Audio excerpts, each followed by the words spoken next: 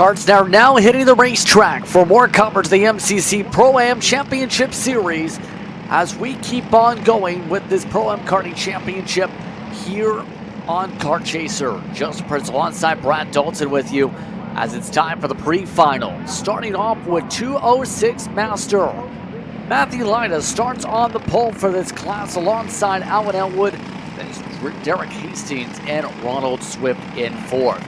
Chris Gorman starts in fifth with Sean Kennedy in sixth. Matt Geis and Drew Galloway the top eight. Scott Monison in ninth. Michael Wells in 10th. Austin Winter starts in 11th, followed by Todd Davis. Mike Doty in 13th. Dan Monison starts off in 14th. Rene Moore starts 15th, and Nick Soljoen will start in the 16th position. So up and down the grid, we get ready to go. One of our biggest classes of the day here, Brad. That should be interesting. Should be very good. Race start is going to be all important when they come up through the tram lines here, Justin. It's going to be important for all of the drivers to be very together. You see there, the marshal's giving the signal, slow way down, whoa it up there. You got plenty of time here as they come through 15 out of 16. Elwood, it seems like second place has always gotten a slightly better start there than our pole sitters. So I'm going to be curious to see how the pole sitter handles this run and how this race start gets underway as they come down through the tram lines here, Justin, to get ready to go. Couple drivers cradling the tram lines. The green is out. 8 minutes plus 1 lap the distance when it comes to our pre-qualifications and our pre-finals rather. We're underway. A good start for Lyda. As now Elwood tries to defend for second. Reed holds on to second. A slide to the grass for one kart. Bit of a drift through there, but able to hold on to it as the rest of the field makes their way to 7. I believe that was Derek Hastings in the 13 who had been side-by-side battling for second place there against Alan Elwood and has now dropped well down the running order here at this point on the day as they come through 8, 9, 10, single file as you please. Great decision to stay single file from everyone there, and we've seen some side-by-side try to happen through that section of the track, and it never works that well. Up the hill, down the hill towards 12 we go, and for at least this first run, Matthew Lyda has been able to keep things comfortable so far in the lead. Maybe not as comfortable as he wants as he comes through 12, 13, 14, but he is holding on there. Almost drops a wheel off the exit of 14. He's got Elwood for company out of 15 and 16 right on the rear. Will he look for a pass down into turn 1? It doesn't look so, but it is Lyda and Elwood 1 and 2 as it stands. So far, so good for those two as they've pulled away now by almost a full second. Trouble at the back of the field. That involves 23 Dan Monison amongst those who go in the grass. Thankfully, there's a lot more runoff area compared to last year. That was expanded by 15 feet as touched upon yesterday. And well, all those drivers just utilizing that runoff space without touching any walls, thankfully. The top two, mind you, again, look to be in sync. You're dead even on time to start on the last lap. And as they come through, they're going to continue to push as much as they can, going up and down towards turn 12. They go first and second there. And then Kennedy and Swift, third and fourth there, also bumper to bumper as they come through. Watch the left rear kind of try to come off the track a little bit through 13. That tight left-hander after the long sweeping left-hander at 12. And now we go down. Everyone third back is pretty well just kind of bumper to bumper with each other here, following through single file. Everyone getting away with it here, and it's still just a matter of nothing separating Lyda and Elwood as they go through, but they are gapping to the rest of the field. Takes some time to build up momentum, and right now the momentum of those top two seems to be building pretty well. Ronald Swift holding on to third spot, mind you. He is looking very comfortable. He is wearing jeans after all, it appears, in that cart. But still, you have Sean Kennedy in the train. Chris Gorman up there. You have Matt Geist up there as well in the train. So, all of that is continuing on with the choo-choo train effect. The thing's going to be, how do you set up these passes here today? Because we see in the KA classes, it's about momentum.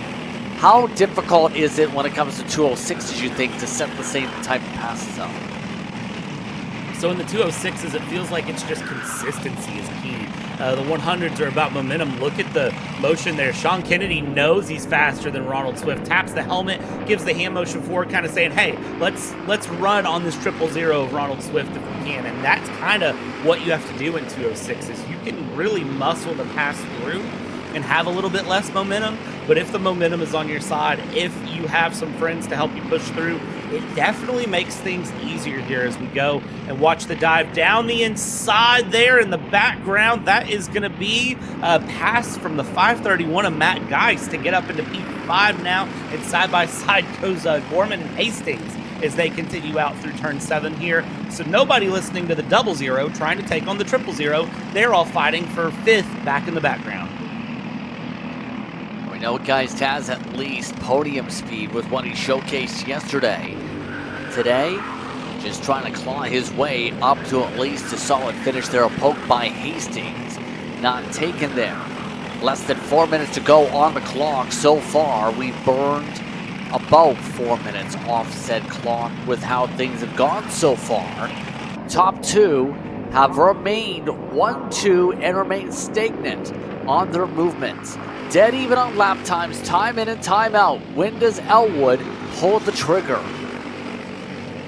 I think he's going to be waiting till final lap. I think he doesn't want to pass too early because he's worried about getting the fight back coming back from Matthew Lyda. I think he wants to hold on until, say, maybe turn 12, the final lap, honestly, and then get the pass done and run away with it. But the thing that you risk there is if it doesn't go your way, if you don't set it up just right, you go for that pass and nothing matters at that point. You've given up your chance if you wait that late. If I was Alan Elwood, if Elwood feels like he has more pace in that kart, which he definitely seems like he does here as they come over the hill and head towards turn 12 yet again, he needs to get this done sooner rather than later. He's consistently slightly faster than Matthew Lyda, but just hasn't gotten that pass done yet. Let's see if he tries to muscle it around this time out of 15 and 16 down into turn 1. And no, he's just going to settle in right on the rear bumper and give the push yet again. No look for the pass yet from Elwood. It's going to require some late lifting into the corner, to say the least, in terms of when he goes on the send. The way things are looking. By the way, here comes some pressure with Matt Geist. Geist having a scoring issue, it looks like, on the pylon, but he is still providing a lot of pressure. He's closed up the gap to those in front. He's only got less than 2 minutes to do something to move up. Geist behind Kennedy and Swift in the line as we go at the moment. Geist, long-time driver, the Ghost Racing guy, as he is considered a part of one of the Ghost Racing machines in that karting lineup. So, things seem to be remaining relatively calm, though I will say, for how the action's going. A good start to the racing. Eventually, somebody's going to have to make a move here. Yeah, Ronald Swift is the cork in the bottle right now for every one of these karts. 3rd place on back that we see on screen. 3rd through 7th is who you have on screen right now. So he's the cork in the bottle. Somebody needs to make the move. Nobody's made the move yet, which is really surprising me. Sean Kennedy, I think him and Matt Geist both need to just kind of pull to the side there and go for the move. And Matt Geist says, you know what? I'm impatient. I want this move done into turn 1, side by side with Sean Kennedy, and gets the move through. A warning to Matt Geist as well for transponder location. So that is important to note. that Matt Geist has picked up a warning, but still got the pass done on Sean Kennedy. And now we'll see if he can uncork this bottle of parts, starting with Ronald Swift. Austin Winter just received the same warning for transponder location. Did mention that there was some issues popping up when it comes to Geist on scoring for a lap or two. Well, that might be part of it. But up front, these drivers are going to be very close if they get 1 to go or 2 to go. There's still less than 20 seconds on the clock. Right now, Lyda maintaining the race lead. Elwood just riding in the coattails, still looking and seeing what they can do. This is going to be tight. 3 seconds, 2 seconds. Looks like we're going to get the white flag. Yes, we are. 1 lap to go here at MCC to start off the day. Now it's the question, when does Elwood, can Elwood, in fact, get a run to make a pass? He's got to get it done now. He's run out of time, and there's no extra laps to be found. So it's get it done now. Does not go for the move here. Coming through 4, now it's through 5, 6 will be this left-hander here. Try to set up 7, does not set up 7. Has a bit of a run though, I will say, has a good run out of 7. Maybe can try to find something through 8, 9, 10. Is there anything to be found for these two? Well, it looks like he's setting in very well through 11, down the hill, now up the hill they go. And coming down, this is your final chance, and I think Elwood may be a little bit too far back through 12. Can he set up something for 13, Justin? He's trying, he's way outside though. That lost him ground. Atlanta just needs to hold on for one more set of corners. One more poke behind. Coming to the checker flag. Atlanta able to fend off Alan Elwood. Will start off the 206 Masters with a win in the pre-final. A thumbs up to Elwood as Ronald Swift holds on to the top 3. Looks like no. In fact, Sean Kennedy right behind the double 00 versus the triple 00 of Swift. Chris Gorman in 5th. Galloway, Wells, Scott Madison, Todd Davis. And rounding up the top 10, a big drop for Derek Hastings after a good qualifying. -7 for Hastings.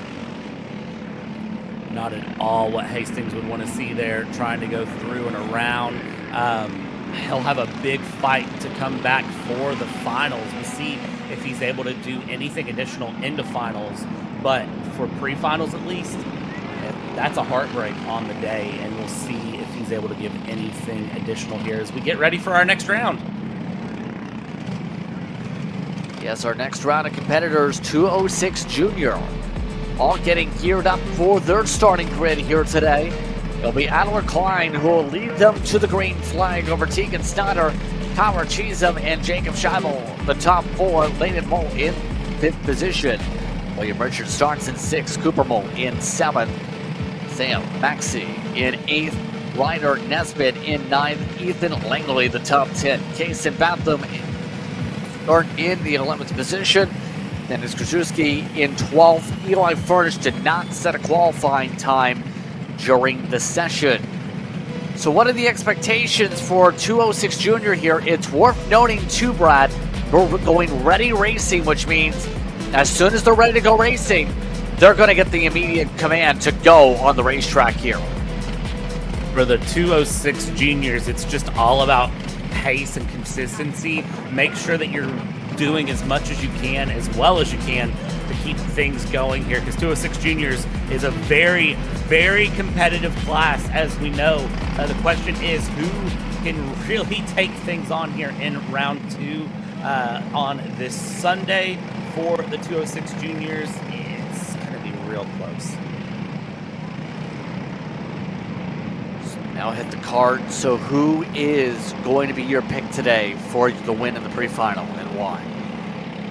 I feel like it's got to be Adler Klein, honestly. Adler Klein has been very fast today, and I do think Adler Klein is a good, fast driver. So that's going to be kind of where I land at, but also I think Tegan Schneider could have a chance. I think either of those front 2 are ones to watch.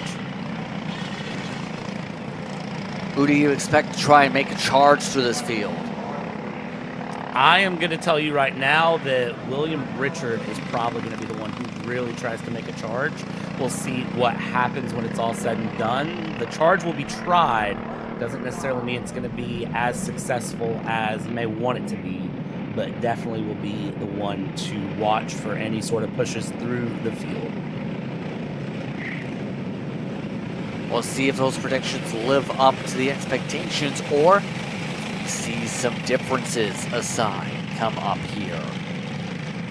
Just about ready to go racing here. 13 karts on track for 206 Jr, our second class of the pre-final portion of the day.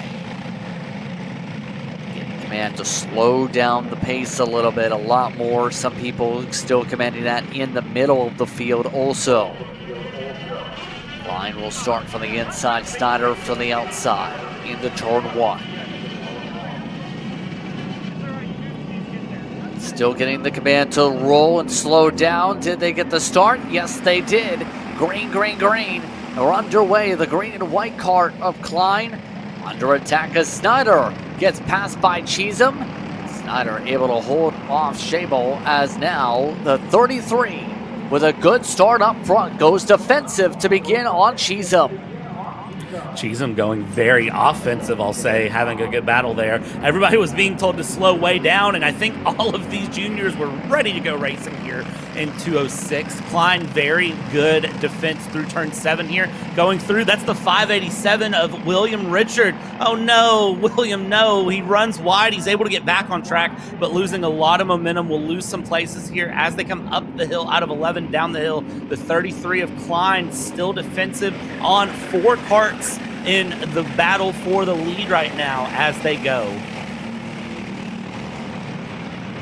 So easy to go off track here, especially too when it comes to that run through what is about turn 11. We can see a lot of people throughout the day go off track there with the elevation change. But up front, Klein trying to keep aerodynamic. Cheatham all over the back end, providing a ton of pressure. Cheatham seems to want to go. The problem's going to be, can he go to the race lead, or will Snyder get a chance to bounce back as the top 5 all remain in a line? Cheatham's going to be looking for a pass here where he can find it. The big thing he's got to do is just remember, anytime he goes for a pass, he's opening things up to Schneider, Shable, and Leighton Mole that are behind. So you've got 3 very fast karts behind you. You almost would benefit from just sort of sitting in right now and running through. Now, they're not going to do that, let's be honest. You and me both know they're not going to just sit in and run single file. The 206 juniors are very, very fast and competitive, so if they can find a pass, they're going to take it. And Cheatham runs very wide, opens the door. Schneider up the inside, Shable up the inside. So Cheatham dropping from 2nd to 5th now, as well as Leighton Mole tries to go through there around the inside. You see moving the kart a little bit and does get that done. So that's the problem, is you go for a pass, you set it up wrong, you go a little bit wide, and, well, Cheatham's 2nd to 5th in the matter of 2 quarters. So the Adrenaline Fix Racing Machine drops to the back of the lead group just like that. Then you have your other pack that has some drivers going argy-bargy and racing there. William Richard amongst those trying to charge through the field on some of those moves back there. So those drivers already separated out by 4 seconds plus at the moment. But up front, the dive for the lead, it's Snyder. A crossover by Klein. Klein now tries to squeeze all over the curbing to keep it side by side. Has to give it up to Snyder. That was a bit brave trying to drive on the curbing for the pass. Yeah, Klein did not want to give that up at all, but you cannot make too wide work through turns 8, 9, 10. You sort of have to just settle it in and go single file, and unfortunately Klein's not going to be thrilled about that and having to give up the position. But Klein has pace and looks like he can fight it back. But at the same time, at number 25 there, up into 3rd now, Leighton Mole has got past Shable and is possibly going to be able to fight it in for 2nd place here, depending on what happens between Klein and Schneider. This is the problem that you kind of get. You get this weird twofold where you want to fight, you want to move forward, but every time they fight, they lose positions. There it is, Klein up the inside. He just absolutely charged the corner and made it work somehow. Now Leighton Mole fighting with Cheatham at the back of the group. Cheatham going the outside doesn't work. All sorts of aggression going on as Klein does not want to be in 2nd at all. He looks to try and take off. Will they start fighting aggressive for 3rd spot? Shable already taking a spot back away from Leighton Mole, who had that spot for a moment last time by.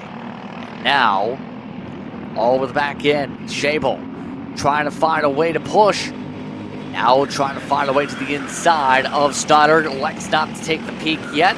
Stays lined up as we take a look at how close they are. Yeah, and it's going to close back up again. This is probably the most spread out this top 5 has been this whole time. You see there the blue suit kart there in 3rd place, looking over the shoulder and kind of saying like, come on guys, let's go. Let's get this running. Shable is very ready to get this going, and right before they even get to turn 2, top 4 have closed back up. They've left Cheatham a little bit to the back. There it is up the inside for the 821. Shable able to get past, and now Klein drops to 4th. Klein drops to 5th. So now Klein is completely out of the front of this running. We'll see if Klein can close things back up. It's still side by side with Cheatham going through. And Cheatham runs off. You see the fist come up, was not happy with how Klein just raced him. Yeah, squeezed off the racetrack and into the grass just about there as Klein claps his hands and nearly turns the car into the curbing for good measure. Klein absolutely not happy, you can tell, with what just transpired here. But with 2:34 to go on the clock, there's still a lot that can happen. Now you have Shable in second spot, and you also have Leighton Moll in third. Any one of these drivers up front can get the job done with the argy-barginess. And by the way, Klein has already closed up much of the gap as he claps in excitement this time and goes aerodynamic. Shable, the 821, now marked as under investigation, so we'll see what comes out of that. Very clearly, this hard racing up front warning an extra set of eyes to take a look as they go through. It's Schneider, it's Shable, it's Leighton Moll in third place. That number 25, a hard charger here on the day, up 2 places, starting P5. And I also want to say the 13th place starter of Eli Furnish up in 7 places, up into P6. So Furnish doing a very good job here. Leighton Moll trying to take a peek around, and there is Adler Klein again. A little bit of the hand thrown up before turn 8. Still not happy at all with where it's at, but needs to focus back in, needs to continue to push. Looking over the shoulder there to look at where the 21 of Cheatham is. And as they come through, there's a wiggle from Leighton Moll up the inside. Klein will take the opportunity, and now we're back to 4 karts battling, 5 karts battling for the win here in 206 Jr. Looking like we'll get 2 laps to go this time by. Yes, indeed, based on the time on the board here. See that in. Penalty, 8:21. 5-second penalty now being displayed on the scoreboard. And that means Shable is no longer in contention for the win. How about that? You just seen it displayed on the boards. And now it's Snyder with a cushion over Klein for the win. Klein tries to dive beneath both of them. Gets to second on track. Shable is not going to be happy at all. It is going to be very upset. It's going to race a little bit harder. Klein is racing very hard here. We'll go side by side with Tegan Schneider coming through. They settle it back in single file for 8, 9, and 10. The good decision there to go back into single file. How long will it last? Well, out of 11, you're already going to see the run start again. Going extremely defensive to the inside of 12 does Schneider. Schneider trying to hold things off here and hold back a fast Adler Klein. Adler Klein looking for a pass. Going to take it a little bit different of a line through 13, through 14, and try to find something here. Not able to find it. The 9 again setting up defensive, and now we'll go side by side to the line here, Justin, and we are officially on the white flag. Final time around as all the way back to the end of the queue goes Schneider. Oh, that's while Leighton Moll now tries to go to the outside. Defensive for Klein. Moll tries to cross him up. Now Klein tries to hug the right side of the racetrack. Again, hugging the left side defensive. Moll trying to get the crowbar on him. Trying to find a way to peel him off the line. Can't find him around yet. They stay single file. Any one of these 4 karts up front have a shot here as Klein tries to hold on for 2 more sectors. I thought Moll was going to try to send it there through 8, 9, 10 and try to force it side by side.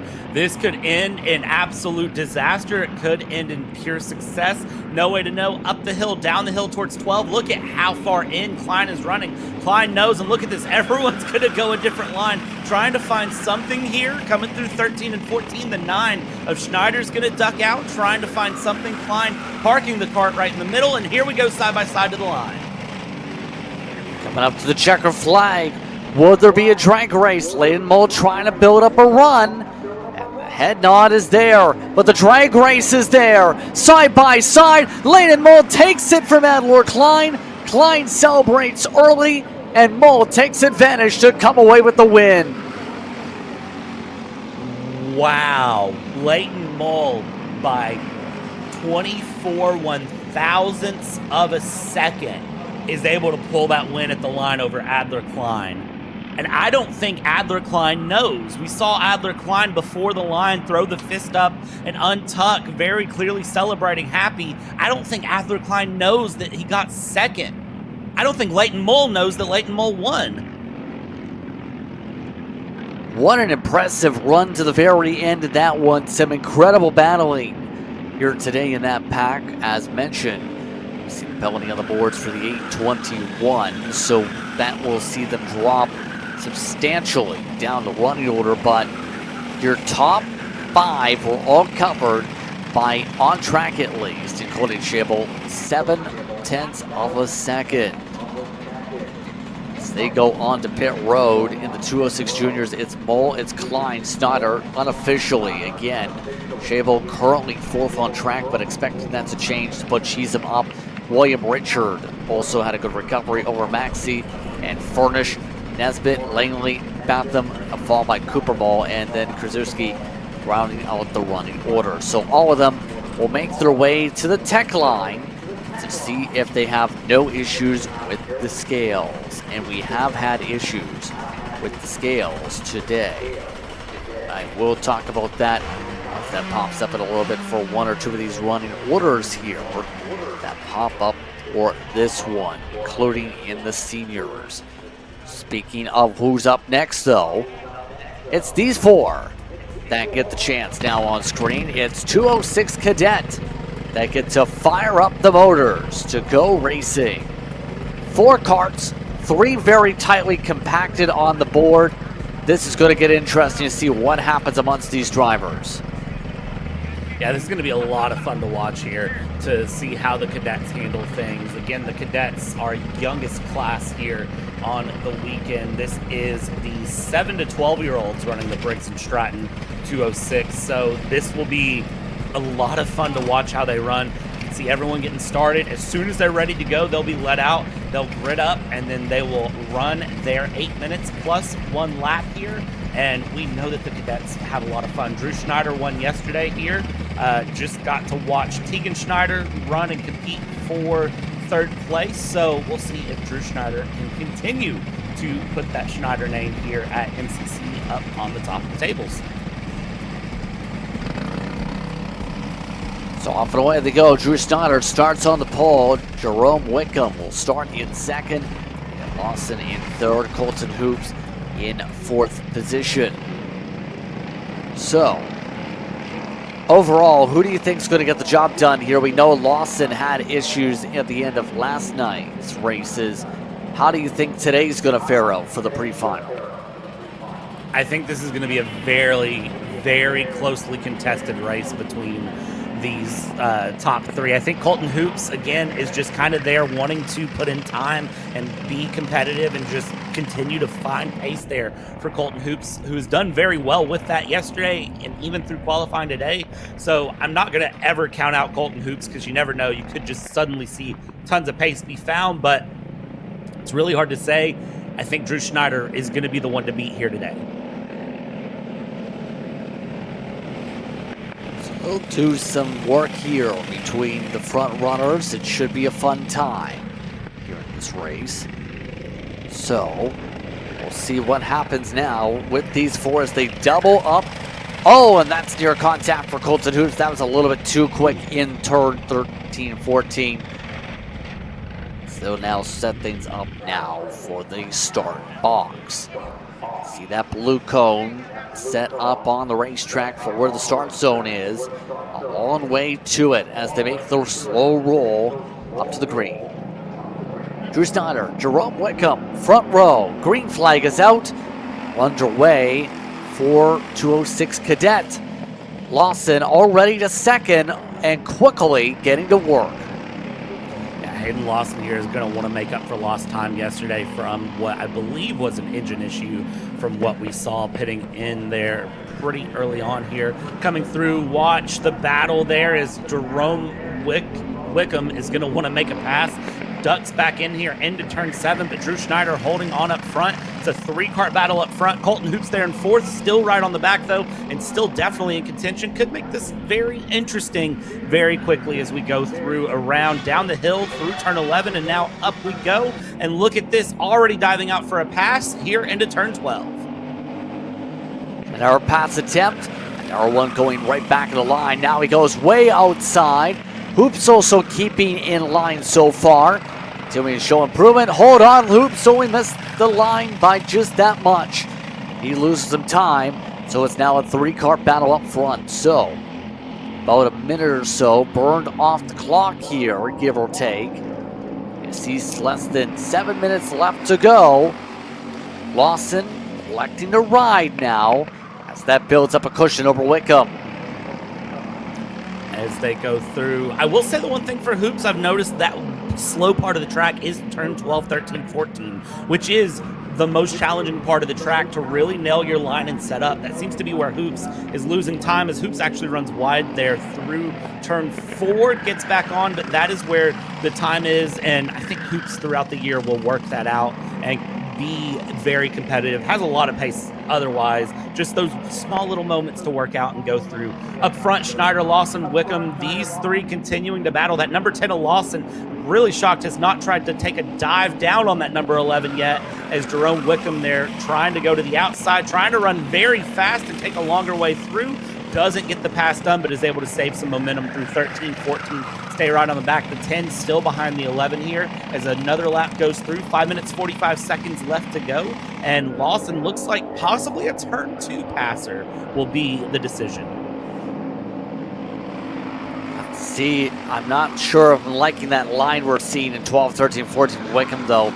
2 times taking the way outside groove, nearly hitting the back end of Lawson on the sense to the outside. It hasn't worked in terms of that grip, you'd have to say, in terms of where he's at now position-wise. Last time by, it cost him 2 tenths, and now we're seeing Wickham really fall back as a result. Yeah, Wickham's going to have to really fight to gain the position back here and gain the time back as they come through 8, 9, 10, now down to the bottom part of the track.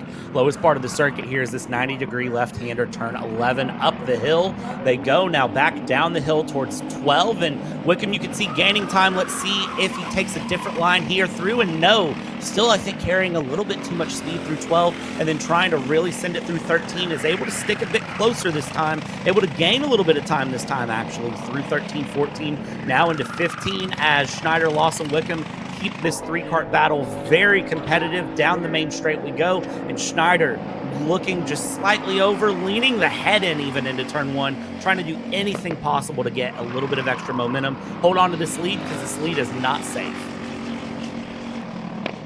It's not safe, and it's going to be not safe for a second spot likely. Coming up to 4 minutes to go on the clock, plus that additional lap right now. Wickham trying to provide pressure for Lawson. Lawson, though, good corner exit, all over the back of Snyder still. Wickham now trying to take the poke for second. Yet again, back single file amongst 3 of them. It seems every time Wickham tries to get over the back of Lawson, he's been overcommitting on the pass attempt, and that's cost him the time here. Will he show some improvement now that he's over the rear end? Yes, this time he plants the corner, and this time thought about a move and now got loose, had to reset.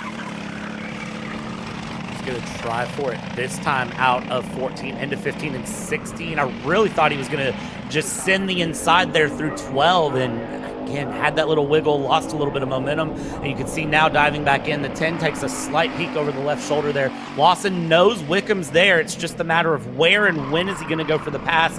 Wickham taking a different line through 1. I think he just overcooked it a little bit, trying to get a little bit of extra momentum, loses a bit of pace there, and opens up a little bit of a gap. Schneider ahead still of Lawson as they go through that 11 and that 10, still keeping pace, P1, P2 respectively. They come through turn 7, hard right-hander here, and they go the 12, again, right back to the back. So it's very close between these 3, but it's one thing to catch, it's another to pass. Very clearly the issue is not catching and keeping pace. It is just the issue is setting up the pass, committing to it, and making it stick as we go through turn 12 one more time.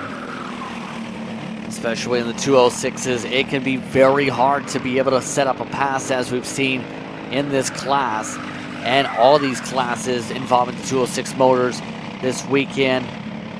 It's so intriguing how it all goes. It comes so much down to the driver, and really much so to set things up like this. Here they go.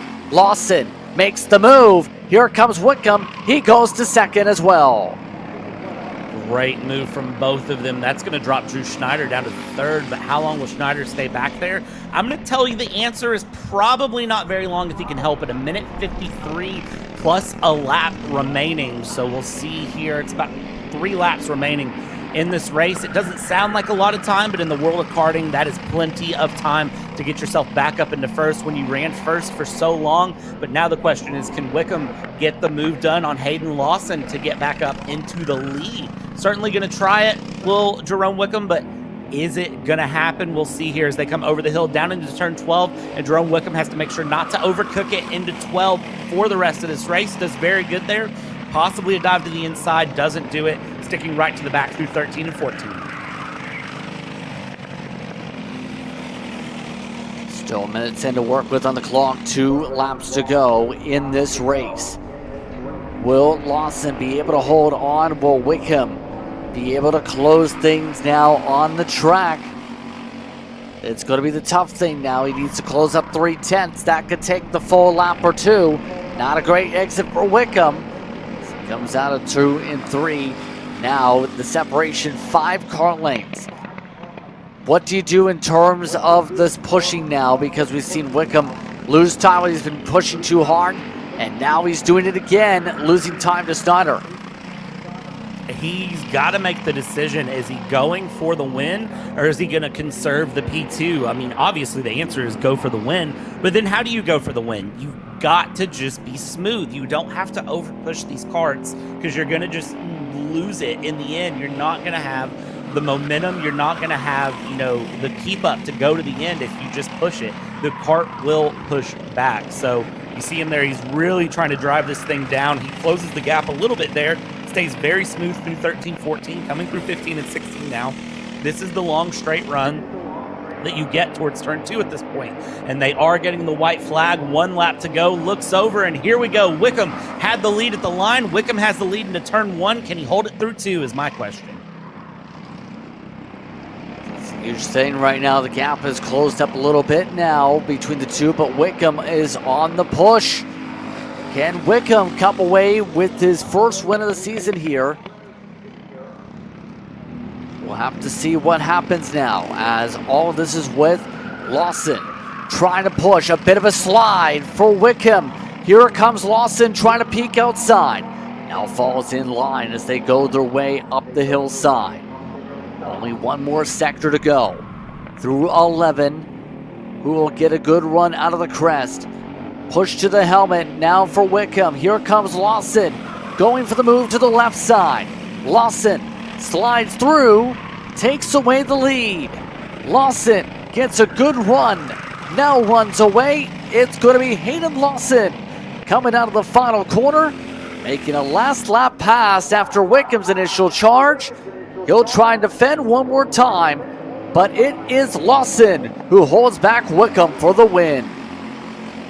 For a split second, I thought Drew Schneider was actually going to be the one to go for the win there, as they were very, very close going through, and Schneider was very much on the back end going into 8, 9, 10, 11, and so coming out of 11 up the hill, down the hill towards 12, I was worried that Lawson and Wickham were going to get so caught up in fighting and running side by side through 12, 13, 14 that Schneider would have been able, the fastest car on track, would have been able to just kind of dive through and get the pass done. Unfortunately, is not able to, but does a great job of sticking to the back of that group. Just ran out of time to get the pass done. And big shout out to Hayden Lawson there for being able to get the pass done and hold off Jerome Wickham for the win. So it's Lawson, Wickham, and Schneider and Hoops, how they finish out in this one here today, as they eagerly try and get to the finish line, or rather to the garage area for the scales. So why don't we take a quick step aside? When we come back, more racing. We continue on. 3 classes complete. 206 Sr is up next on the other side of the scale.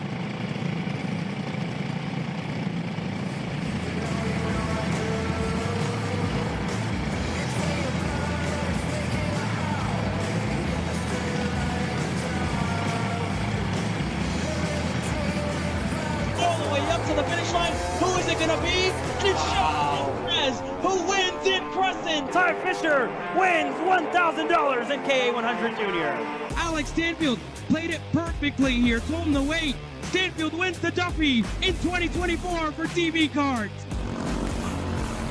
Amarillo Kart Complex is now the official distributor for TV Kart in the continental U.S. Become a dealer today.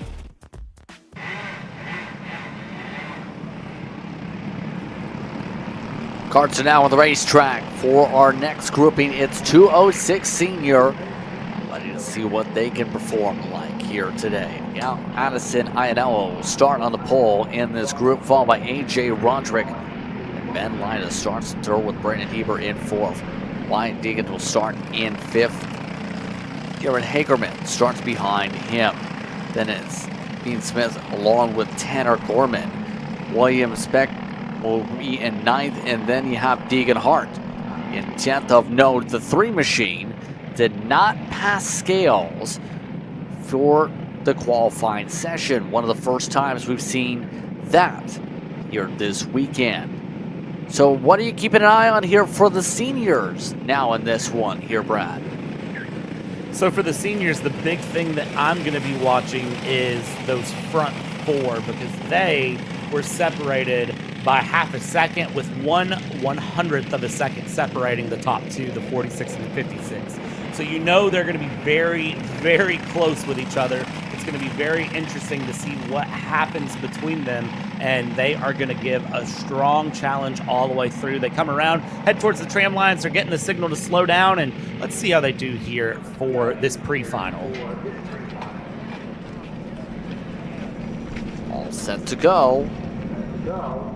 Slow roll up to the trim lines. They get reminded to wait into the cone here before they accelerate. Green flag is out, and we're underway. The outside line gets a better jump at first with Roderick. That opens up the door for him to take the lead from the high side. Heber also with a great run, able to keep alongside Iannello and take away second. Iannello with the dive back for P2 though. Battle of the blue cards as Iannello retakes second. A great start from the outside from Roderick though. Very, very great start from that outside line, which is something we've seen over and over this weekend. That outside line has just seemed to get away really well. I don't know what it is. I don't know if they've got some grip tape out there or what might be happening, but that outside line just seems to accelerate, and when they do, they run through. Roderick looking over the right shoulder and sees nobody close behind here as Heber and Iannello will continue to battle it along. Fourth place there, Ben Lida is going to be trying to find a way forward, try to find a pass here through 12, 13, 14, now into 15, 16. They're going to follow through, single file out, and Iannello and Heber right on the bumper of each other, but there's a little bit of a gap between them and Roderick that they're going to need to close up. I know that line is pretty quick. We've seen good speed from the Linas here this weekend, but now Roderick trying to hold on in front of Iannello's charge. Just trying to pace himself here for the time being though. Keep himself in a good rhythm, control the race lead, go from there. Iannello, after all, someone that's raced a fair bit at the national scene, including CIK and a Grand, had some experience racing from teams like Nitro Kart over the years also. If you look back at some of his history as a youngster, now, today, seems to be looking very sporty in his kart to be able to keep up after he turned 17 about 6 weeks ago. Yeah, it's great to know that there's a lot of history behind a driver that they can lean onto to help them facilitate passing, to help them go back and think about, well, I should do this, I could do that, and kind of find the way to get the battle done here. As we see continuing up front, Heber has lost a little bit of pace to these front 2. Iannello and Roderick sticking right to the rear bumper of Roderick is Iannello coming out of turn 2, continuing things along through 3, and now into 4. They've kind of accordioned out a little bit here with 5.5 minutes left to go. They keep the pressure together, though, and that's kind of all you have to do right now, Justin, is just put pressure in on that card ahead. Iannello being a little patient here. These 206s, we know it can take them time to wind up a pass if they need to wind it up, or they just need to take advantage when they find it. Either way can work with these 206s, but momentum does play a very important part as they go. Look at that, a little bit of a dive there from Heber, thinking about a move, had to run on Iannello, was not able to take advantage, and into turn 12 we go. Everyone in the top 4 staying how they were. I do want to note with Iannello, recent team developments for him 4 weeks ago. He ended up getting welcomed to PKK, Coyote Motorsports team.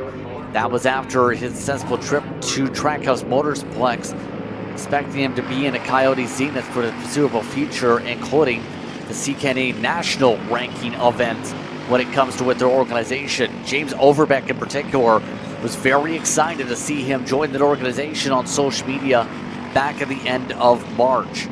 Right now looking very sporty still, in second position with about half the race to go.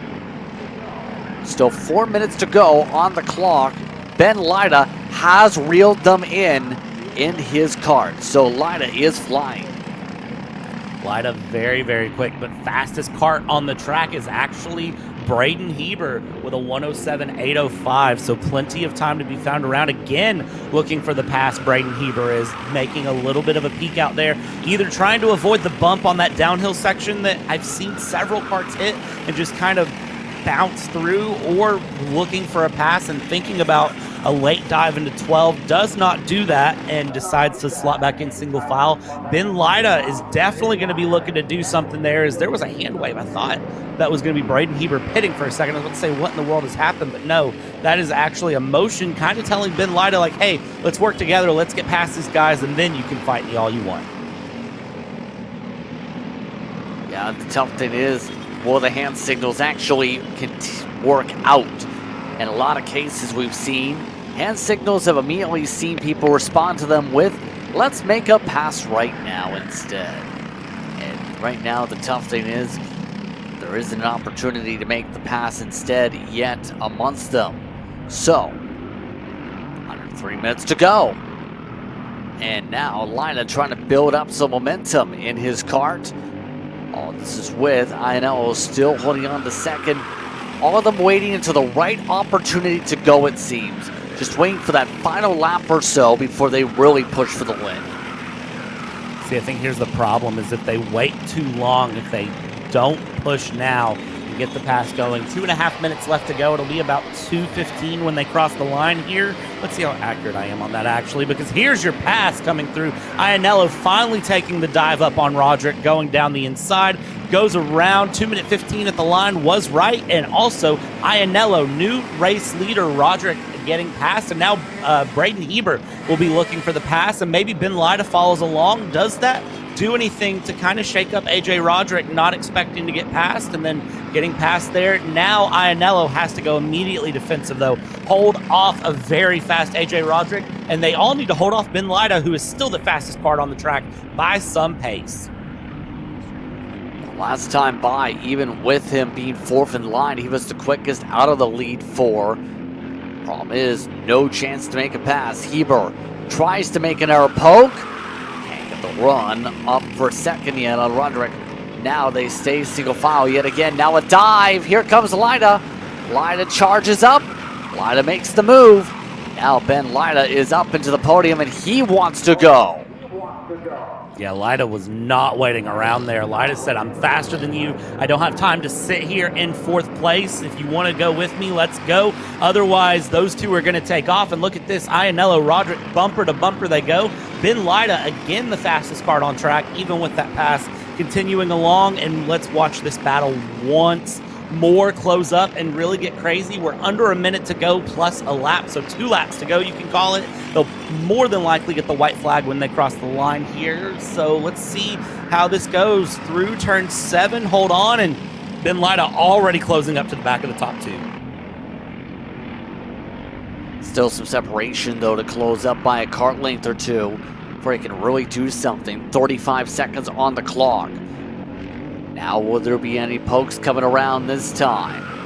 Roderick not close enough for the full lunge unless he gets daring. He tried a different line for a split second. Didn't Work for a poke around though. Looks like we'll get 2 laps to go based on the time here. Bit of a shuffle in the seat by Iannello, but Roderick with a great boost goes for the push instead. Tries to push up in front as, oh boy, that was close on the actual clock. Not sure if we got the white flag or not on the scoring tiler. We'll have to see, as right now it's showing 2 to go on live timing. That is what we like to call a bonus lap in timed racing. You cross the line just right on the edge, so you get a full lap to get to the white and then the extra lap around. We are showing 2 to go, so I think 2 to go is where we're at here as they come around. Let's go through 8, 9, 10. Hold on. And tell you what, Iannello not going to be happy about that 2 to go call, because Iannello is going to want this pressure gone as quickly as possible. AJ Roderick will be very thrilled because he's got this lap plus 1 more to try to get a pass done. Coming through 12, watch out for Ben Lyda. Ben Lyda looking very good through turn 12 here, trying to find a move, trying to find a pass, and everyone just sticking bumper to bumper on their karts as they come around to the line, and let's see what the line looks like as they come through. AJ Roderick trying to find the move, and they come through. Everybody hold it single file, and it is 1 to go this time by. White flag is out, final time around. Roderick thinking about a move. Does Iannello go defensive? Not that time through turn 2. Through 3, Roderick now trying to build some runs up. Looking for a chance to get alongside. No chance through 3. The next chance is turn 7. It's worked for a couple people this weekend. Roderick not going to take it there either. That leaves him with just turn 12. Lyda hits the back bumper. Gets checked up as a result. It's now a 2-kart race for the race win as a result of the checkup. Does Roderick go for ascent through 12, 13, and 14? Can he get ascent built up through to that set corner after leading much of this race? Iannello leaves the door open. No one able to jump to the door is the 56 machine. One final run to the corner. Peek back for Iannello to look where Roderick is. Roderick gets the draft though. He appeals to the left. Side by side. Roderick drives by. Roderick gets the win. He gets it in front of Iannello by 72 one-thousandths of a second. And right there by 88 one-thousandths of a second was Ben Lyda able to go through the 91 and the 43. Look at that. Hagerman getting past Ebbing Smith right at the end, as well as Gorman and Speck will be the last 2 karts to come through. But man, that top 4, you want to talk about putting down a barnstormer of a battle here for our final 206 pre-final here on the day before we transition out to KA100s. That was insane for a fight for the top 4 that entire time. Some great battling up in front, some patience being showcased, but Roderick able to get the run, able to take the pre-final in 206 Sr. Over Iannello, Lyda, Heber, and Deegan. Deegan Hart also recovered from his scale issue to get the 6 over Hagerman, Smith, Gorman, Speck, the 10 drivers, how they got sorted. Next up in the running order, we get set for KA100 Juniors. They're just about ready to get the command to roll here for their field. 13 karts of note. Drake Williamson also had a scale issue. He ended up dropping to the tail end of the field regardless because of his issues at qualifying. He'll start at the back. It should be interesting what we do in KA100s now. KA100s, such a competitive class here to go through. Top 3 were separated by half a second. Top 6 separated by 1 second here. So let's see who can do what to bring things on for the run. The final lap was the fastest lap of anyone for Adler Klein, getting the pole in position against Homer Heeman. But race pace is wild between all of these cars. They're very close in pace, so let's see how things play out for this KA100 Juniors. On the pole for this class, it's Adler Klein alongside Homer Heeman today. Then in third spot, it's Nico Kotelski. Alex Kutcher starts in 4th with Robert Lash in P5. Jacob Scheibel will start in 6th. Josiah Phillips in 7th spot, going to Phillips rather. Then 8th position going to Alejandro Gallego. Gallego will start in 8th position. Lyle Beck in 9th. Kyle Chisholm set to start in 10th if they make the start. William Richard 11th. Then Kason Batham. And then, as mentioned, Drake Williamson will start at the tail amongst those drivers on the racetrack. 3 drivers originally did not take part in qualifying. So real quickly, who's your pick for this race and why? Heeman, I think, is going to get the best decline here this time through, but it's going to be so close between them, between Klein and Heeman. I think it's going to be very, very hard fought in the end, but I do think Heeman can get the best decline here in this pre-final. Let's get ourselves to the tram line, shall we, for this one? See what happens between Klein, Heeman, Katowski and company on the front row here and in the front 2 rows. Green flag is out. We're underway. Klein with a good start, and it looks like a false start. False start is the initial signal. They didn't like what they seen. Yeah, it looks like they got going a little bit too fast there, a little bit too soon. You could see the official there on the right-hand side at the blue cone was motioning down, and you could tell that the kart's accelerated right into the tram lines, and he kind of threw his hands up a little bit there, like, hey, the cone guys, the kart's accelerated the cone, let's woe it up here.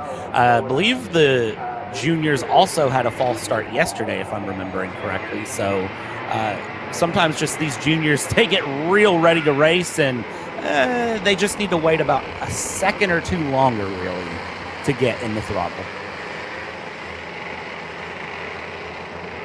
Well, now, as a result of that, we'll have to see them reset.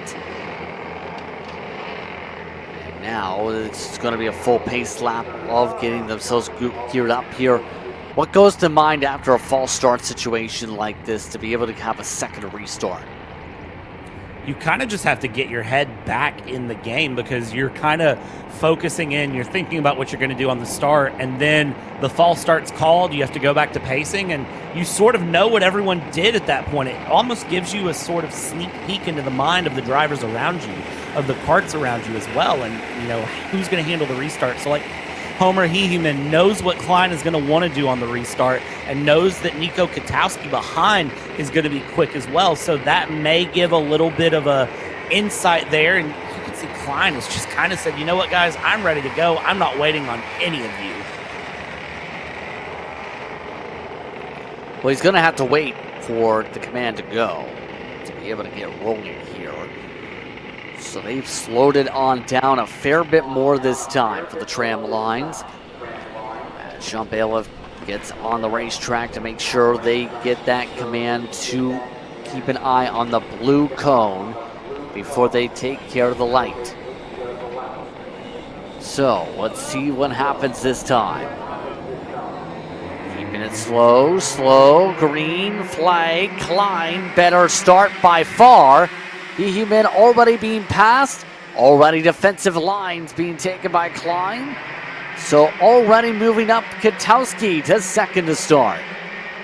Katowski really took advantage of that false start and knew what needed to be done to get past Heeman. We've said the outside line has been the faster line, and Katowski and Klein both just decided to prove us wrong there. Going through, and Klein taking off here early is going to want to try to build a gap. We've seen Klein kind of run solo with nobody around and be fast, so let's see what Klein can do through this run here in KA100 Jr Pre-Final. Up the hill, down the hill, around, looks good. Katowski, Heeman, they're going to be the big battle to watch, I think, at this point. Yeah, especially after that start. Heeman has some great pace to be able to charge ahead of some of these drivers. But right now, Klein backing up the speed we've seen earlier in one of the other classes. Multi-class racing when it comes to his different schedules of the day. And Klein's got himself a 4-5 kart length cushion.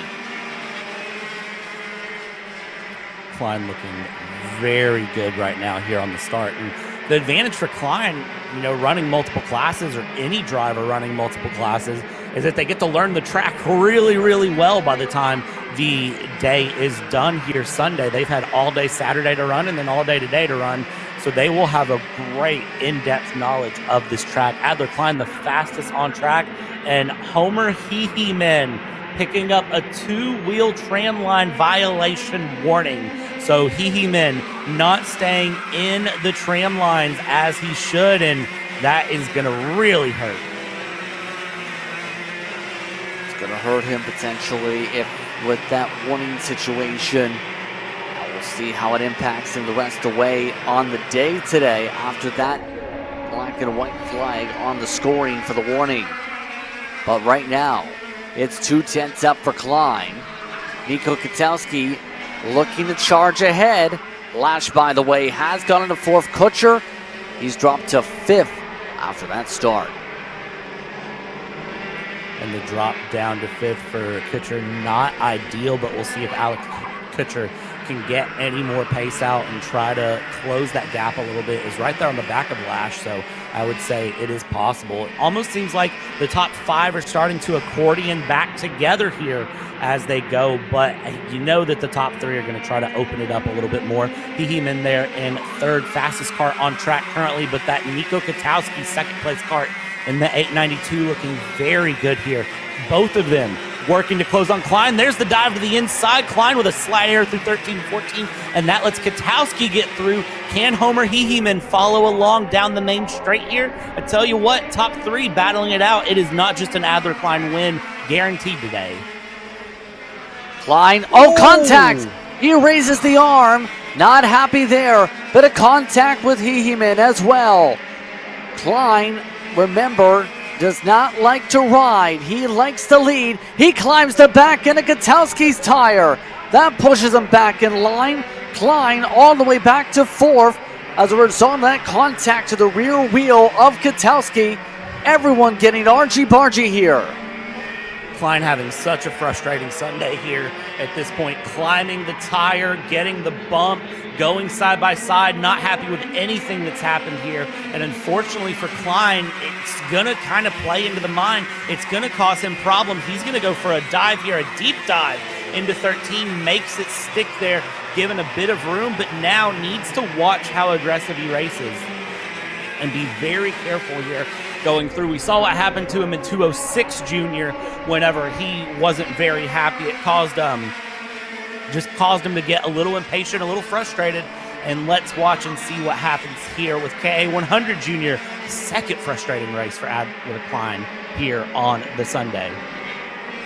Under investigation, Kart 892, Nico Katowski swerving is for the investigation.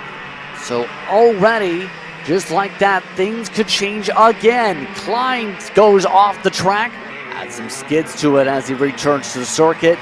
It's Heeheman up in front as Klein now swarms the back end of Katowski with about 3 minutes to go.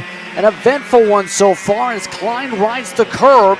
He tried to ride the curb to get for second already. Takes an air peak, gets back single file for the front straight away.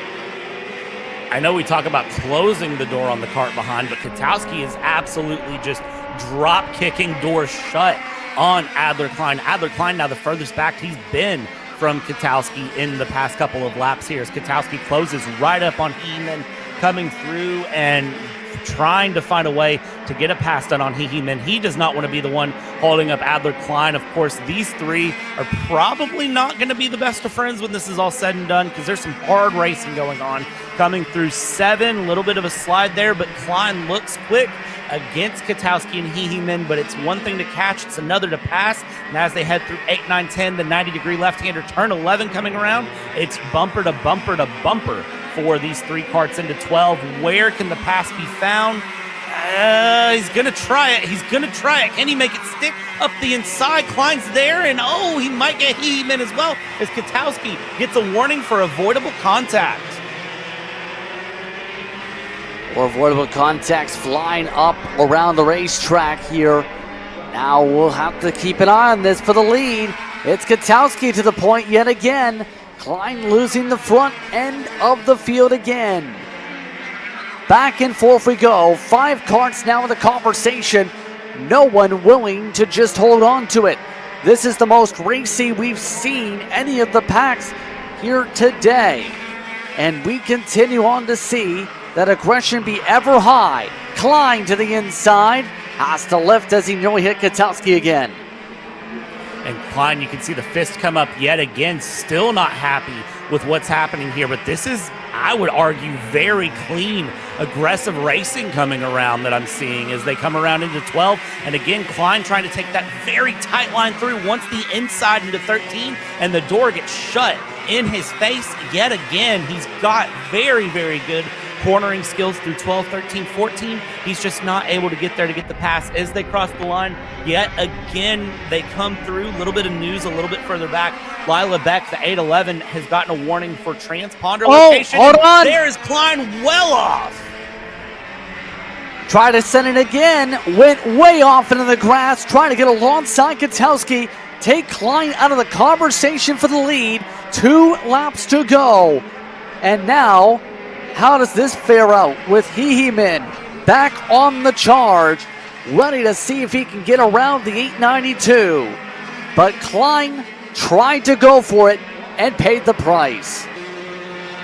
That goes to show turn 1, turn 2, it is somewhere you can set it up, but you have to be careful. And I think with Klein was getting frustrated not being in the lead, and I think ultimately that might have been what happened for Klein's downfall to really cause that moment. We saw the contact, we saw the muscling of the kart, and I think maybe a little bit of overdriving coming into play here as the top 4 now run in. 2 laps to go is the signal I have. White flag this time by final lap in. Katowski, Hihimin, Lash, and Kutcher, the top 4, and they've got 1 lap to sort themselves out.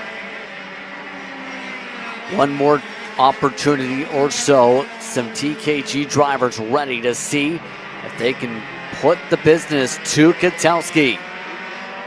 Will Katowski crack or bend is the huge question. Hihimin dead even that time for first couple sectors here. Not building the run. He needs to build up and fast. Up the hill, down the hill, still looking for the run here. You can see they all kind of angle out one way. Look at the tighter line ran from Robert Lash, and that 843 looking for a move through 13, through 14. Very defensive Katowski is. This is a drag race to the line yet again, Justin. Our 5th drag race to the line of the day, and we're still not done. Checker flag waves. It's Katowski who holds off Hihimin, Robert Lash, Ashton Kutcher, Adler Klein, the top 5. What a race. That might be one of your races of the day so far. That was something else. That is going to be a race that is talked about because Adler Klein in 5th. I mean, absolutely. I don't know if that's heartbreak or what that'll be. I think Adler Klein is going to be a menace to be reckoned with in the KA100 finals here a little bit later today. But for the pre-finals here in the KA100 Jr., wow, what an absolute fireworks show. Katowski, Hihimin, followed by Lash, Kutcher, Klein, the top 5. Chabo in 6th, Phillips in 7th, Beck in 8th, Williamson, Batham, and along with Gallego in the 11th position. Cheatham and Richard did not hit the racetrack for KA100 Jr action in the last grouping. So top to bottom of the running order, our next grouping of drivers getting all set to go. It's going to be KA100 Master. And we did receive a note from one of the drivers. Andy Kutcher mentioned this, that his motor did blow up yesterday from the contact, in fact, Brad. And the way they handled it was simple. Well, they drank beers and laughed about it later. So at least there are high spirits about yesterday. That's always the best thing to hear. I was worried that there was like a backyard fist fight that was ran or something crazy. But no, laughing about it with the fiesta and just sort of relaxing and understanding, hey, this is the nature of racing. These things happen. That's a great way to handle it, and we'll see what they can do here. We know that they are good at pulling gaps on the field, and we know that Chris is currently the points leader of this class going into this round. Let's see what can happen here. Will Andy be able to recoup some points and try to take on Chris? Will Chris continue to extend the lead? Only one way to find out, and it's 8 minutes plus a lap to find out.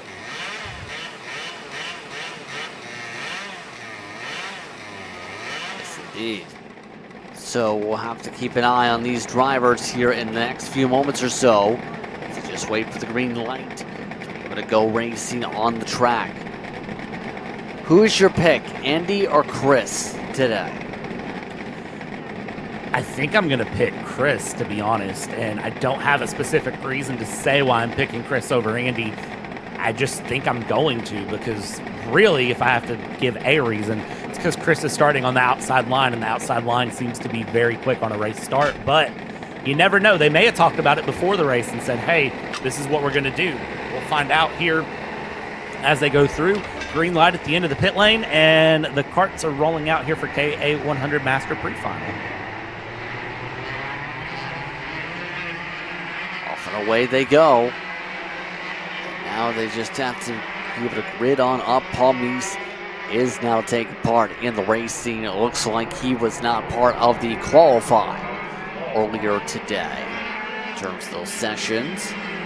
So now we see which one of the two of these drivers get the edge here in these classes. What else you keep an eye on as the sun is really starting to beat down on this racetrack? Hamilton and Leahy are both very close in pace as well as they go through and run. They'll have some pretty competitive laps and be very close to each other as they go. So I would keep an eye on them. But also, I think if Jennings can find a way to stay close to Andy and Chris, I think they'll be able to do a really, really good job. We'll just have to kind of keep an eye on it. You never know. Andy and Chris could race, come together, and then hand off the win to someone else behind. Yeah, I'm not sure if it's going to stay a laughing matter if that was to happen again for a second straight day. We'll have to keep an eye. So here we go. Slow roll up for the start line. Andy on the right side of your screen, Chris on the left. Andy's in the white, Chris is in the black. And away we go. And it looks like yet again, outside line prevails. Chris Kutcher with a better jump. Outside line prevails. There it is going through. Chris ahead of Andy. How long will it stay that way? I think is going to be the big question here. Is in third place, Damian Jennings looking over the shoulder there, trying to just make sure not going to get past here early on as they go through. And Chris and Andy already bumper to bumper. They're going to be trying to just pull a gap on the field if they can as they try to go through. And that's actually Neil Hamilton in third place. I apologize. And Damian Jennings is in fourth. Interesting start to this one so far, as these two now work away from the rest of the pack. Talking a bit about the accolades as well. Andy more so known than Chris in the racing scene. Chris involved in some of the karting forums. Chris involved in the racing scene and some of the regional and national level events we've seen over the years. And it looks like they want to go ring ding ding. It's time to go battling again. It's up to the front. Andy Kutcher retaking the lead. Yeah, and Andy retaking that lead very smoothly. We'll continue to watch them go back and forth in battle, though. I feel this entire race going to go for a pass again. Chris will, if he can set it up and go through. Chris looking outside, Chris looking inside. Nothing going into 7. 7 is a good passing zone, though, as we go. The track, tell you what, it's really, you can see through right there, specifically turns 8, 9, and 10 into turn 11 has really sort of gripped up. It's got a lot of black strips through there where the tires are starting to wear out. It's rubbering down, and it's going to make it a very fast racetrack, especially as the day continues, as it warms up. The temperature is now over 60 degrees is what I'm seeing, and so that's going to be a very comfortable day. 60 degrees compared to the cloudy 50 degrees it was yesterday. It makes it very comfortable, and it makes these karts very fast, but can make it very tricky in terms of handling as we come through another lap. than 6 minutes to roll with here as we see the Air Pack staying pretty close together. In fact, the Air Pack drivers at the moment. It's all considered. You had Hamilton, Jennings, and Leahy all there. Meese, it looks like, did not indeed get started things off, at least based on timing. Do you see? Oh, trouble! Oh! That's the 275 of Jennings with a huge snap. That was a huge spin.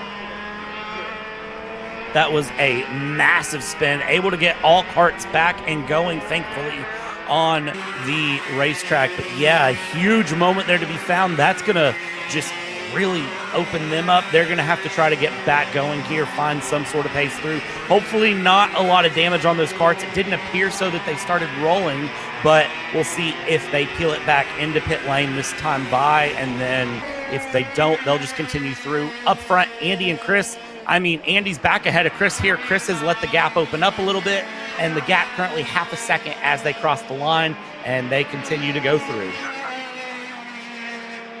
Should correct myself, that was Meese on the racetrack that was involved in that spin and ended up getting pushed off the circuit just about. He is now coming down to pit road here with 4:30 to go in this race.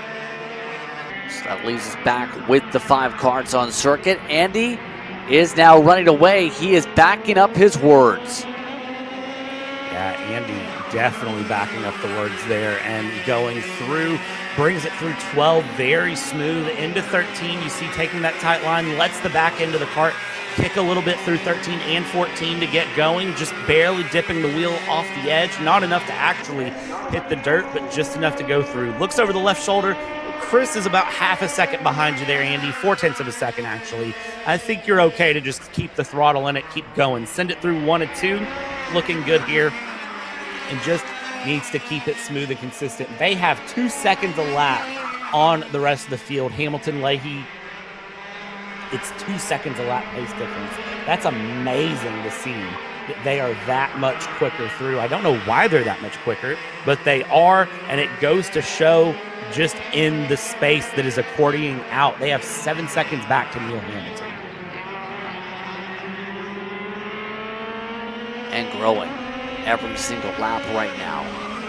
Andy seems to be flying with that new motor compared to yesterday. It's going to be difficult to be able to beat him if you're Chris, it seems, the rest of the day.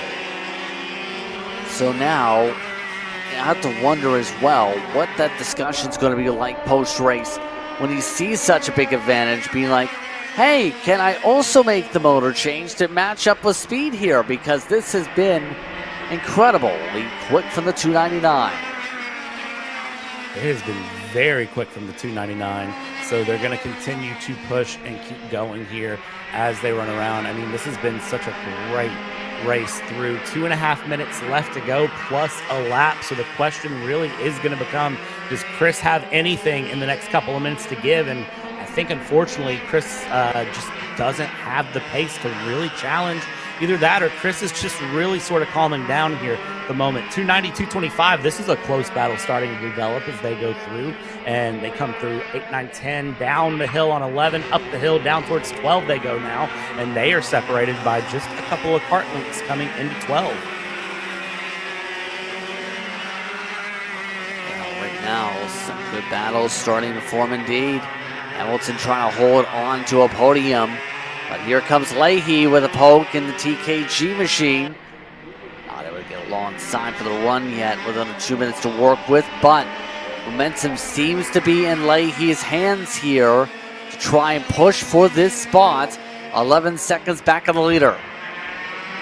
Yeah, Leahy definitely seems to have the pace there. Just needs to set things up and get the pass done, and is trying to be pretty smooth with it. Doesn't want to cause any big dramas, any big moments, and that's the big thing that I noticed between the KA100 Masters and the KA100 Juniors. The Juniors get very aggressive, very pushy. They see a gap, they go for gap.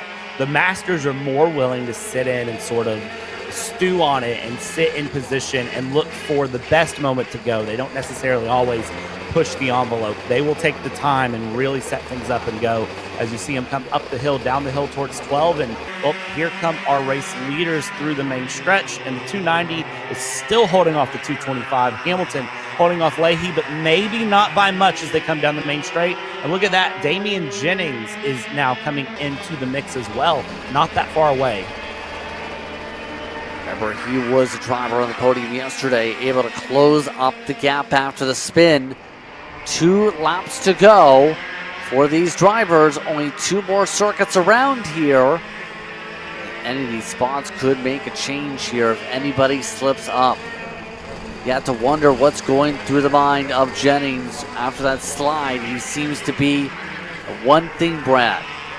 Laser focused on regaining as much as he can for the final. Well, last lap, Jennings was a 1 minute .8, and Leahy was a 102.4. Hamilton was a 102.2. And again, I say it, Damian Jennings had a 1 minute .8. So that is on pace with Andy and Chris up front, who have crossed the line to start their final lap. At this point, I think Jennings is going to get past both Leahy and Hamilton here going through. White flag will be out for all of the drivers. 1 lap left to go. You see the tuck, the run here down into 1. Is there the pass coming through? Well, Jennings had him at the line, so Jennings up into 4th. Can Jennings find 3rd on Hamilton, though? I think is the $1 million question. Good chance here to be able to close out in the top 3 to be able to set things up for later. Andy Kutcher already holding on by more than a second over Chris up at the front of the field, but focus still stays on Jennings. He closes within a kart length. Runs a tighter line at the bottom of the racetrack. Hamilton still planting it as they go single file up the hillside, up to turn 11. Will there be any change up for the win? Here comes a small defensive move. Jennings takes the poke. Oh, well, Andy Kutcher takes the win over Chris. One end of the speedway. At the end of the speedway, they continue to battle it out. It's the 290 of Hamilton, who holds back a charge by Jennings for the 3rd step on the podium. You can see Jennings there giving it his all right at the end to try to get that pass done. And Leahy there just settling into 5th. Paul Meese, of course, having that moment and having to retire the car out to the pit lane. But again, it's Andy and Chris up front 1 and 2 with a massive gap to the rest of the field. And it's going to be interesting to see who can find pace in the final to take on those top 2. Going to be interesting, to say the very least. We'll look at more action coming up. You're watching Kart Chaser for coverage of the MCC Pro-Am Championship Series on Cincinnati.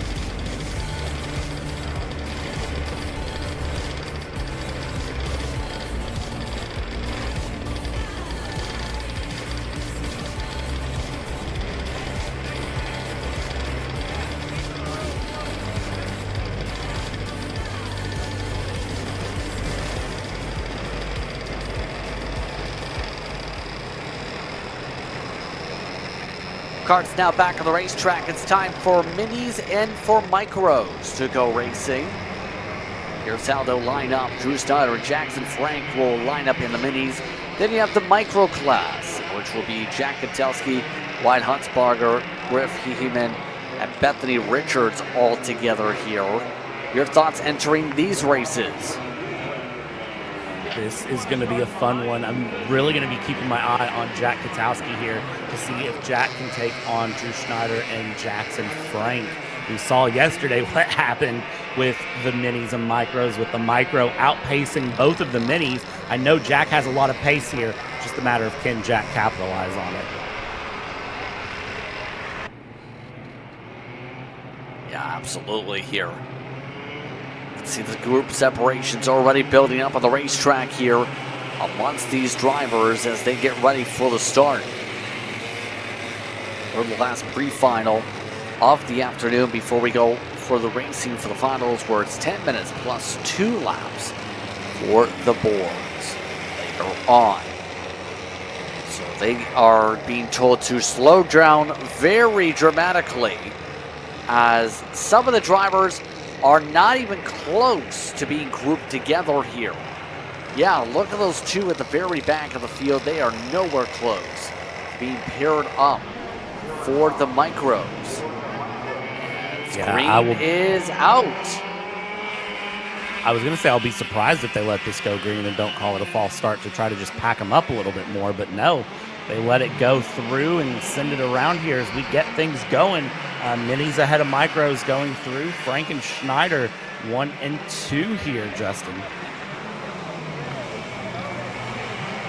Indeed, off to a good start up in front of the pack. So now get all sorted out once this field. Frank over Schneider for the minis. As a bit of shuffling behind, Huntsbarger actually making a move to hold on in front of Ketelski. No, Ketelski's very quick. Ketelski trying to make the cut to the right side of his track to your right.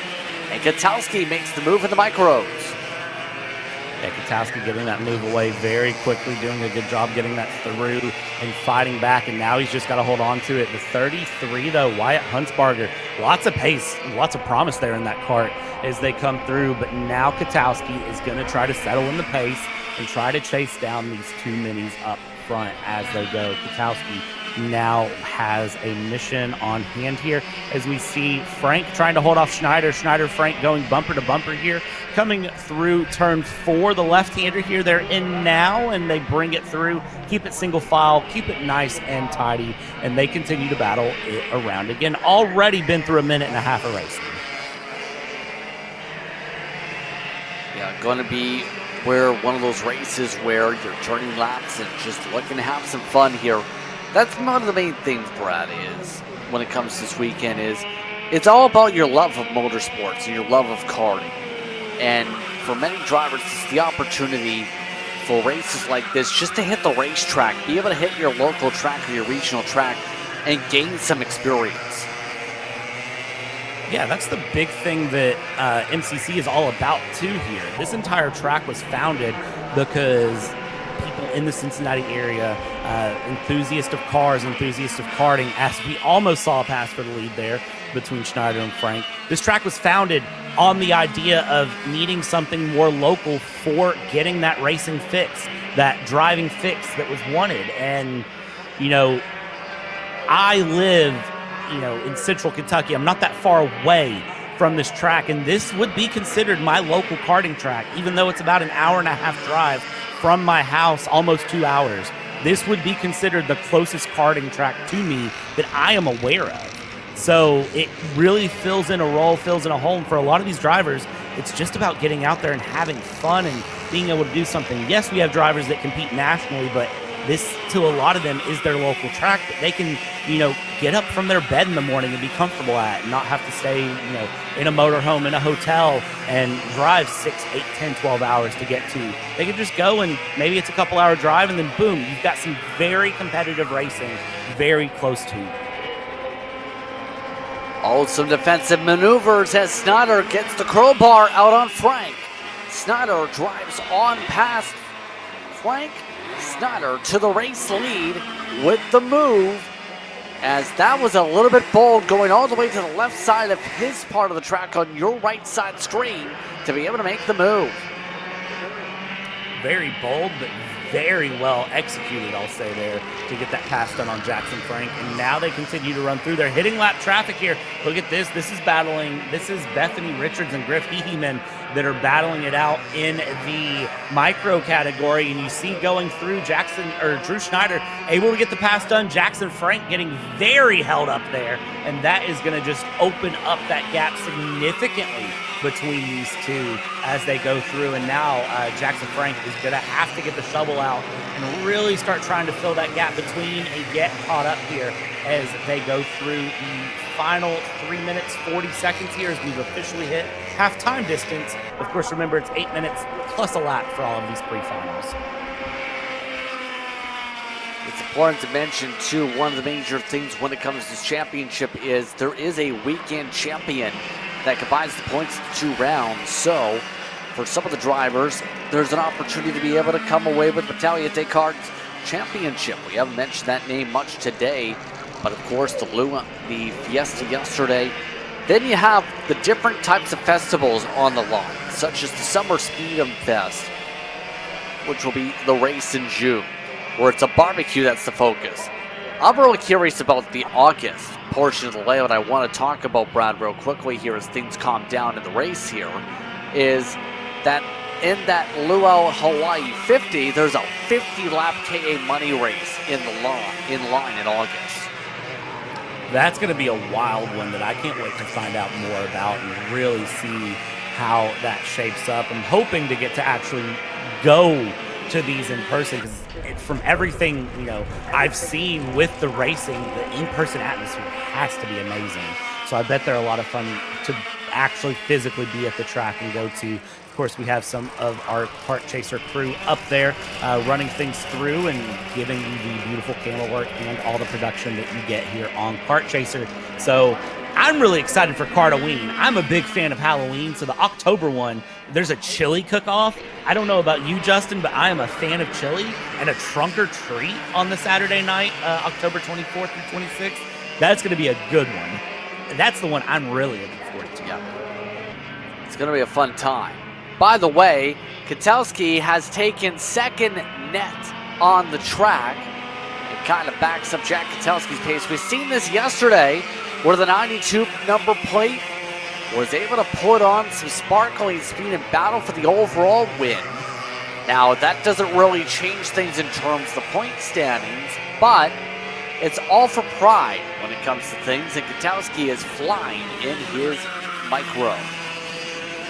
Yeah, I mean, it's going to make Katowski feel very good to be able to get an overall win against two classes that should be faster than you overall, and you have that much raw pace to just be able to muscle your kart around and get that through. I mean, that's nothing but just really helping you feel good, feel confident, and continue on your future karting endeavors. And you take that momentum week after week into future races, and you see him even checking over the shoulder there, looking behind, saying, okay, where's Frank at?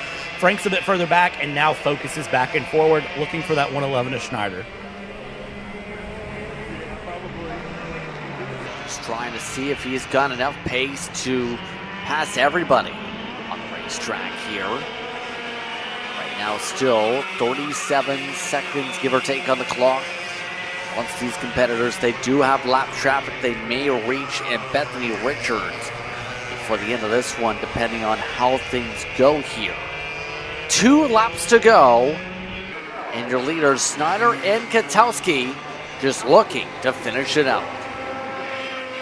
Yeah, and as they bring this through with these 2 laps to go, it's just a case of being smooth. Katowski continuing to push that mini kart forward, or micro kart forward, trying to take on the mini kart of Drew Schneider, trying to close up time. And Jackson Frank has really started to close things up and keep things going. There was an error there somewhere. No, that's actually Bethany Richards going a lap down as they continue along. I thought that was the leader going slow off to the side, and I was about to get very, very panicked for a moment for Drew Schneider, but no, Drew holding on there. But Jack Katowski, so much pace down the hill of 11, up the hill, and now back down again towards 12. Look at this. Will he try for the dive in 12? Well, Katowski certainly thinking about it, and very clean pass done before they even hit the entry of the corner. And that 92, now your leader overall, coming to the white flag.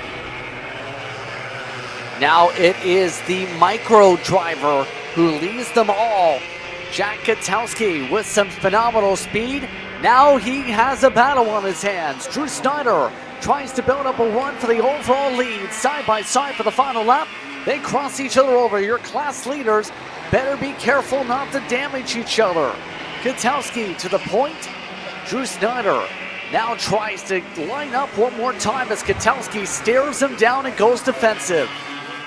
Katowski throwing the elbows out there through 4. Another lapped cart coming up here. I believe that is Griff Heeman that they will be going by as they come through. Look at this. Gotta be careful on how you pick your way through, and that's going to hold up Katowski a lot. That 92 of Katowski still stuck behind there, and that lets Drew Snyder open it up, get away there. Drew Snyder now down through 11, up the hill, down towards 12, and there was nothing Katowski could do. It was just too many carts trying to go through too narrow of a section of track, and Schneider should be able to retain the overall win by just a little bit here, but I might be speaking too soon because look at this, Katowski's already closed it back up. If there was an hour lap or two, we might have been talking about a different storyline, but Drew Snyder able to come away with the win in the minis. The micro of Jack Katowski takes his class. Both of them do so in dominating fashion to their overall intervals. Jackson Frank comes away second in the mini, second in the micro. Wyatt Huntsbarger, Griff Heeman, and Bethany Richards, your other racers in that class. So, some big separation across the track. We'll take a step aside if we can. We come back. We'll get set to go for 2 more classes of racing in the pre-final. Brandon, why are there all these charges for just over $200? I'm tired of all this Brandon business, okay?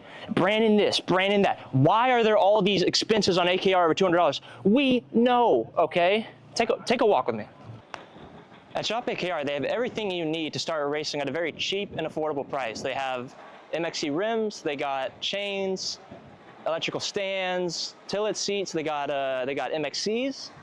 And if you didn't know, on top of that, any purchase in the continental US over $200, that's free shipping. Hey, aren't you supposed to be in the AKR Anonymous meeting over there? Dude, I'm doing a commercial. Dude, we have no time. It's about to start. Stop. We all love Shop AKR. Me? More than others.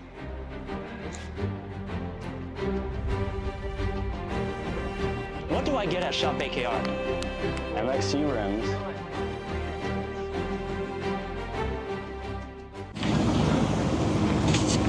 Kyle, what are you doing? It's got my new Greyhound seat. You don't even have a cart. Doesn't matter. I have a Greyhound. Who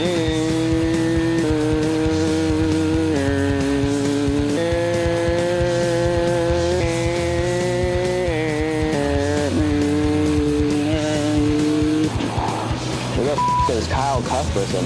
Doesn't even have a go-kart. Doesn't matter.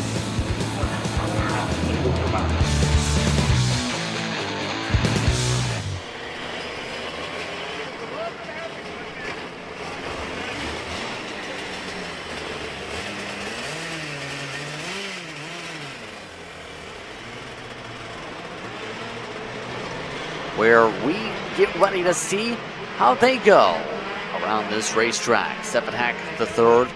Start on the pole. Mitchell Lowry and Nikolai Dukov in third. Fred Robertson in fourth. Jeff Lyna fifth. Doug Duff in sixth. Layden Mole, Ethan Langley, and Eli Furnish and the junior shifters are all set up. They're going to have some separation between them when they get through the launch. Jeff Carroll is also taking part in the action in his respective class here, Brad. So now, chance for a different winner, obviously, since we don't see Ocasio here, and obviously the others are not in attendance that we seen on some of the pro level yesterday. Chance for some different runners up in the front for the win. Yeah, this is going to be a different style here. You take out the 2 fastest runners from yesterday, and it really opens the door for anyone else to have a good points run. You see there the signal is take another lap around. They are not ready to grid them up and go. Remember, shifters go from a standing start, which is a little bit different than what you normally see all of the other classes do. So they bring them around. They're going to send them one more recon lap here, one more siding lap, get comfortable, and then they'll settle them up in and have them take the grid for the 8-minute plus 1 lap pre-final here. I'm going to go ahead and just say it. My money is on Mitchell Lowry. I think Mitchell Lowry or Nikolai Dukov are the two karts to watch that are the fastest, but I think if Haddock gets a good start and can get away well, then that 292 can probably retain the lead. Yeah, wouldn't be surprised to see one of those two either with what we've been able to see from them, as now the field gets all bundled up and together here for this start. Once again, 12 entries. Paul Radusky also is a part of this entry list. Of note that needs to get in line and sorted here amongst these carts. So again, happy with this here on Kart Chaser throughout the entire afternoon here from MCC Cincinnati. Motorsports Country Club of Cincinnati has put on some phenomenal racing throughout this weekend. Some beautiful scenery here at this track in Batavia, Ohio. And now they get ready to get geared up. What's the art to a perfect start like, Brad? Just be ready. That is the big key. Be ready. Don't miss a shift. Make sure that you're really paying attention. And as soon as that light drops, you've got to just nail it here. There can be no hesitation, no sort of questions on anything. You've just got to be good to go and then go. It looks like a little bit of a question mark in the background about who's in what position as they get set up. Thumb goes up in the background. Get ready for green flag running. And it looks like possibly a kart off. Nope, we're away and somebody's off the grass already. Couple drivers didn't get going either. A bit of a very chaotic start there, as not sure what happened there. What a chaotic sequence. And already off and away for the rest of the drivers here as they make their way around the racetrack. Up in front, it's going to be, I believe, Lowry, who's got the advantage, yes, at the head of the field. Yes, advantage up at the front. Keep it going if possible. Again, getting that good start, making the big difference here is we still have a kart that's stalled, not going. That's the 25 of Leighton Mole that's just now gotten off the grid. Meanwhile, you have the race leader coming through 12, 13, 14. That is not going to be ideal. Leighton Mole definitely not going to be happy about the situation found in. But up front, we continue along. Mitchell Lowry will cross the line there in the lead with Safet Haddock the third in second. And then Nikolai Dukov has dropped down to fourth. Doug Duff into fifth. Yeah, that chaotic start has really separated things out, though. That's the thing, Brad. And we know momentum's key. Being able to have track position is key in this style of racing. It's going to be very hard for Haddock to close on up. We have a 5-second penalty, Brad, for Lowry. Lowry with a 5-second penalty, so take him out of the equation. That's the 221. That's got it for a jump start. I knew something was off at that start, and I wasn't sure what it was. So knowing that 221 jump started, which probably made everyone sort of react to him and not to the light, that is definitely explains why the gap is where it's at, why things are where it's at. And a 5-second penalty is detrimental. That will put him all the way down into fourth place. Mitchell Lowry will be after that 5-second penalty is applied with how the gaps currently are. We'll see if things close up anymore throughout this race. But here's the other thing to look at is that Mitchell Lowry is the fastest shifter car on track right now. Half a second faster on the last lap than Haddock the third was in the 292. Yeah, but is he going to be 5 seconds quicker? That's a huge ask right now in this type of race, especially with what we've seen. Haddock the third, if anything, might get the job done with what he's doing to get it net on the track with what he's doing to close up.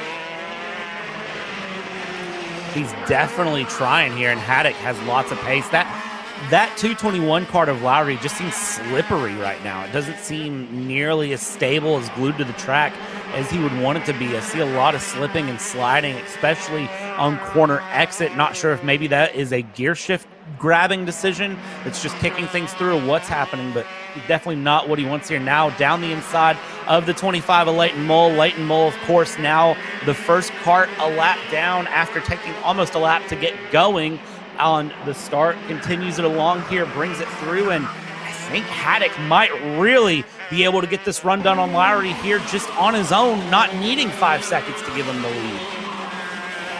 Dukoff's got him the run, meanwhile, on Robertson. So Dukoff on track is up into the 3rd spot. He now has to deal with some traffic. Gets around the traffic, no issue.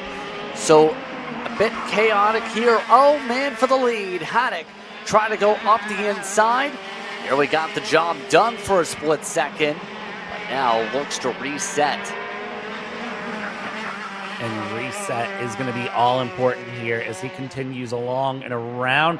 We come through turn 4, keep things pushing through 5, 6, and now again the hard right-hander of turn 7. Bring it through the twisty bits, 8, 9, 10, 11. And we'll continue this battle along. You need to reset, keep it moving forward, and do what you can as they come up the hill, down the hill. Lowry's still in the lead here and trying to run through around 12. Now the sharp back-to-back of 13, 14, and they just keep pushing, keep the battle going as much as possible.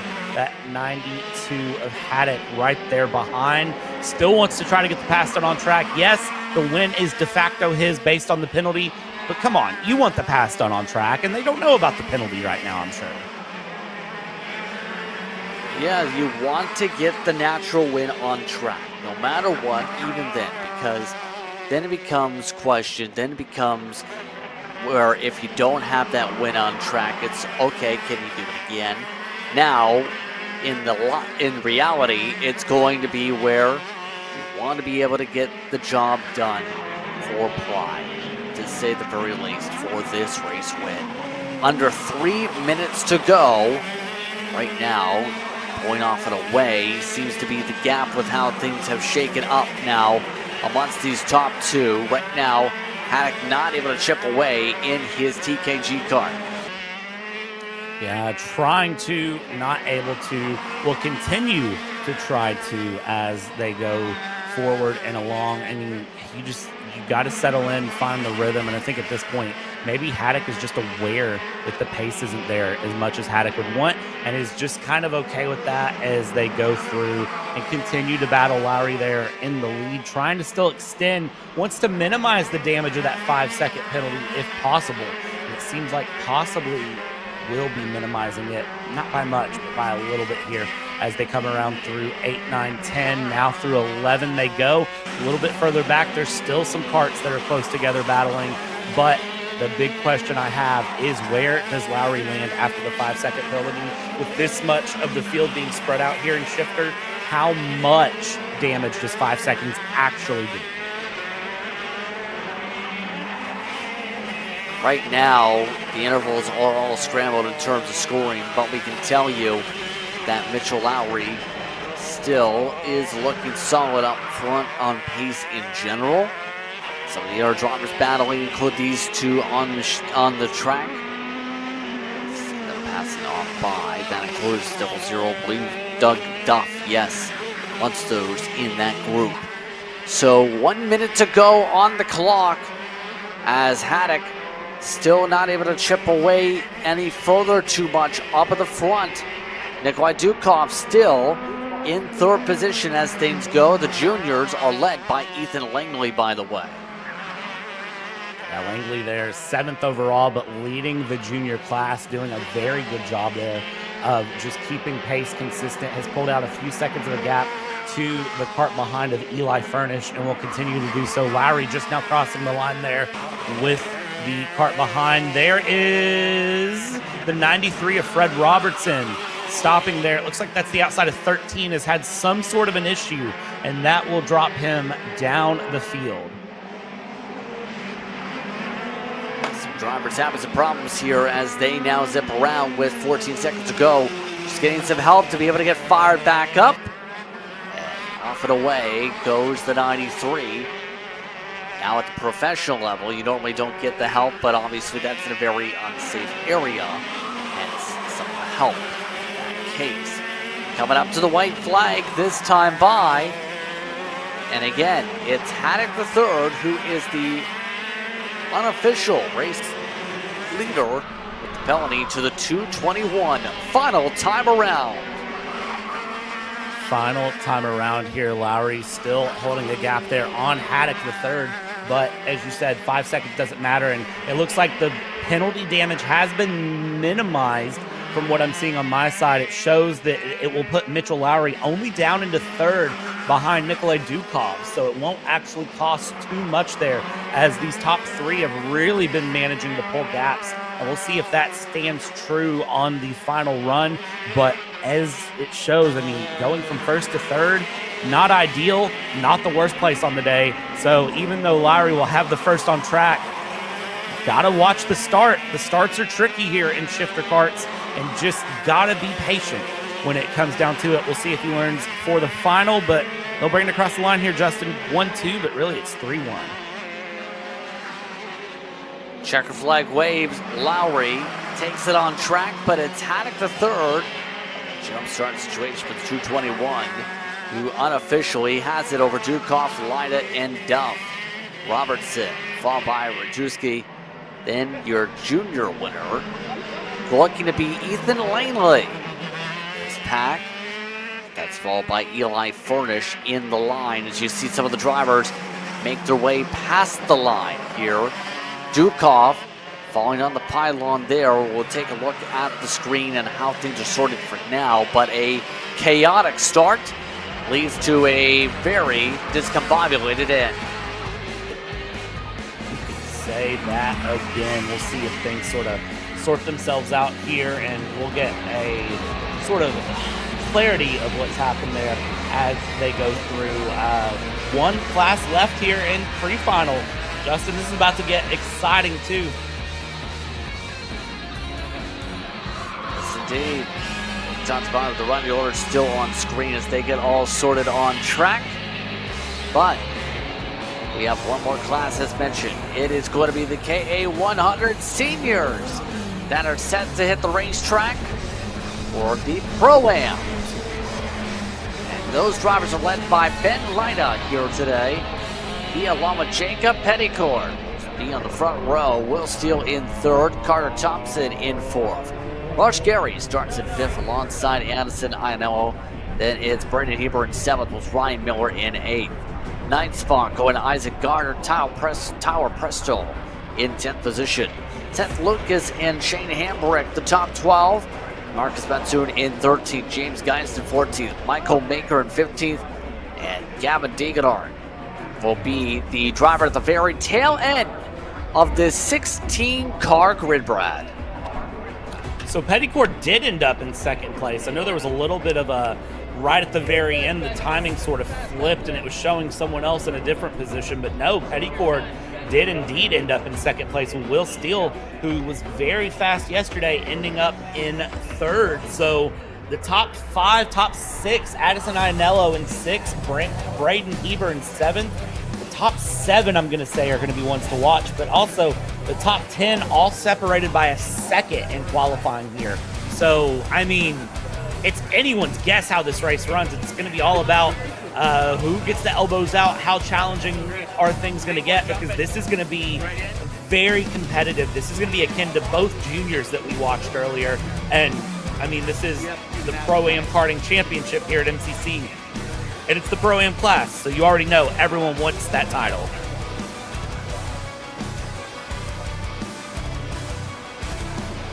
An opportunity for drivers to do some things. It's going to be interesting who's able to get the job done here once they get the command to roll here. So we're just waiting, it looks like, for maybe some cleanup on the racetrack. How things look here. Who is your pick for this race and why?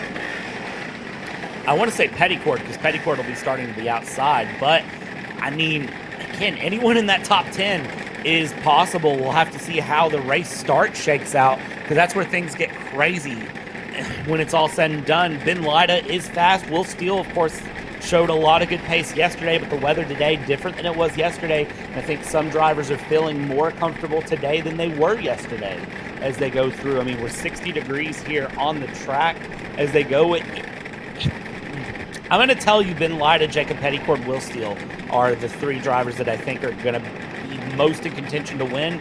But if anything happens to those three, it's anyone's guess. Is there anybody you're expecting to potentially charge through the pack here today? I think James Geist is one that's going to charge through. The guys seem to have pace going through, so I think that would be one to watch. And I think Braden Heber is going to be a driver to watch as well. There in 7th place, we'll be looking to charge up the field if possible. We'll see what happens here. 16 karts take the track. They get sent out of pit exit off of turn 2 there. And now it's all about get things through, get warmed up, get comfortable. See just how slidey the track is for those karts, honestly, going down into turn 7. Everybody being willing to kick the karts out a little bit and try to just figure out where the grip is, where it isn't. And then we'll send it for 8 minutes plus 1 lap of crazy action coming up. We get a small break before we go to the finals, to say the least, but we have to see how these racers finish out the pre-final portion of the day. All of them getting lined up and ready to go, doubling up. Ben Lyda ready to control the field over Jacob Petticord.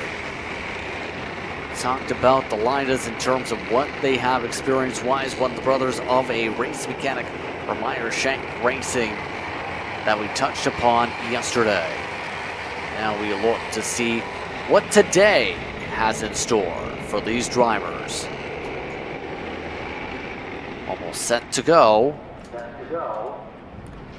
Ready to roll.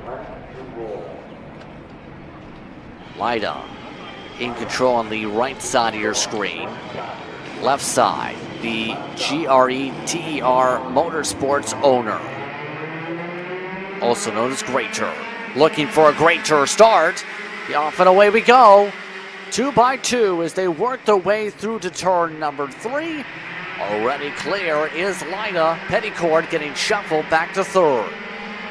Yeah, all that shuffling going on early there. You see everyone really trying to battle things through. 16 karts trying to make their run and really get the advantage. Look over the shoulder there in the lead as you go. Ben Lyda and able to look back. That's the 975 of Will Steele, who's now gone side by side. And I see an official taking off running.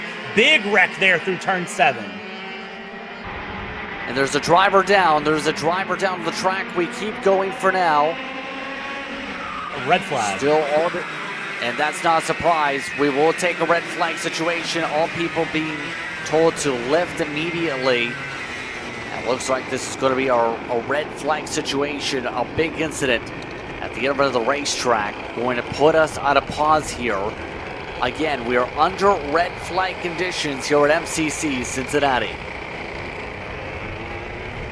Yeah, that looked like a hard hit for a driver. Saw a driver lean back, kind of hands folded around the chest, so it didn't seem like whatever happened was just a minor sort of bump to the wall. That was a very significant hit. Hopefully everyone is okay there, and we'll get the red flag through and bring the karts around and get everything taken care of here. But again, got to make sure everyone is okay first. That's the most important part. Red flag situation. We'll take a step aside for the moment. Red flag here in KA100 Pro-Am here from Cincinnati.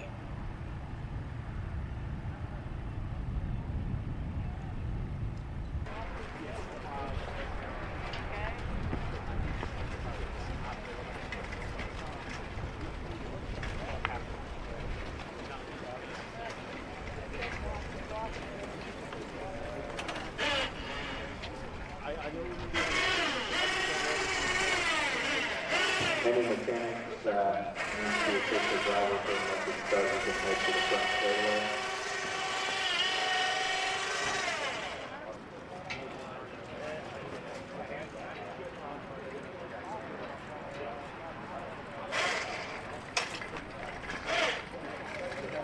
DPK Americas is bridging the gap between the U.S. and the two-time world champion DPK Alonso Kart factory team in Europe.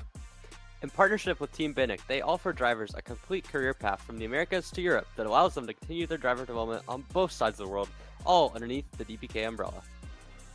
For more information, contact DPK Americas at max@drivensm.com to take the next step in your driver development journey today.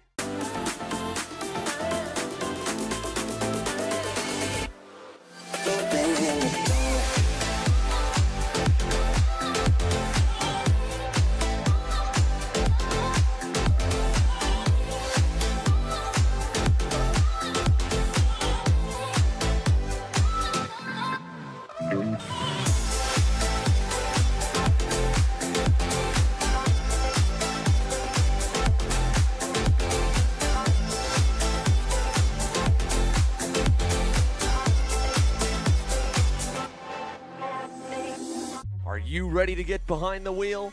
From Formula One to NASCAR and IndyCar, all the pros start here.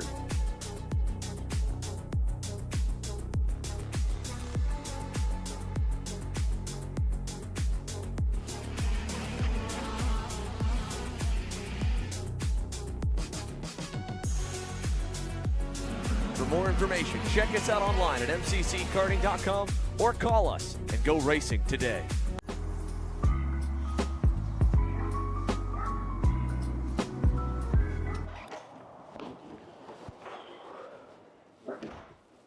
Hey, what's up, Caleb? What's up, Brandon? You sound defeated. A long day at the office? Yeah, got stuck at a cat food marketing meeting for like 3 hours. I don't know a thing about cat food, and I don't even work in marketing. And then I got sent on a coffee run like I was some sort of intern. Then at the end of the day, when I want to go get gas, I just realized everything is so darn expensive nowadays, man. Yeah, you got that right. Like, do you have any idea how much we're spending on Netflix? That's like 20 bucks a month. Do you know how much we're spending on cable? That's like 50 bucks a month. But you know what isn't expensive? Tell me.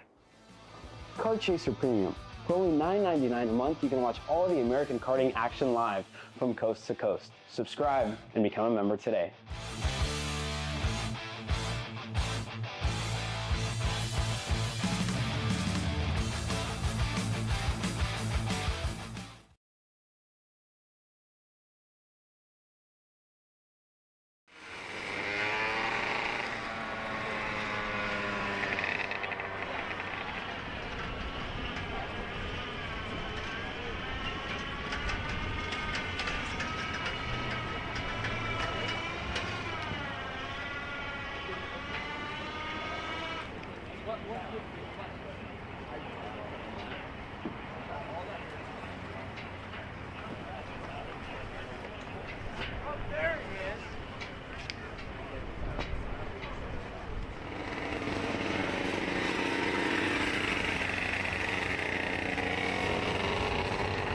Received word that the driver is okay, involved in a situation. That's the 907 of Maker, making his way around the racetrack at the moment on the back of the grid.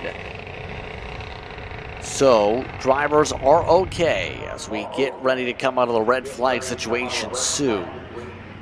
And obviously with the time of this red flag, this whole race going to restart once again. Brad, good to hear the driver is okay in this situation. Yeah, absolutely. Glad to hear everything okay. Just knock the wind out of them. Of course, remember these karts, look at them. They're just, I mean, they're open. So if you get into any sort of a big-ish wreck, it's going to be body on kart and just cause things to go through. We do have one kart that is being towed off here. So not everyone's kart making it unscathed as it goes. That is going to be the 911 of Marcus Batchin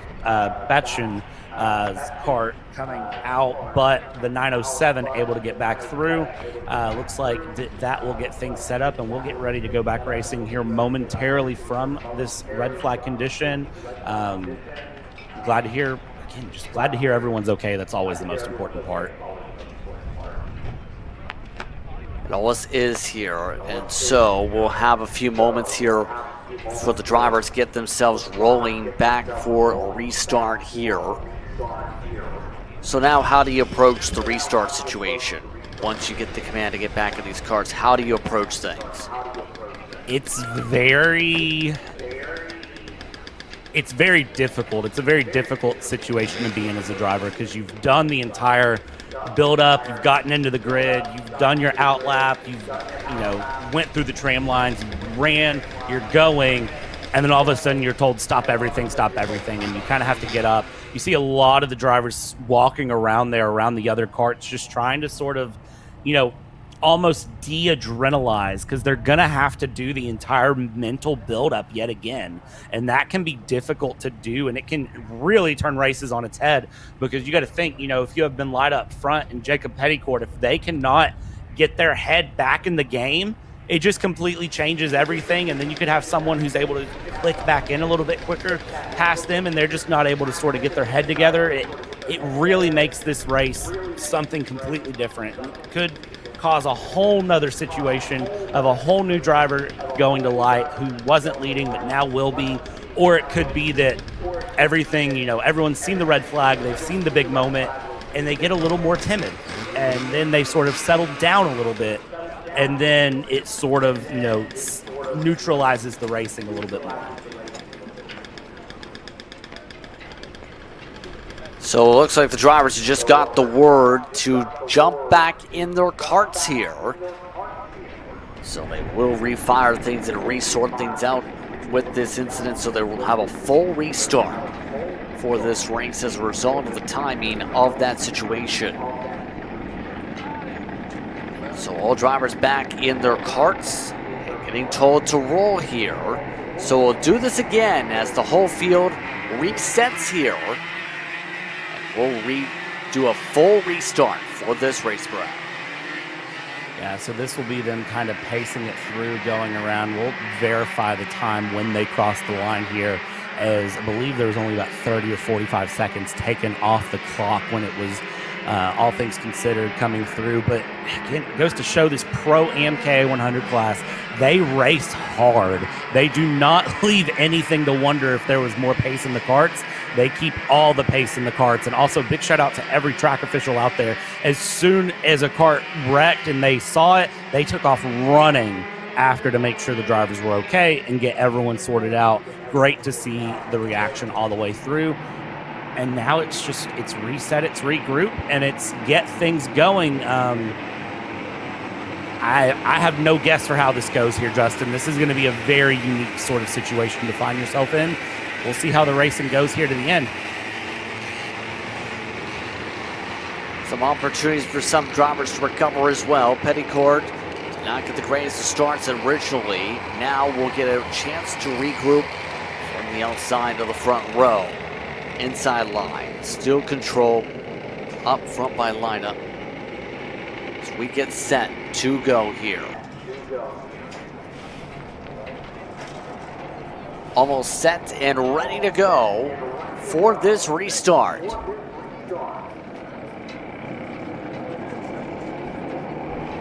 Slow roll to the cone. Green, green, green, and we're underway. And this time Petticourt gets a great start. He makes the pass on Lina. Petticourt runs away. Petticourt with a great run out of two there, and side by side through three, and now into four we go for everyone else behind as they go through. There in second place will be Lida, trying to hold on to it and doing a good job holding on there as they come down into turn 7 now. Let's go through 8, 9, 10, single file as they go, and they are going to continue to just battle it out there. The 960 looks very fast as well of Thompson, who's sitting there in 4th place. It looks like Steele was able to get ahead, so we just continue it along here and go and mind yourself through turn 12, single file as we please. Little bit of shuffling further back in the field, but everybody looking very competitive here in Pro-Am. Very sporty so far, to say the least, but still 7 minutes to go on the clock as things go. Petticourt leads over Lina, Ainello, and Steele. The top 4, the elbows are out. Steele on the outside trying to make a move on Ainello. Has to regroup. Ainello, a great defense there, but an air defense back from Thompson to prevent Miller from a dive. And as we prevent the dive, continue it along, keep this battle going. Now it's back to the inside, though, for the 975. Steele able to get that pass very cleanly through and get around. That is a good run from him to get past Ianello and go through. But Ianello will be able to fight back and go through up front. Petticord, Lida. These two are not going to let go of each other this entire race, if possible, as they will bring it through and just keep things very close. Lida staying right on the rear bumper of Petticord. Petticord wants to be in the lead and wants to win. Wants to be able to get the edge in front of everybody, absolutely. All of the back end now, Lida is of Petticord. So the drivers shuffling on the board include some runs from the machine of Dakin Hart, be able to get up +5 so far in the race. That 903 machine has been cutting its way through the field. Up front with the leaders, we have a change. Ben Lida has taken over the lead. As we're looking away, Petticord to second.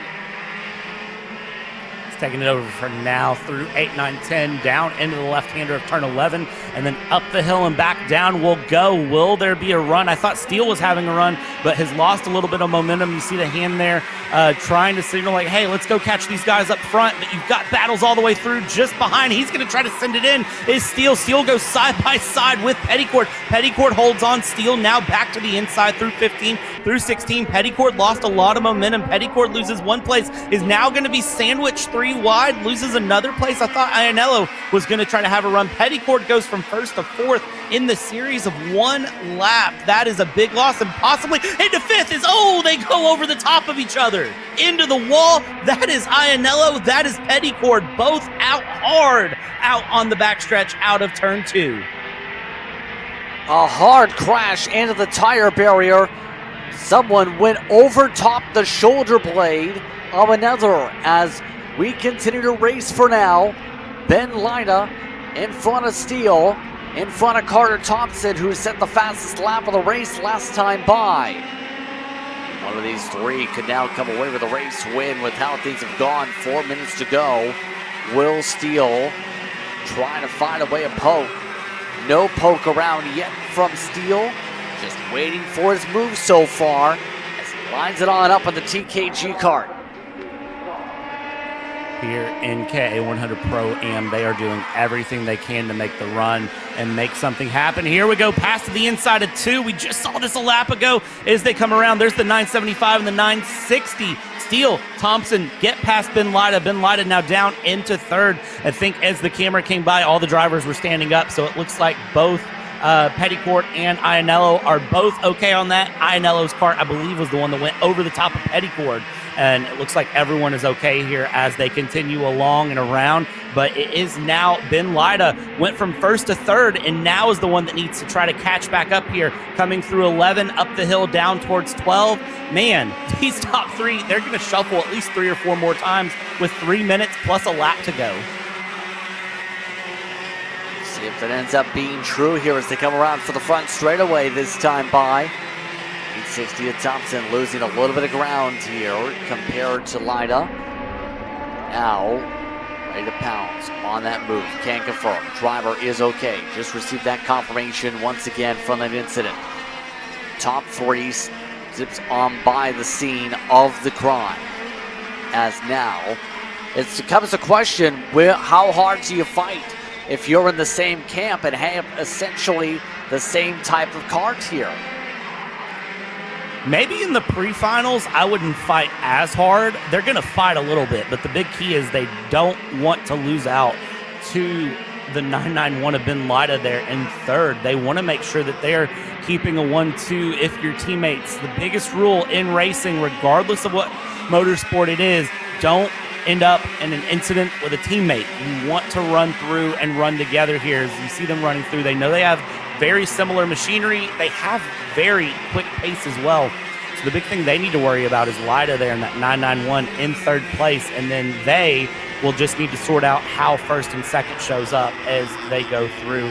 Continuing along here, crossing the line, getting another lap underway and going through. And all drivers okay. So glad to see that. Been two big incidents here in the Pro-Am pre-finals as we go through, and yet again, it's still Steele, Thompson, Lida 1, 2, 3 here, Justin.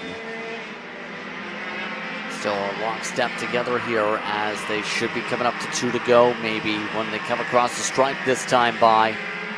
We'll say Ryan Miller is in 4th, Hebert in the top 5 as they run on the track here. So things have cycled out pretty well if your kart is red and white. If it's any other color, then it's been a battle to be able to get the track position here today. So 2 to go, coming up at the stripe right here. We're under the 1 minute mark to be able to get that on the clock now. Already, Carter Thompson trying to set things up for some moves. Heber in the background going for a pass. As now the top 3 stay single file. Heber amongst those squabbling for 4th. Yeah, and as we watch that squabble continue here, top 3 single file, keeping it the way they are here. They know it's 2 laps to go now. They just have to get very smart about when they go for moves, if they go for moves, and what they do to get the move done, because everyone behind them is hungry. Everyone 4th place back is feeling very feisty, and if anything happens with that top 3, that 4th place train will swallow them up and just send them to the back of the grid. Up the hill, down the hill here. The 2 red karts in the front, the 975, the 960, both looking very comfortable there, 1st and 2nd. It is the 75 of Steele over the 60 of Carter Thompson. Ben Lida still trying to put on pressure. They'll take the white flag this time by 1 lap to go. We'll see what they can find here, if anything additional to be found on this final lap. Final time around here for the pre-finals. Who's going to get the opportunity to take the race win? It's Steele in front, it's Thompson in 2nd, it's Lida in 3rd. Any one of these 3 can leapfrog their way to victory lane for this race. Defending down to the right side of the track as they zip on through. Thompson peeks to the inside, resets as they make their way to the final sector.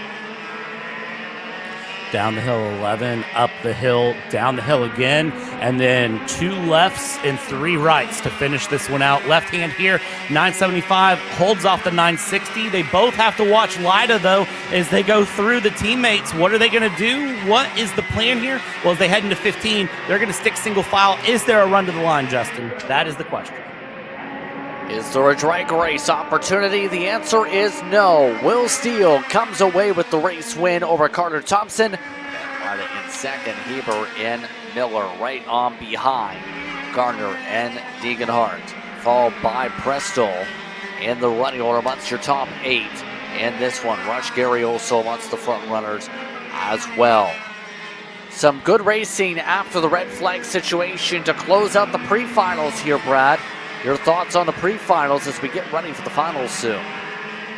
You can tell that the weather is very different today than it was yesterday. The sun's out and everyone showed up to race. They are really making this round 2 a lot different than round 1, and it's so wild to watch. But it's interesting to see here in the end how it's going to shape up.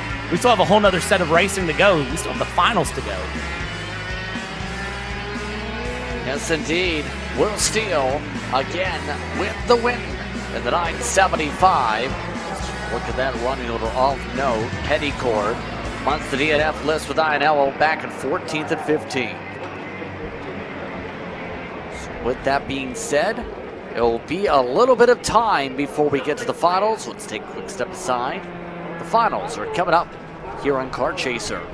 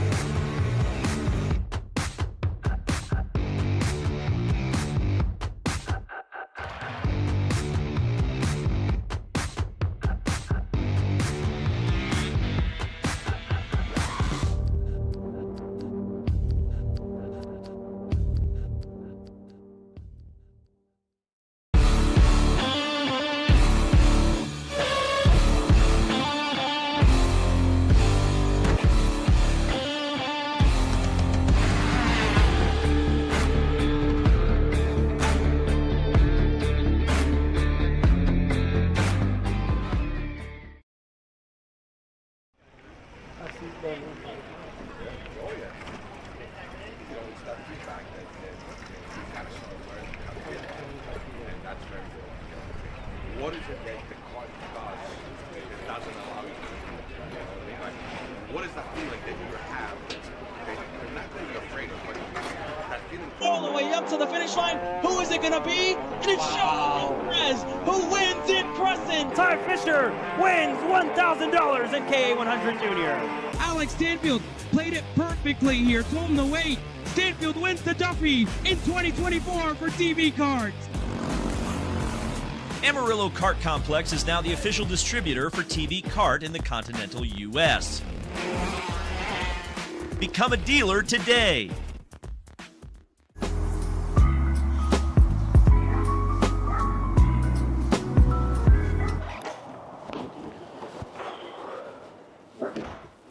Hey, what's up, Caleb? What's up, Brandon?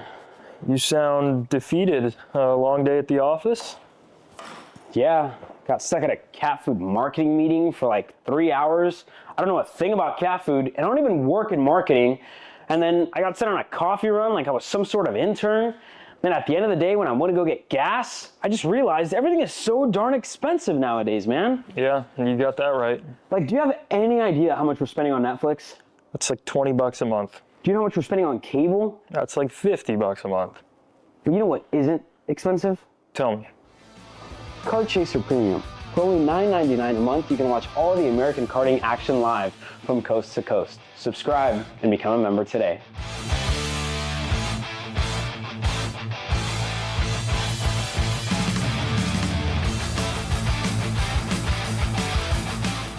Paulie Massimino wins in KA. Paulie Massimino is a winner in OKN Stars. Take your driving to the next level with one-on-one coaching from 2024 OKN Stars champion, Paulie Massimino. Kart rental options are available if you'd like to keep yours at home, and drivers in all classes are welcome, from Briggs 206 to Mini to KA100 and X30. With in-depth data analysis, onboard private coaching session will see you end as a more complete driver than when you started. Book your coaching session now. This is Henry. Henry feels sad.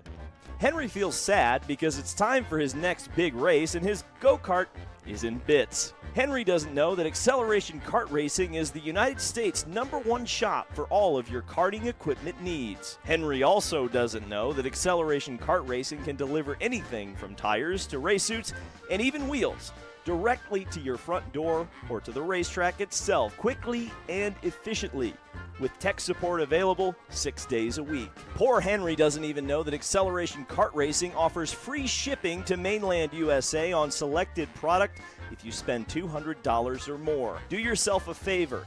Go to accelerationkarting.com and make sure that you are never left stuck on the pre-grid with Henry. Be smart and don't be like Henry.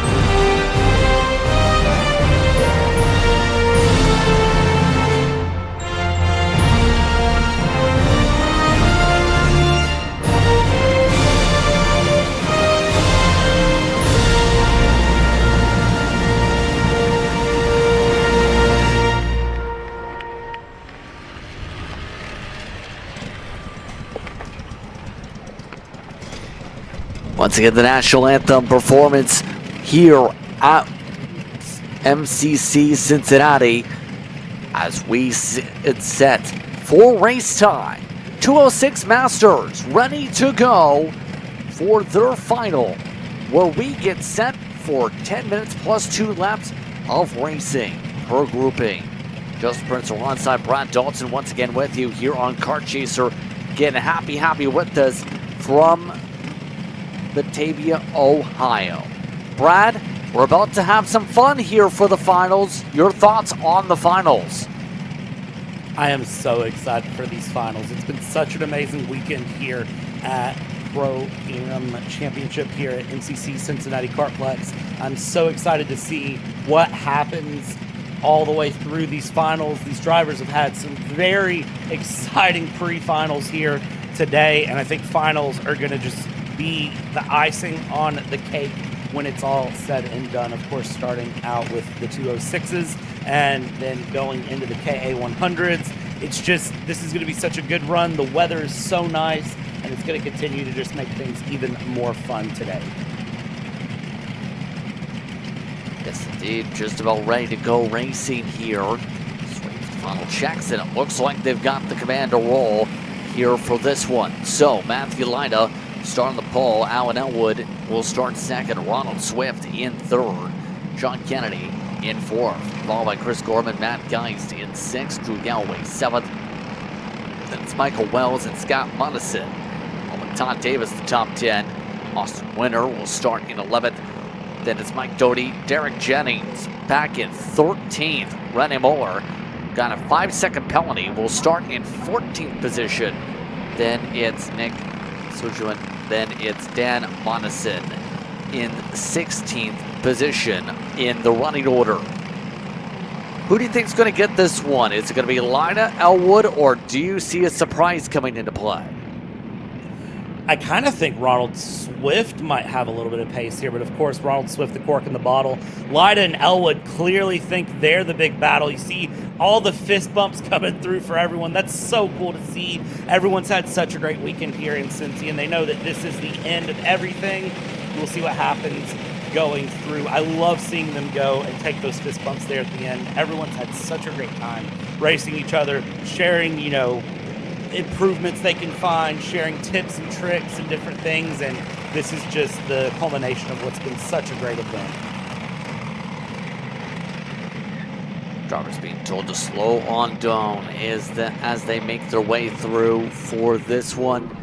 Almost set to go for the tram lines. Lyle will still wind up. Start on the inside. Elwood starts to the outside when they roll to turn 1. Happy with us here this afternoon from Batavia, Ohio, here on Kart Chaser. As we are set to go. 206 Master is underway. No, it is blinking, and it looks like we have a false start. Got going a little bit too quick there. They weren't happy with what happened, so false start called, and they will bring it around again to try to get it all set back up and go. And that's not the first time we've seen that, but the issue with turn 15, 16 here at MCC is that it feels like just a long straightaway. So by the time you hit the tram lines, you get going, you really just, you want to go, but you have to wait till that blue cone. You have to wait till that blue cone, and if they're not happy with what's happened, they'll call the false start. So we'll rack them, stack them, and send them again. So all these drivers getting re-racked as a result here on this one. Some of the drivers just taking their time to be able to make the way over the crest to regroup at the moment. So we have 16 karts, it looks like, ready to take part in today's action. We'll get set to go once again at our second time to the tram lines. So, yep, indeed. They're a little bit too fast still again. Looks like Swift trying to really heat up the tires right now. And it looks like they are getting told Slow down again. Keep an eye on the cone. Get ready to go. Here we go. And this time it's green. We do get the green as we are underway here from Cincinnati. A good start by Lida. He's able to clear up in front as Elwood holds on to second. Up a spot goes Swift as he falls on behind Kennedy amongst the battle of those numbers with zeros in their number plates. Yeah, I don't know how many zeros you can have in a number plate, but I feel like we're going to see a 0000 when we come back here in 2 months for rounds 3 and 4. Right now, Matthew Lida looking very comfortable here, and the whole field looking very comfortable, single file, with the exception of the 23 of Dan Mosen in the background there, battling it out for the back of the field. We come up over the hill through turn 11, everyone clean, down into 12, and here you have everyone going through. Elwood there in second place, looking to get some sort of a pass if possible here early on, not able to do anything, and these 206 Masters holding on as they go. Somebody running off, and that is the 531. That's Geist. Of Geist. Yeah, Geist looked like he got ran off the track there, and now he is definitely out of contention here with whatever happened in that sequence. Very tough break for him as the top two have now started to pull away and make it their own show. Half a second up at the stripe. Now keeping that interval growing here. Elwood didn't really get a chance to pounce for the race lead last time. How is he going to play it this time now that he's got an extra 2 minutes to think about this?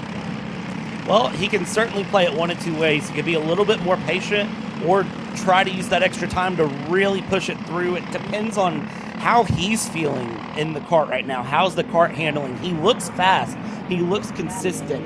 Fastest lap, of course, is held right now by Matthew Lida. We'll see if that stays the same when they cross the line for the second lap to be complete. But we'll see here. I think Elwood will need to just pick the right moment to get that pass done on Lida. It's doable. It's just a matter of when. Looking back at some of the yards in pack. Wells, Monison, Davis amongst those chained together. Here's a look now at the front runners yet again. Elwood still watching on in the popcorn seat for the race lead. Still nothing doing up in front. So we're expecting that to be the case here throughout this. And that's the tough thing when it comes to this sort of package yet again to emphasize. It takes momentum, it takes good driving. It's not as draft dependent compared to a KA100. Well, and it's also the big thing with the Masters is that they're very patient, very, very patient. They are comfortable sitting and waiting for the right moment. You know, the juniors, I said this earlier in the broadcast, earlier in the weekend, I've said it a couple of times now, as soon as they see the hole, they're going to go. If space, kart, and they will make a pass, they will push the issue and really try to force their way through, whereas the master drivers are very willing to sort of be patient, hold on, and take what they can because they understand that, you know, sometimes getting a second place is better than trying to force the issue for a win and wreck both drivers out. And you kind of expect that too when you look at the age difference between Masters and other classes.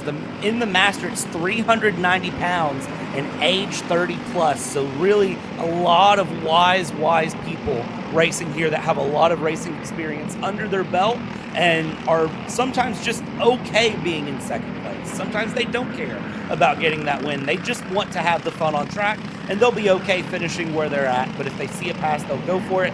Otherwise, they're kind of okay. It depends driver to driver, so to speak, right? So we do see some drivers want to just go. Others are absolutely chill at whatever finish they can get. Others absolutely want to go for the race win, but it's just about thinking about the right time to do it. Still, we have 5:30 to go in the race. As we go along here, things calm down, so to speak, amongst this pack at the moment. Lida tucks in behind and keeps on working.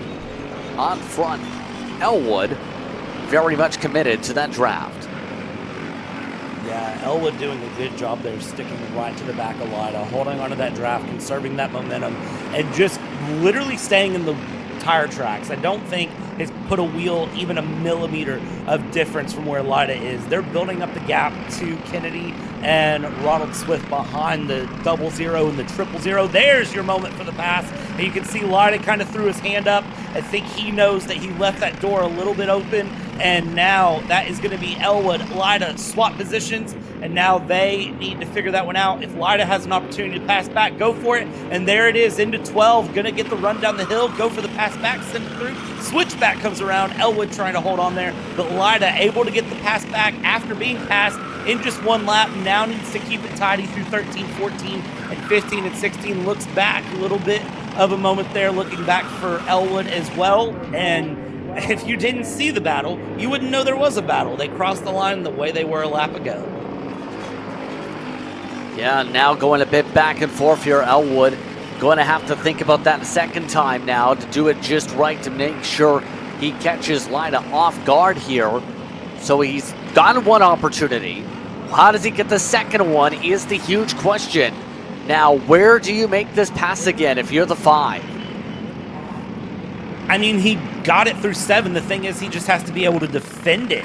So he can go for it, but he has to be able to defend it if he's going to do it again in the same spot. And it doesn't seem like he can. So he's going to stick behind here. I would think passing into turn 12, maybe do what Lida just did to Elwood.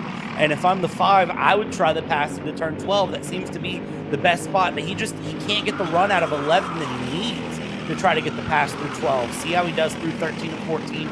Staying behind, conserving momentum here, trying to follow through. Slightly different lines, trying to get a little bit more pace, but not able to do so. We'll stick behind here, and 3 minutes left to go. The opportunities are dwindling down.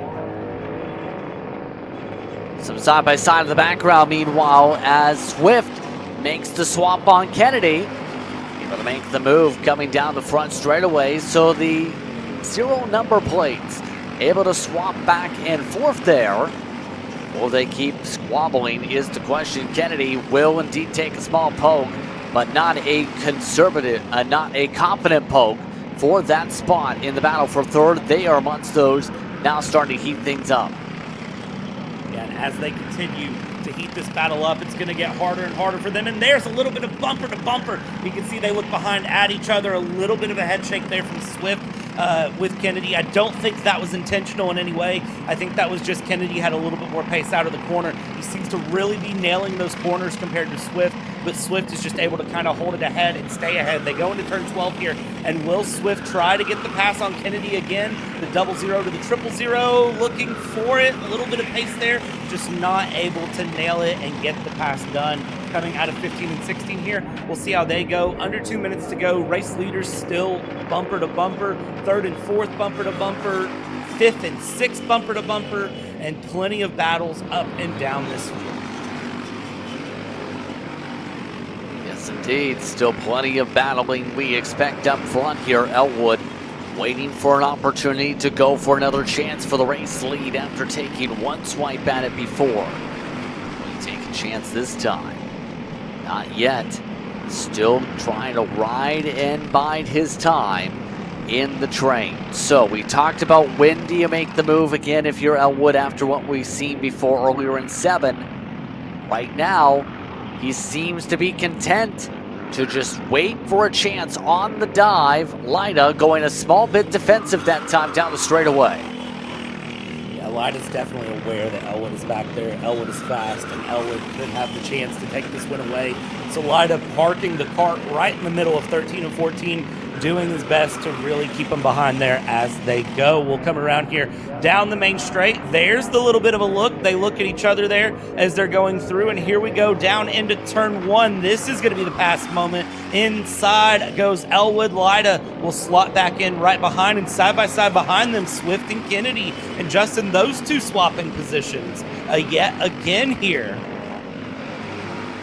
Continue to go back and forth amongst those drivers in the 3rd spot. But the front runners, we did see that pass attempt up front. It's going to be curious to see what happens amongst them. Side by side, run built up by Elwood. Elwood gets the diamond, gets by Lida. Elwood now to the race lead, coming around to 2 laps to go at the stripe. And as they come around up the hill, we'll go back down. Lida's going to take the peak to the inside of 12 yet again. We saw this with 5 minutes to go. We see it with no time to go, but a little bit of contact this time, and they're being real nice to each other, but real aggressive with each other. Just enough racing room left for both, and they'll go side by side out of 15 into 16 here.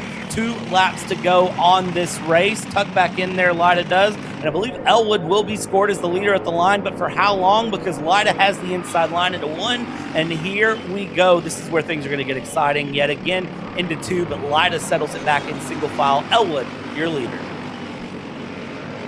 Lida resets once again. Coming up to the white flag this upcoming time by. He goes for a huge lunge up the inside. Lida gets covered off. Elwood with the crossover. Side by side, heading off to 7. Elwood tries to make it swing from the high side. Can't get the squeeze down. Lida has to shuffle. He resets into line. And they go back single file. We've seen a lot of back and forth now between these two as they continue to keep being chippy. Now it's Elwood in front. Lida. Will he take a poke coming up to the white flag? Not quite yet, as they remain single file. Elwood very defensive there down the hill towards turn 12, and there we go. I thought a little bit of side by side between Lida and Elwood out of 14, but no. Lida has actually lost momentum down the straight here. White flag is out. 1 lap to go for this race. Down to turn 1. This is the biggest gap Elwood's had on Lida this whole time. Lida needs to really find some momentum, and Elwood needs to keep this momentum to have either way, and that's a poor exit out of 2. Elwood's going to lose all that momentum to Lida, but defends it. Lida looks inside, outside, inside, outside. Can't find the room to pass there and is going to stick behind Elwood right to the rear bumper. Is it a pass into 7 here? I don't believe he'll go for it. I think he's going to wait and go for turn 12. It's going to take a little bit more momentum built up by Lida, though, to have that chance. As they come up now to 11. Needs a great run out of this corner. Elwood doesn't get a good run. Here comes Lida up the inside. The 9 machine tries to make it stick. Elwood forced up the track. Lida slips on by through 13 and 14 for one final time. Elwood looking to try and get more slipstream. Trying to see if that will work for him. He pokes to his left. Trying to go on your right side. Lida gets the checker flag. Wins in the 206 Masters. Beautiful move from Lida to get that win there. Elwood coming across second, just barely, but they can both be very happy with that battle. That was a very hard-fought run from every driver going through, and you saw Swift, Gorman, and Kennedy. That ended up a 3-kart battle for third when it was all said and done, and look at that back and forth coming across the line there. In the end, I mean, just great battles, top to bottom, all the way through, but Lida and Elwood putting on a show for the 206 Master Final here on this round 2. So once again, Matthew Lida is the one on your left side of the screen who takes the win over Elwood. Swift and Gorman able to swiftly move up over Kennedy. Then Hastings drove up 7 spots from 13 starting spot to 6th. Galloway and Michael Wells up there as well. Scott Monison and Austin Winter currently scored amongst your top 10. Todd Davis, Soljan, along with Doty, Moore, and Dan Monison. On the running order, you now see that on screen for your front runners. 23 seconds the separation between 1st and 15th position in this pack. So, it was a fun time to say the very least, though. Yeah, it was. I absolutely enjoyed that. This entire Sunday has had a different energy to yesterday, and I think it's just drivers are holding back a little bit less. They're a little more comfortable with the track, and the sun is out, which makes everyone just feel a bit better. Gotta love the sunshine, but it's time to now love the next race that's heading to the track, 206 Jr. They had a bit of a show before. Remember, Adler Klein was celebrating down the front straightaway when he got passed by Leighton Mall on the way to the checker flag. Well, they're about to now see how things go for the big points for the final. Leighton Mall in front, Adler Klein in second, Tegan Snyder in third, then Kyle Chisholm in fourth. Running up the top five, William Richard, followed by Isaiah Maxey, Eli Furnish, and Jackson Shabel in the 8th spot. Langley, Batham, followed by Cooper Bull, Ryder Nesbitt, and Vince Krasuski, rounding out the running order in this one. What do you think is going to happen in terms of these front runners here? What are your predictions in this race? Well, I think Leighton Mole, Adler Klein, and Tegan Schneider and Kyler Cheatham are going to be very competitive with each other. And add William Richard to the mix as that as well. We had a 5-kart battle through that pre-final here, and I think Adler Klein is going to remember not to celebrate too early until you're all the way across the line here. There's the signal to woe it way up because they are still too fast and too spread out here. Going into 15. They want them together into 15 and through 16. The official to the side will make the decision on whether they go green or whether they call it false start here. 10 minutes and 2 laps. This is going to be a lot of action to keep up with. Yeah, they're all pointing towards the cone. Slow down, slow down. They look very fast right now. Green flag. It stays. We're underway. All with a good launch up at the front of the field. The rest of the pack now makes its way through turn 2 and 3. Bit of juggling there in the mid-pack, and you see everybody shoulder checking hard at this point as they come out of 3, trying to gauge where they're at, who's around, what gap they have, and how comfortable they can really feel coming through there. That number 9 of Tegan Schneider all the way up into second. Adler Klein down into third. It's still Leighton Mole, the 25, who's up in the lead there, so he can feel very, very good. And I think the 587 of William Richard is actually in 5th place still sitting up. So we've got a lot of big mix-ups there up in the front, it appears. Let's see if Adler Klein had 2 frustrating pre-finals all the way through with hard-fought battles all the way around. This one would have been very frustrating, especially considering it was, a victory celebration at the line that might have cost him just untucking a little too early. Let's see what he learned there, if he can get his run through, get back up front, and really, just put a good stamp on the weekend. Yeah, get himself at least a final win to be able to get himself some great points built up for this class at least. But it's Snyder who's going to build up a good run up the inside underneath Mole. Here comes Klein. Now a look to the right by Snyder as Klein resets.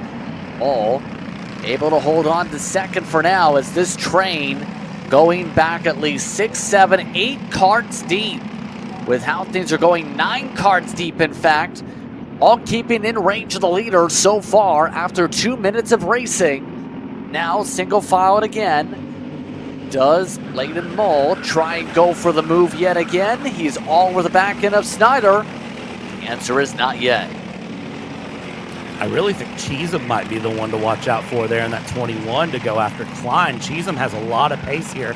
Down the main straight, we're going to go out of 15 and 16. Let's see what happens. Looking over the right shoulder goes Mole. Schneider's going to go to the left, though. Wants the inside line to 1. Mind Klein, if you can, tries to close the door. Those two are going to go together, and Klein wants a 2-for-1 special up the inside. Slides it through and is able to get up into second. Cheatham having to check up a little bit. Schneider having to check up a little bit. Schneider's going to send it back to the inside here and give Klein a return package, and there we go. He's now up into second. Don't speak too soon, though, because you can see Klein wants to get past him again, and Klein on the outside has to see the position down into third yet again.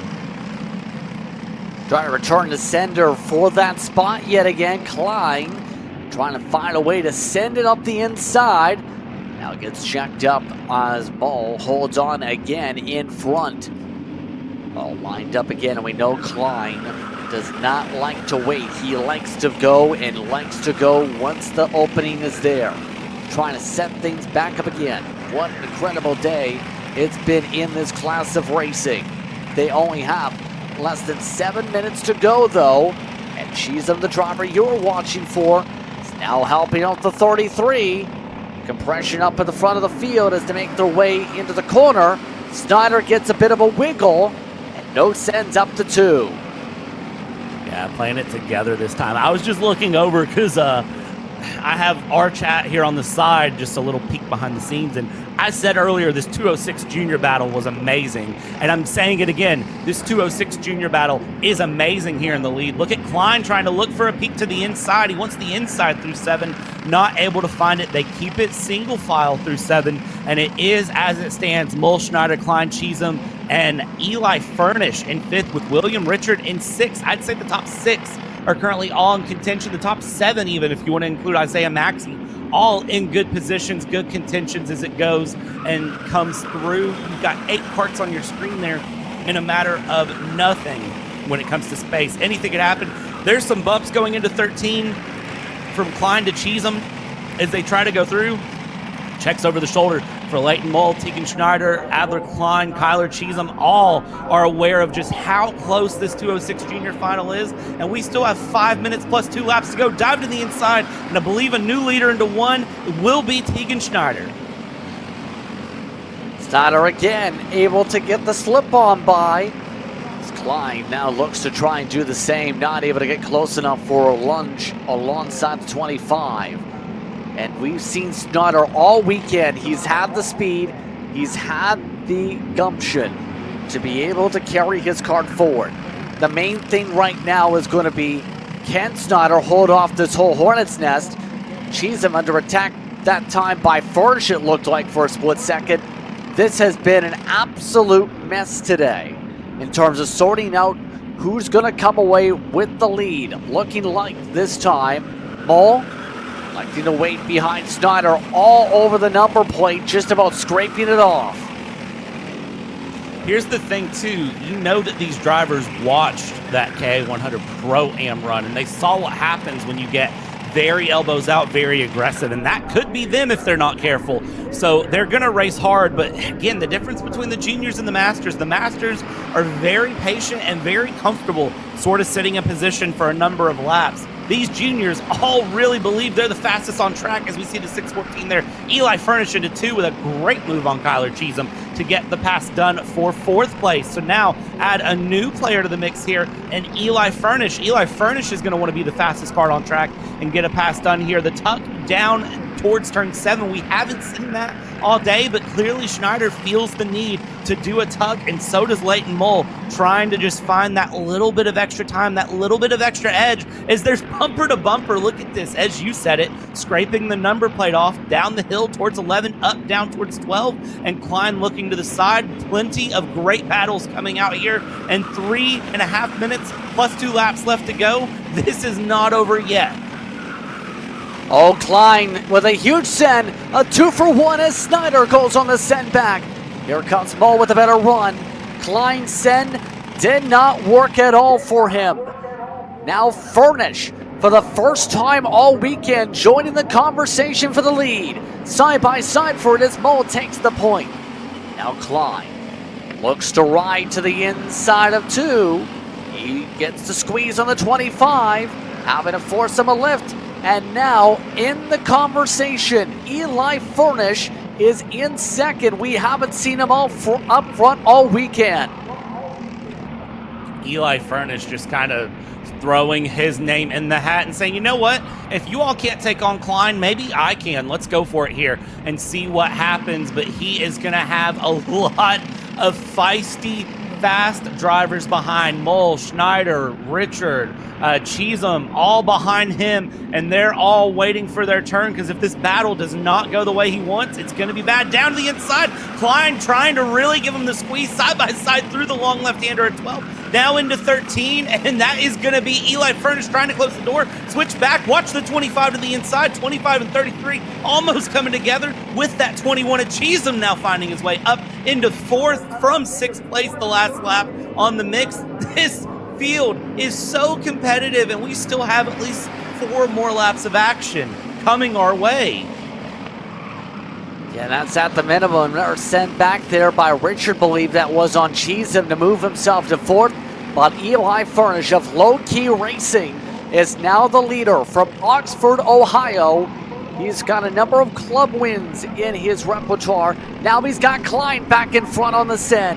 Still back in fourth yet again. Klein trying to hold on in front of Furnish as they make their way through Sector 2. No one in one moment seems to be really controlling this lead. No one is just riding and working together like yesterday. Today, it's been battle, battle, and more battle. Defensive line by Klein. Klein going very defensive into 12. The 25 is going to take advantage. Take a dive there to the inside. Will steal third. That's going to put Furnish on the back foot. Furnish now dropping back even further. Cheesem trying to get past Furnish. The 614 did get past there. Furnish is going to be able to hold up forward. We'll come across the line here. 40 seconds to go. 3 more laps to go officially. And this is going to be Klein now under pressure by Mole with Furnish in third, trying to find the run if possible. He needs to get his way back up here as they battle. He'll want to be in the mix here. And Cheesem receiving a warning here on the track, just kind of being told, hey, watch yourself a little bit. No penalty given yet as we go through here. Who can take on Klein? Justin, hold your breath, possibly for 2 laps, because I can't tell you who's going to win this one at the end. This go all sorts of different ways. Now with Mo over the back end of Klein again. We've seen any time Klein has felt the pressure, he's gone defensive, a look over the shoulder twice over. But this time, for the first time in a couple laps, Klein has a chance to breathe with the cushion. 2 laps to go. Now at the stripe, they've ran out of time. Mo nearly pushes up into the grass on the send. You can see just how much they've used up some of the number plates on the back of the Mo. It's flapping around. No send this time, but the top 2 now have a buffer. Top 2 need that buffer too, I will say, just to sort of breathe and, you know, prevent the pressure. But Eli Furnish is going to be quick to close things up. Look back and forth, though. That is still the battle coming out between Cheesem and William Richard, and Schneider there, Tegan Schneider in the number 9 in 6th place, still wanting to put his name in the mix as well. Here we go. Watch Klein go defensive on Mole into turn 7 coming around. What can be done here? Because Mole is very quick. Klein very clearly looking over the shoulder, trying to just hold the line through 8, 9, 10. Now we go through the turn of 11. That is a very clear picture of the gap between the top 2 and 3rd, but that 614, a run down the hill, the 33 going defensive into turn 12, but this will let things close up a little bit more. Possibly it's a battle for 2nd, not a battle for the lead. Let's see how they run here, coming towards the white flag. 1 to go here when they cross the line. Final time around coming up here. Will it be Klein? Will it be Mole? Will it be anybody else in the pack? Here comes Layden Mole.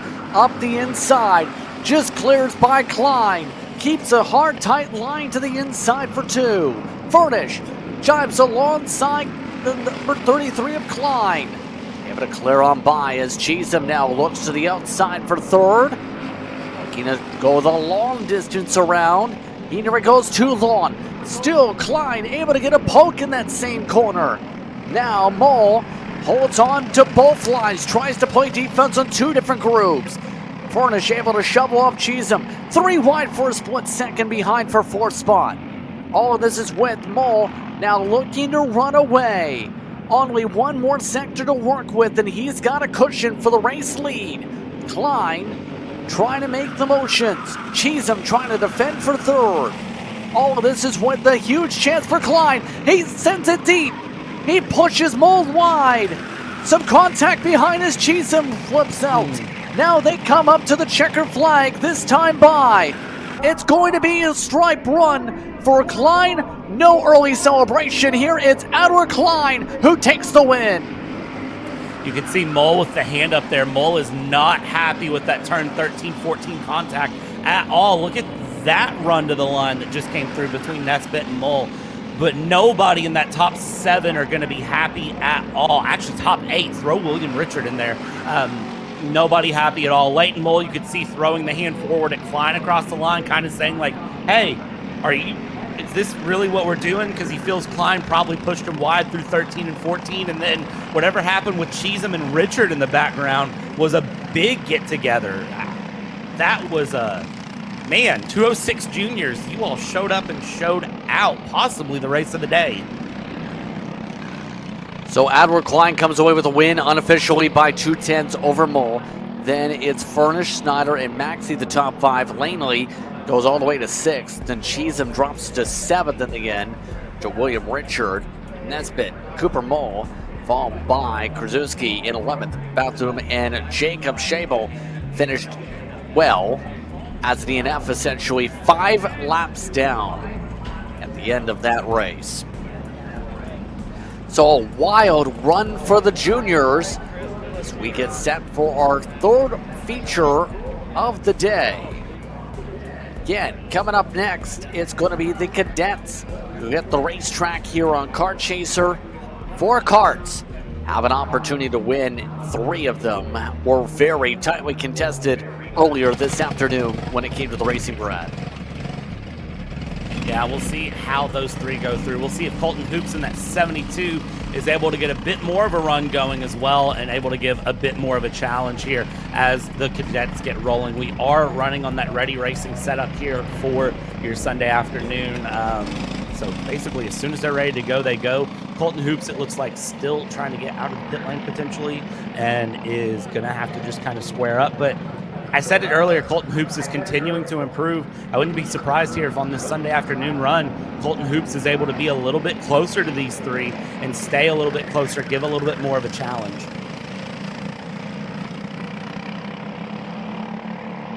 Your starting grid for this one, Hayden Lawson on the pole, Jerome Wickham in 2nd, Drew Snyder in 3rd, Colton Hoops in 4th position. Who's your pick for this race and why? I feel like I have to say Hayden Lawson. Hayden Lawson went from 3rd to 1st, but Drew Schneider was also very good yesterday. So I think Hayden Lawson starting out there in 1st is going to be a good choice to stay in 1st as they are going very slow through 12. They're all trying to wait on Colton Hoops to catch up. Yeah, just keeping the very slow roll as there's Colton. Colton pops on into the starting grid. 10 more minutes back on the board for the cadets to go fly in their 206s. In our 3rd final of the afternoon, once these drivers ready to go racing. Slow roll up to the tram lines once again. Taking the roll, being told slow down, but as they come to the green, it looks like they will keep the green. We're underway. Good start for Wickham, able to provide pressure to Lawson, but Lawson holds on to the pursuit for now as they make their way to the opening lap. Yeah, very good run there. Wickham going to stick right behind, and Colton Hoops sticking behind in 4th as well. Keeping a close gap here this time, so all 4 fairly closely contested as it goes around here. Drew Schneider, I think, just leaving a little bit of breathing room there between 2nd and 3rd place. You see Jerome Wickham leaning forward a little bit there, trying to get a little bit more pace if it can be found as they come around and down the hill through 11, up and now down, going towards turn 12. Let's see how this plays out this first time. Does Jerome Wickham go for a pass into 12? He does not. He's going to stick behind there and just follow through that 10, and the 11 not far off either as they come around. Send it through right, send it left, send it back right, and send it around 15, 16, and they stay how they started here for this final. Already some pointing as Wickham wants them to work together maybe a little bit on the charge, get the Lance out, but right now still going to take a bit of work to do so, to say the very least. Right now, last time by, it was a 1:10.8 to start things off for Lawson at the front of the field. Lawson, mind you, with some good experience in Cup Karts North America competition, CKNA, putting up some pole speed at North America's largest kart race back last September at Newcastle. So looking to do so again, or rather recently also, putting up speed in general across the country. We know Lawson's got the speed to back up those repertoires we've seen, especially across the nation. Yeah, and it's, again, always great when you have a driver that has such a deep history in racing, regardless of age, that has that pace, has that speed, that you know has that racecraft and can enjoy things and run things through. You see Wickham there trying to tuck that helmet in a little bit, trying to find a little bit more draft, a little bit more slipstream here in the karts to do something into two, right on the rear bumper, right on the number plate, but not getting a pass yet. As Schneider is in third and Hoops is still holding on to fourth place, but still running pretty good lap times, all things considered, compared to the leaders. Only about a second or so off of the leaders' lap time and is staying very competitive. Hoops has been probably the biggest improvement of the weekend in pace, so a big shout out goes to Colton Hoops for finding that additional time as the weekends ran on. Lawson's still trying to fight Wickham here up front, and this is probably the closest they've been going into turn 11 so far this race.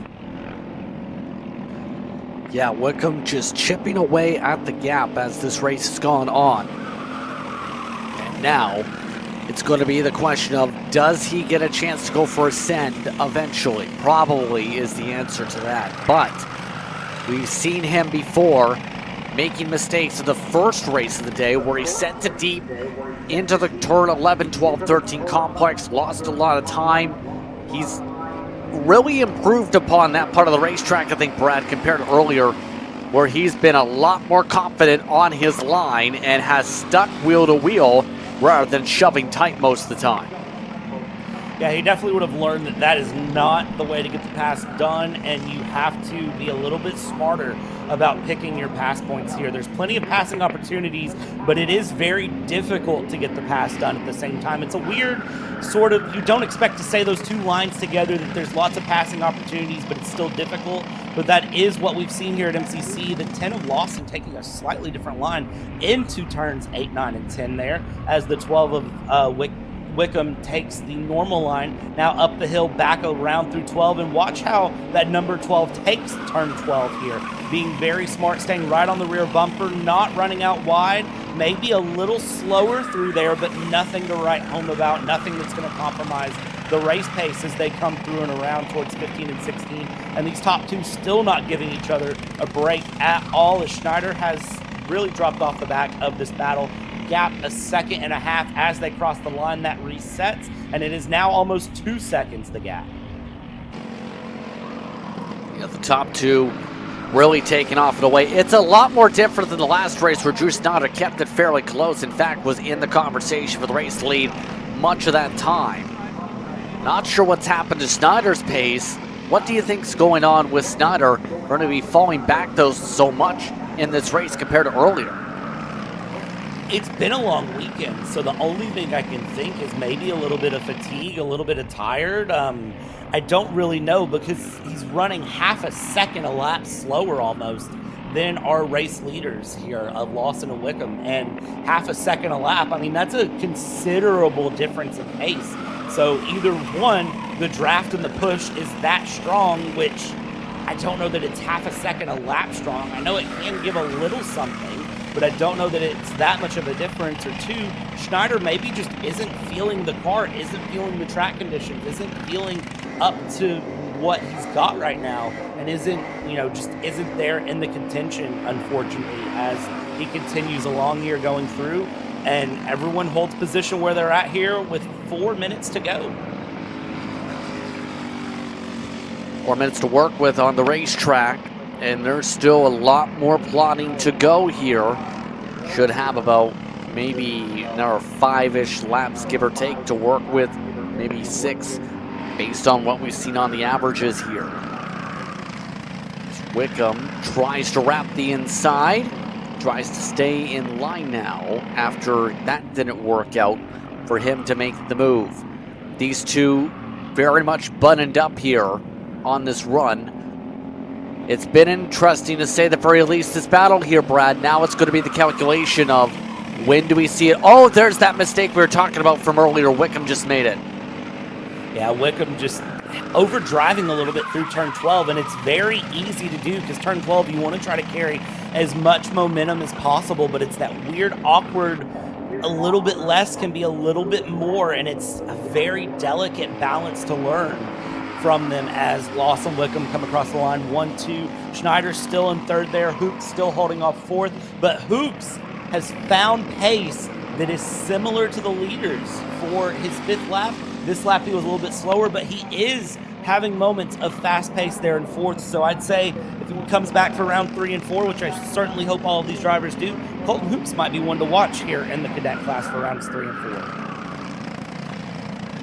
Might potentially be if he's able to improve consistency being the key in that 72 kart. But consistency is going to be something that you have to learn as a driver, because if you want to be able to drive well, you can't be all over the map on time. It's so important to make sure you have constantly good times that are in that same ballpark time in and time out to be able to give a good baseline. That it is, and we'll see if that consistency improves over the next couple of months, but I'm going to say that I have a lot of faith in that. The consistency up front is really what he needs to be striving for. Lawson, Wickham, and Schneider being very consistent in their lap times, very consistent in their pace, and really holding on just hundredths of a second off of their fastest laps time and time again as we go through. 1.5 minutes left to go for this cadet class, and Wickham's still not able to get the pass done. He needs to pick a good time, and right as I say that, I think this is the time he's picked here, wanting to do a switchback through 7, which is always a good shot to try, but not able to make it stick there. Now through 8, 9, and 10, we'll have to settle in behind. Can he get a pass through turn 12? Going up the hill and back down. Well, through 11, he's going to be behind. There's a bit more of a gap there than he's going to want if he wants to pass into 12. He's got to run. He's got to run through. No, not close enough to put it to the inside. Thought about it, didn't take it, and now they go back in the line once again. That might have been one of the best chances Wickham's had all throughout this race. Now they have about 3 laps to go. Look how much time is lost. It's going to take at least a lap or 2 to regain that time, Brad. Wickham may have just 1, maybe 2 laps to really do something when you realistically think about it.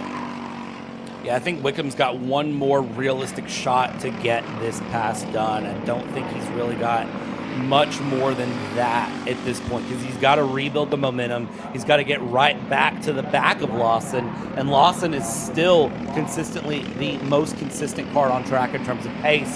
Wickham did set a quicker lap by just 1/100th of a second, but you can see Wickham there with the hand up a little bit. He knows that he's got to try to find time as he goes down the hill, 8, 9, 10, lowest part of the track here, turn 11, and now up the hill. Wickham, you can see the gap there, especially from that shot, just how wide it is. He's going to try to find it. He's going to try to find time. Again, turn 12, a little bit slower through. Just, I think, trying to drive a little bit too much, but 13, 14 can make it up. And he's going to have just a handful of times to try to make this pass done, but that gap opening up, I don't know if it's doable. Yeah, this is going to be extremely difficult at this point to close on up here. It's down to a kart length and a half, give or take, here in these cadets. 2 laps to go up on the board officially.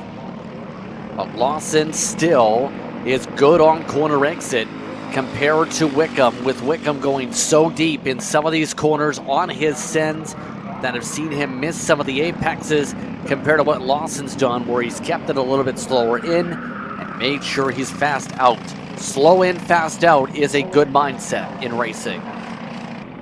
That it is. It's always the best thing to decide. Sometimes it's better to go a little bit slower on entry so you have more momentum on exit and can conserve through, which is what the difference in driving style, I think, really between Lawson and Wickham is, as you just pointed out, and it really shows through turn 12. That's really turn 12, 13, 14 is where we see the gap really close on entry, but then once they come out of turn 14 here, you see it just continue to open back up, because Lawson is able to really get a good run out of 14 and set things up here. Across the line, the shoulder check over the left shoulder of Lawson, and knows Wickham is there. White flag is out into 1 and 2. It's one final run to try to do anything here, Justin.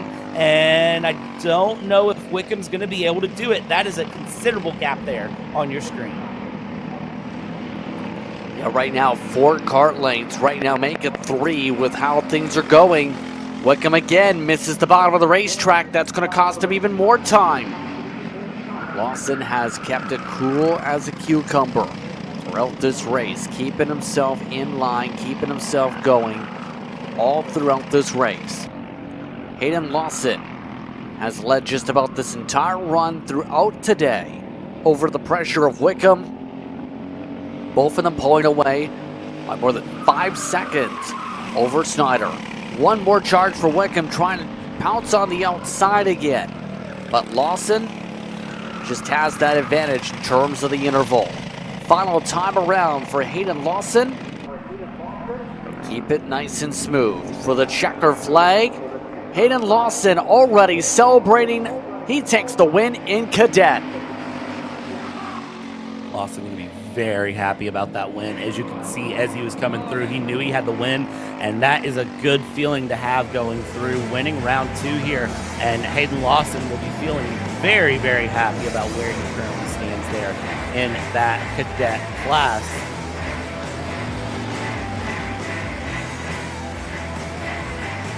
Let's get Lawson, Wickham, Snyder, and Hoops. Now they all sort themselves out in the running order. Snyder falling 7 seconds back of the leader. Hoops falling 17, near identically on the time. Look top to bottom at the running order in Cadet there. We still have one more 206 class left to go, Brad. It's going to be the seniors that are now firing up the engines in the background of what you see on screen.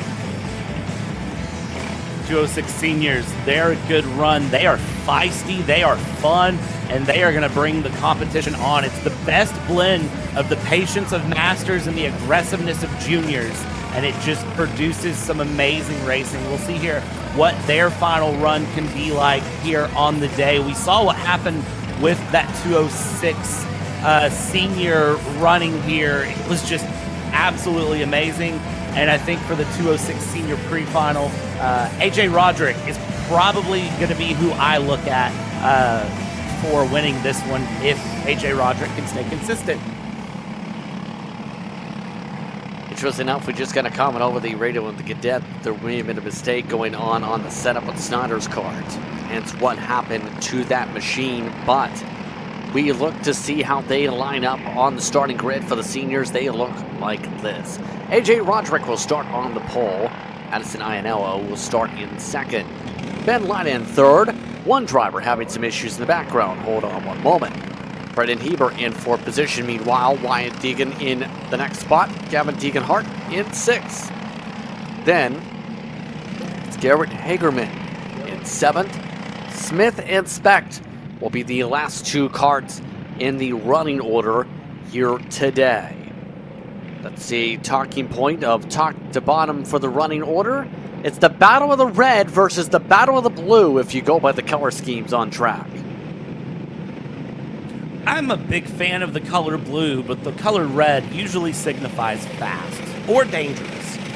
Maybe they're feeling fast and dangerous. I don't know. We'll see what happens here as we run through. We get this grid formed up. It looks like that was the 88 of William Specht that was going a bit slow there in the background. Actually, no.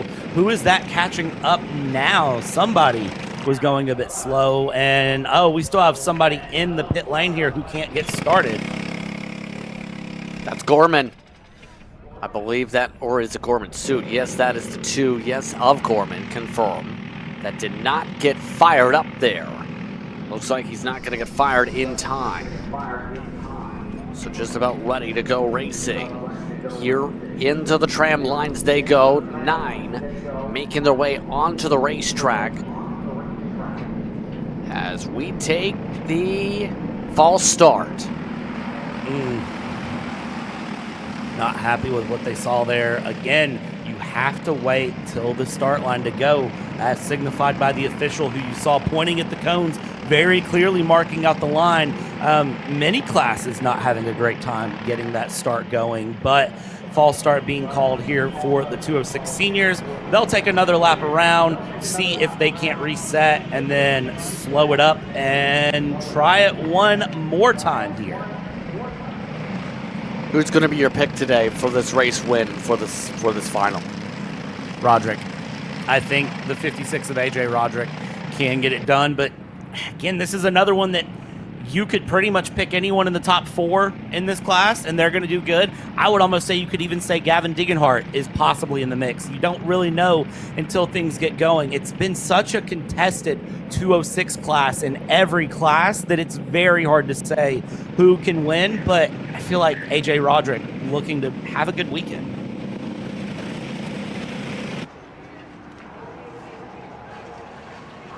It looks like even with the false start situation, they are still checking on what's going on with Gorman's cart.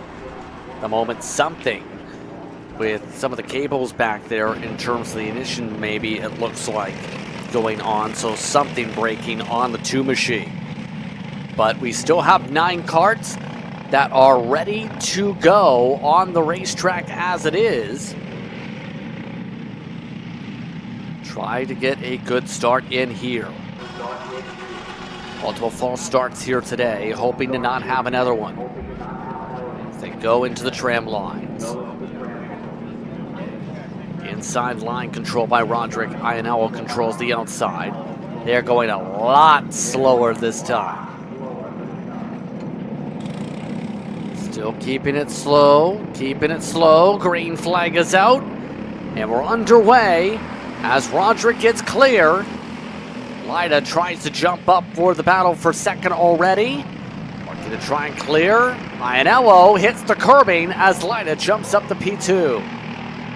Yeah, Ionello there getting a whole bumper there of Braden Heber going through. Roderick just trying to take off, doesn't want to look behind, and just wants to look at clean track ahead. Stay away from everyone behind because you know you've got a battle on your hands if you get mixed up in that. That 46 of Ionello down into second place. The 8 of Heber up in 4th, holding on, and in 2nd place is going to be Ben Lida. Ben Lida going to be looking to get that 991 cart moving up towards the front. Here we go. Dive to the inside of 12, going very defensive for the 56. Roderick is, and let's take it through. Roderick losing 1 place, possibly losing a 2nd, having to run wide there, and it is going to be that 46 of Ionello holding on to 2nd place, but the 991 of Ben Lida up to the lead after lap 1. Roderick in particular shuffled all the way to 3rd in the line. Not the start he was looking for whatsoever. We know Roderick has the pace to battle for race wins all throughout this weekend. And right now has to regroup as a result. Heber also jumping his way into the main pack, it looks like. Everybody else losing touch in front. Heber tries to jump cars. Now some pushing and shoving as Ionello goes to the lead.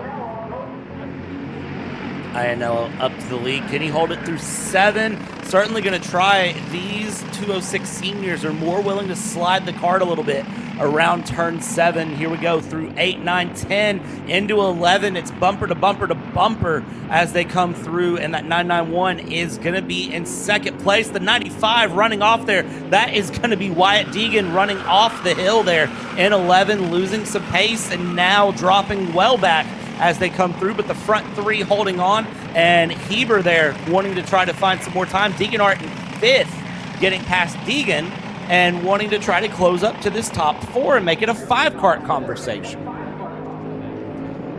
Yeah, it's going to take a lot of work, though, for that to happen as Ionello holds on in front of Lida for the time being. Lida backs up the corner as he elects to try and go for a bit of a different diamond line to build up this run. And what is, again, going to be up with the aggression levels being so high here this afternoon? You mentioned it might be with the temperature.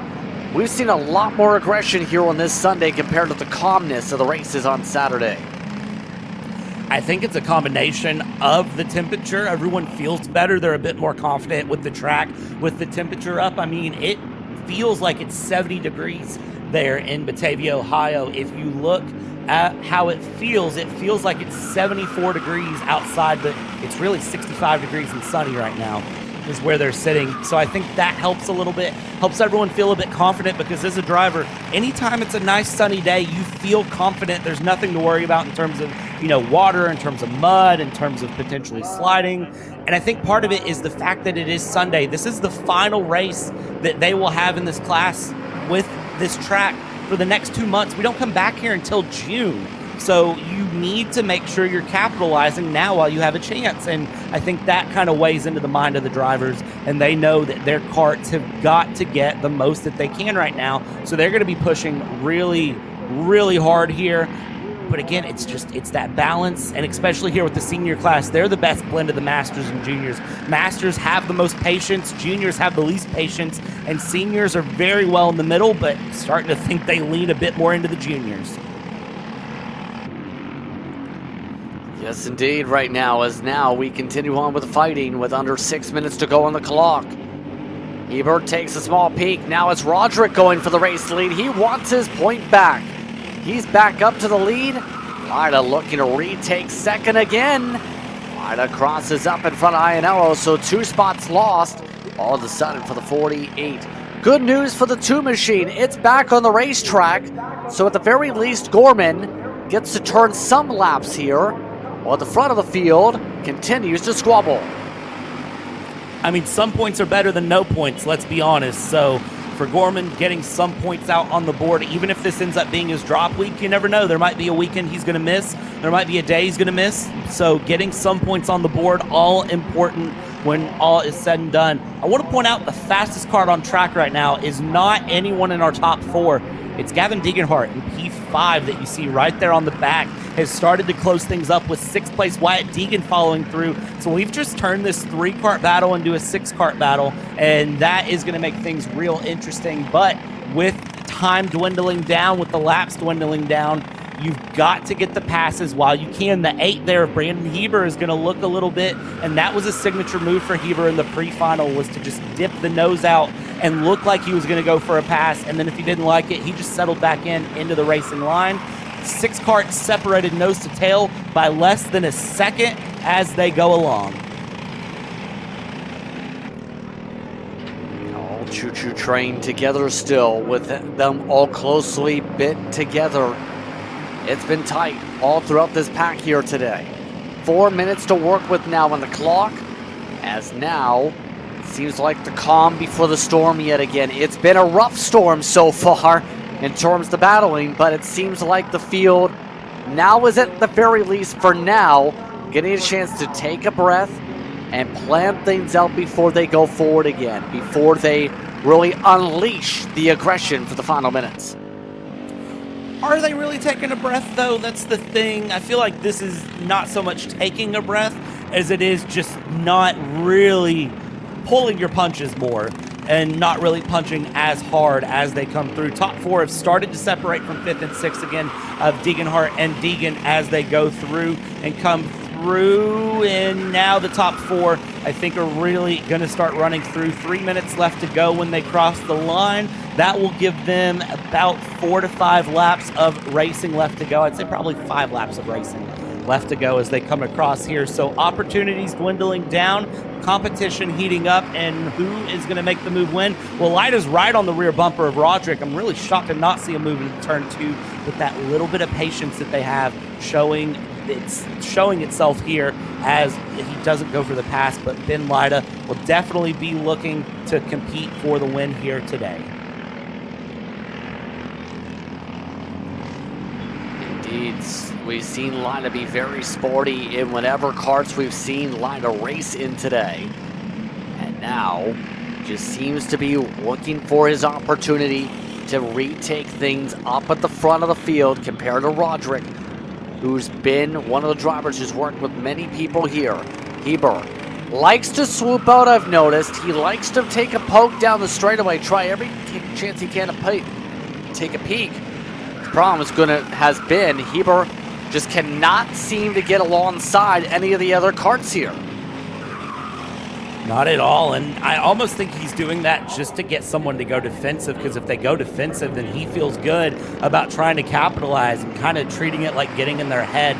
Deegan and Degenhart have swapped positions 5th and 6th back in the background. You saw that through 13 and 14 just off the edge of the screen. top 4 as they were here, continuing along in this train as they run. They have just kind of dropped the caboose, and they might be looking to drop Braden Heber if they can. These top 3, red, blue, blue. I don't know what your color choice is here on the day, but I tell you what, for Braden Heber, his choice would be a podium in bronze, but not able to make it stick against Iannello. Yeah, wanting to step on the podium here, Heber. But right now, looking back to see what the distance is right now, he's got more than a second cushion to be able to at least battle for 4th. Here we go for the lead. Lida sends it up the inside, able to take the poke and able to take the lead, but now it's Roderick with the crossover, the shorter distance around on the inside line. Roderick resets up in the lead. Does Iannello take a chance to leapfrog? Yes, he does. He takes a poke alongside Lida. Now Heber thinks of a chance. They all get single file. A good move by the 56. Heber very clearly feels like he's the fastest kart in this train of 4. You can see going down the front stretch. He kind of stuck his head back and forward, kind of like, come on, I'm the fastest. And look, now he's going to prove it. This is going to let Roderick run away, but now we're going to mix things up. Heber had to settle back in. Iannello up into 2nd. Lida down into 3rd. And Lida's going to look for a crossback there out of 7. Not able to make it land, though. And now 2nd, 3rd, 4th are together. And Roderick is kind of thinking, okay, you three battle it out. Let me go here. Let me go up the hill, down the hill. Give me the breathing room that I really want. And now let's battle it back out. Iannello to the outside, to the inside is going to go Lida. And now Heber wants to go to the inside. Can Heber get 2 places in the shape of 1? Yes, he can. Throw that number 8 up into 2nd place. Braden Heber able to jump up to 2nd spot. Now as they come up to 2 laps to go. And look at the cushion. A huge cushion now for Roderick to work with. What's it going to take to close up here? Because that's 6 kart lengths that need to be gained in about a lap and a half. I think the big thing here is Roderick needs to not make mistakes, and Heber needs to not make mistakes ever for the remainder of this race here. The final lap and a half, as it will be once they come out of turn 7 and go through here. Roderick needs to just stay smooth and consistent. Heber needs to be even smoother and even more consistenter. That's not a word, consistenter, but needs to be so much more consistent and close up that gap. You can see out of 11 is doing a great job going through now into 12, closing the gap a bit. Heber has pace. Heber is the fastest kart on track. Once out of this battle, let's see how this goes through as you've got squabbling behind for 5th and 6th. There's Gorman in the 2, again trying to put in times and giving that classic point by saying, you know what, I'll stay to the outside, you all go to the inside of me, and letting them know how to pass and get through. White flag is out, final timeout. Here comes the defense by Roderick. Heber now goes for a pounce. He's closed up the 6 kart lengths he's needed to close. Now he's all over the defensive line. Swerves back to the right, trying to set up the diamond line. Gets now to the left side of Roderick. Now cuts back in line as he plays defense back on Lida. There's still one more major passing chance to go. Or he can try it right now. He got alongside Heber, did of the 56, elected to reset. Now one more chance for Roderick. Will he be able to play the good defense on Heber? Heber builds up the run. Now fakes out Roderick. Catches him off guard. Ooh. A slide by Lida. He hits the curbing. A dive back by Roderick. He slides back in front. Some argy-bargy with Lida. Iannello dives up for 3rd. Up to the checker flag. Roderick trying to hold back Heber. One more opportunity to the checker flag. Roderick stays to his right. To the checkered, it's going to be Roderick for the win.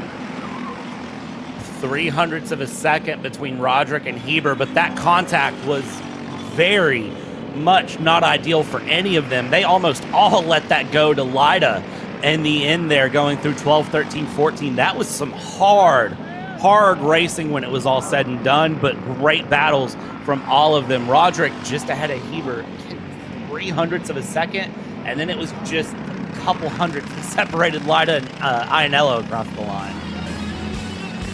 Roderick Heber light up the difference in the top three. Ianello in fourth. Then it's Deegan in fifth, followed by Degenhart in sixth position. Hangersman in seventh.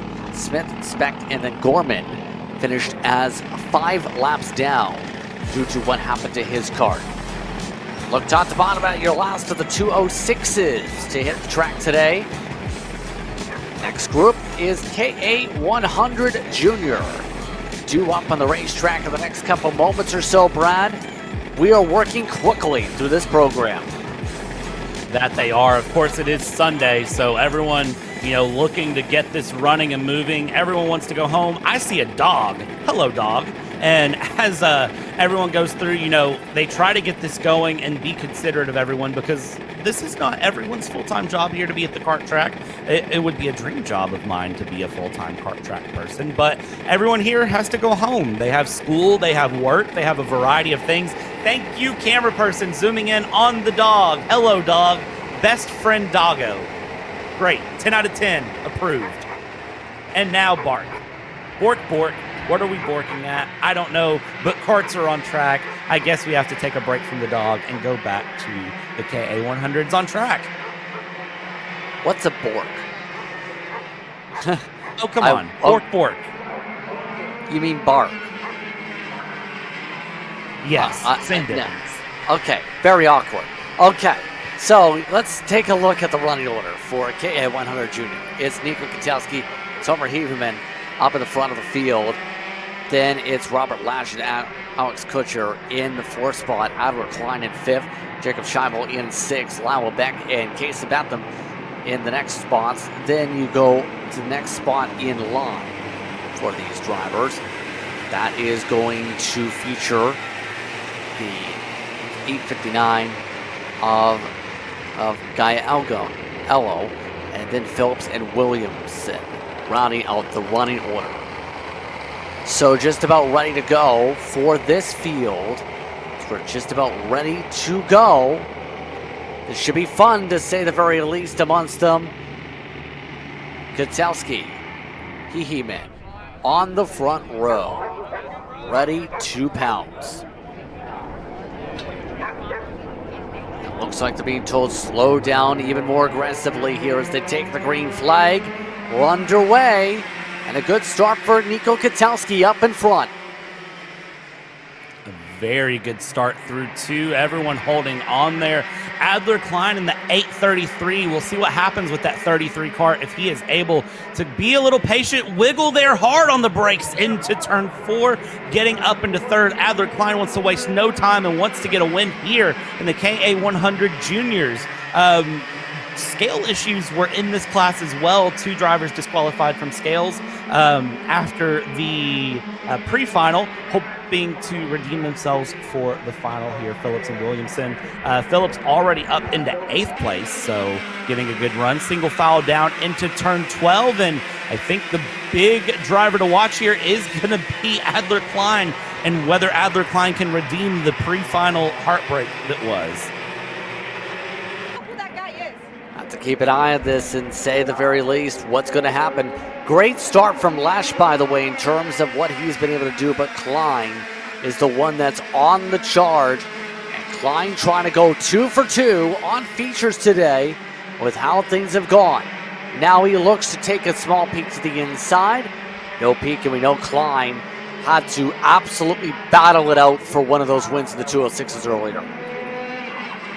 Yeah, he did, and as we watch Klein continue to battle it out here in KA100 Jr., this will be Klein's final chance here on track to find something right on the back of Heeman, and Heeman is not going to want to let this go at all, because there's been tons of hard battling going between all of them, but Kwiatkowski has decided this time around to just open the door up, dump the throttle, throw out the lead weights, whatever you want to say, and really try to build up a gap, try to build up some cushion, and make sure the karts behind stay behind. Doing a good job there through 14, 15, 16 now down the main straight we go, and this is going to be a really good, fun run to watch here as they go down through 1 and 2, and the gap opening up even more. Klein, now the dive to the inside of Heeman through turn 2, tries to switch it back, and I think Klein is going to be able to hold that lead down into 3. He is. Yes, he is. Adler Klein now up to second.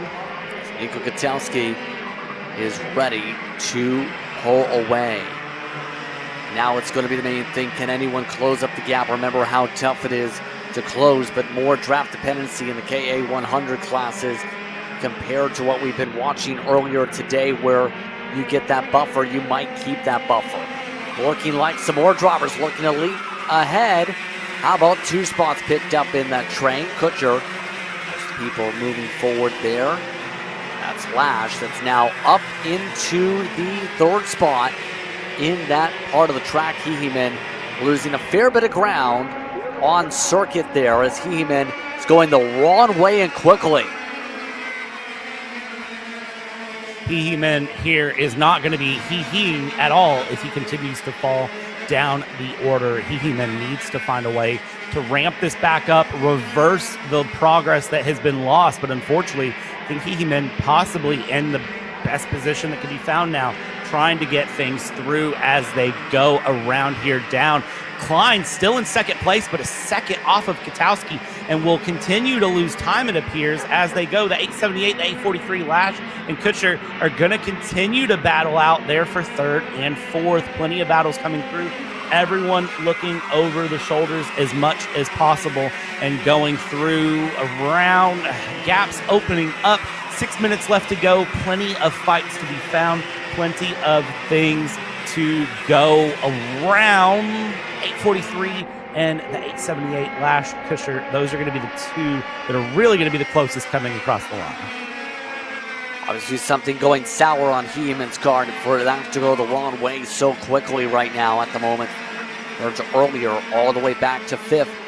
Right now, the 843 of Lash has some pressure, and it's going to be involving the 878 Alex Kutcher that wants to pounce. Scheibel that's still up there. Scheibel, I should say, also up there trying to find a way to close. We have not seen as good of a day for the 821 compared to yesterday. That 821 yesterday had such a brilliant burst of speed in several of the races. Today, it's been so quiet from them. It has, but sometimes you kind of are okay with having a quiet day and just having a consistent run. You know, sometimes you just need to sort of come back to it and just build on momentum and just be comfortable.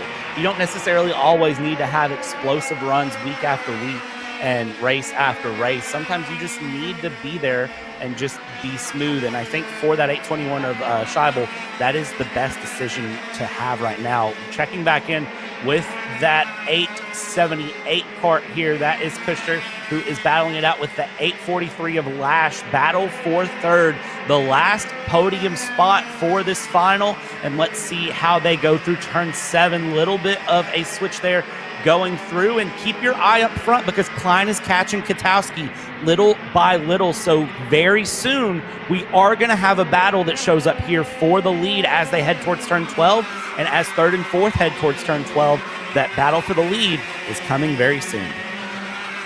That draft really starting to kick in now that the 833 has gotten in the slipstream range at the moment. Just within 4 or 5 kart lengths still at the moment as things shape up there. Make it 3 kart lengths. Last time by, Klein was a 1:3:08. That was a faster lap time by 3/10 compared to Katowski on the close-up. And now, we know Klein doesn't like to wait here, Brad. He likes to go once the chance is there immediately.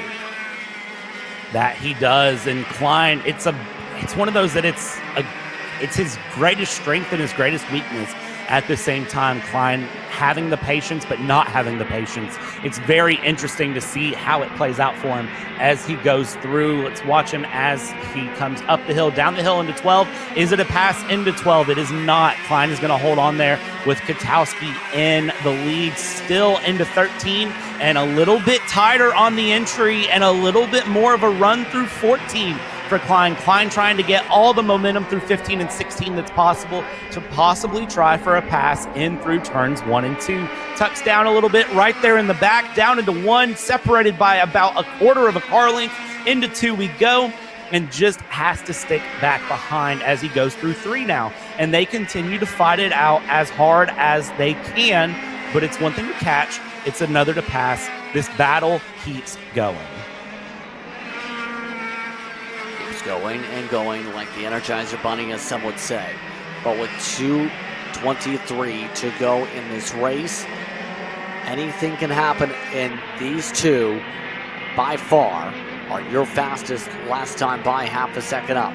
Klein looking like he's not in range yet fully for the peak. He is trying now again, but Kwiatkowski covers it off. Nico Kwiatkowski, obviously one of the many real racers that races at the national level. We've talked about him, one of the drivers that race for TKG here at this local track to them. He's had profiles done for him over the years, a Polish-American in the area as well, doing such a solid job. With under 1:40 to go, though, he's going to have to hold back Klein for a lot longer. That he is, and it is difficult to hold back Adler Klein, as we know. We saw that in the 206 Jr Final, that it's very hard to hold back Klein. So as we watch them continue along, it does not surprise me at all that this is the situation we find ourselves in, that Klein is pressuring Kwiatkowski here as we go. Now in the pre-final, it was Kwiatkowski who bested everything here in KA100 Jr.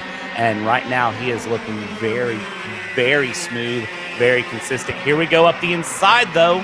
If we can find the run for the 843 and the 878, they squabble it out through 12, 13, and 14, and it is the 843 of Lash who gets ahead of Shable. Check back up with the leaders here. That 33 wants to find the dive into two. Not close enough for a dive into two, but is going to force the move anyway and slides through little bit of an aggressive run, but he didn't want to wait. He gets past Kwiatkowski. Kwiatkowski with a look over, seeing if anyone's around. Did anyone see that? Because Klein came from nowhere behind to get that pass done. Absolute dive bomb to be able to make it, and he made it sort of stick across the curbing and across the slide. And now Klein just looks to do one thing, run, and run away fast. Problem's going to be there's still about 2 laps to go when they come to the stripe here to be able to do something here. Now it's going to be the tough part of Kwiatkowski. Has good speed to keep up. He's already gained up about half the margin lost. Kwiatkowski's not going to give him any breaks when it comes to this send-on back here in a few moments, you'd have to think. Not at all. 2 laps to go as they go through, and Kwiatkowski is going to probably just stay behind this lap. Little wiggle there from Klein, braking into turn 2. You can see the kart just get a little upset. That's going to give a little bit of pace advantage back towards Kwiatkowski.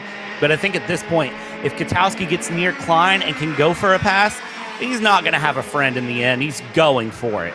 So we'll see here. He's back up by a rate of knots. These two separated in pace by just thousandths of a second. It's back and forth each time. Adler Klein does have the fastest lap on track, but Nico Kwiatkowski has been very consistent on pace the entire way through. Has it to give here, and into turn 12 is not going to go for the pass. Is going to stick behind, I think, into 13 and 14.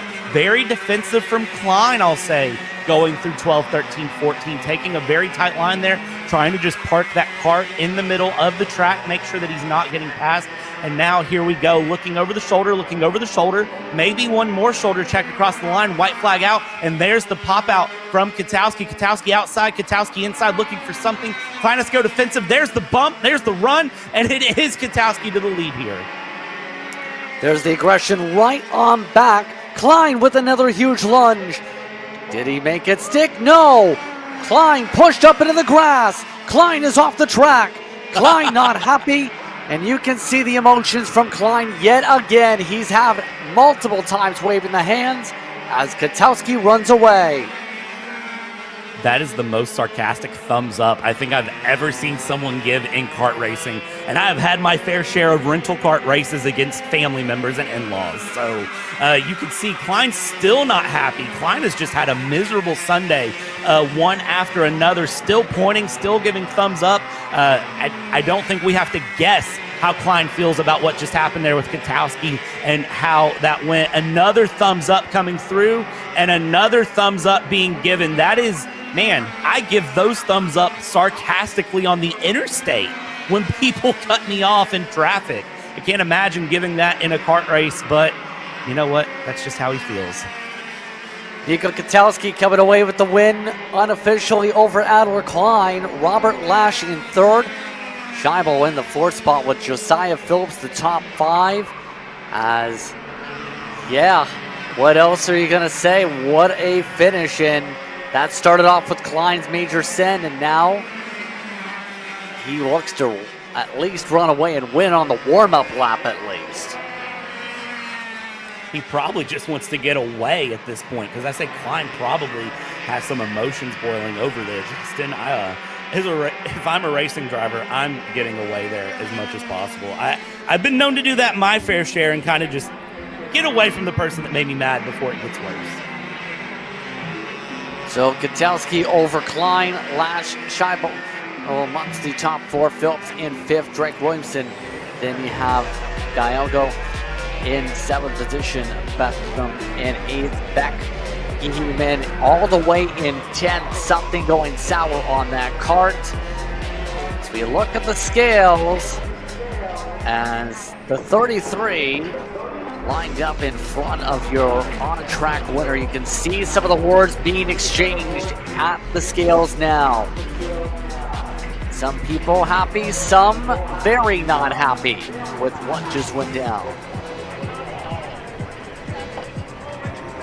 Interesting to see what's happening there. I'd be curious to know who that is upset as well, you know, because you got to imagine hard racing going through, conversation to be had, and well, now it looks like I see some people with MCC polos on coming through and having a conversation as well with our race winners. So KA100 Jr Final, I got to imagine there's still conversations to be had about how this race went down. Yeah, an eventful one in KA100 Jr. We're about halfway through the list of finals so far here today, by the way. We still have 4 more left to go on the docket. And it's going to become very intriguing how the Masters now play things out. Remember, they were originally swapped around to start off the day to allow them different time to be able to get in their various karts here. Those Masters are going to be very wild in just a moment. That they are, but they're going to be such good racing through. You could see track officials still down talking to Klein. Very clearly they are aware of where the emotions are sitting there, going down talking to Klein and just getting things chilled out.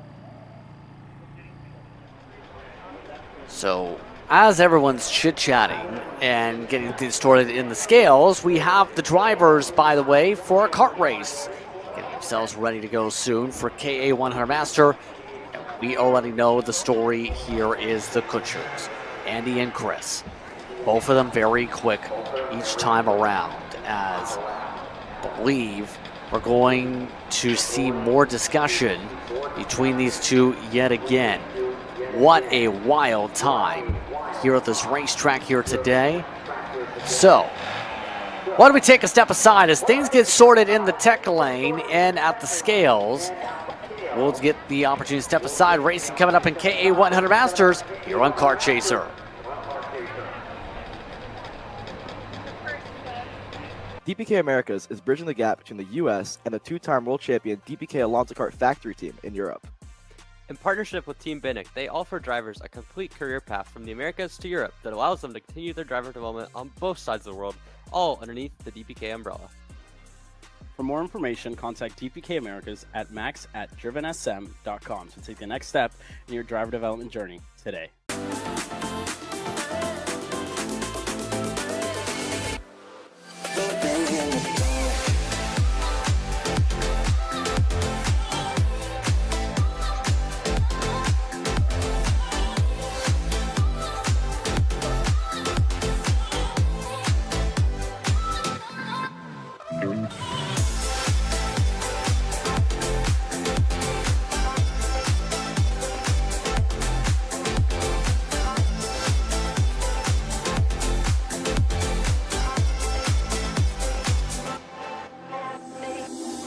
you ready to get behind the wheel?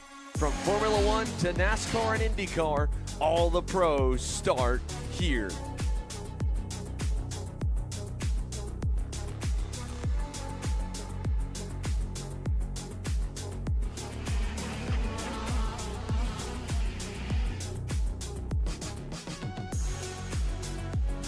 For more information, check us out online at mcckarting.com or call us and go racing today.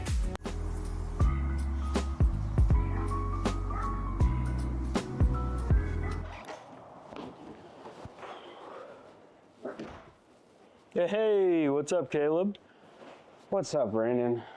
You sound defeated. A long day at the office? Yeah, got stuck at a cat food marketing meeting for like 3 hours. I don't know a thing about cat food, and I don't even work in marketing. And then I got sent on a coffee run like I was some sort of intern. Then at the end of the day, when I want to go get gas, I just realized everything is so darn expensive nowadays, man. Yeah, you got that right. Like, do you have any idea how much we're spending on Netflix? That's like $20 a month. Do you know how much we're spending on cable? That's like $50 a month. But you know what isn't expensive? Tell me. Kart Chaser Premium.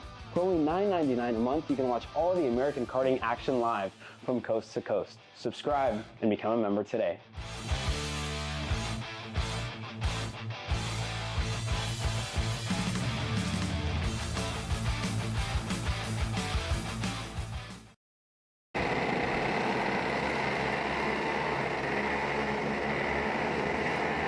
The karts are now on the racetrack. We'll do this once more. KA100s continue on now with the Masters.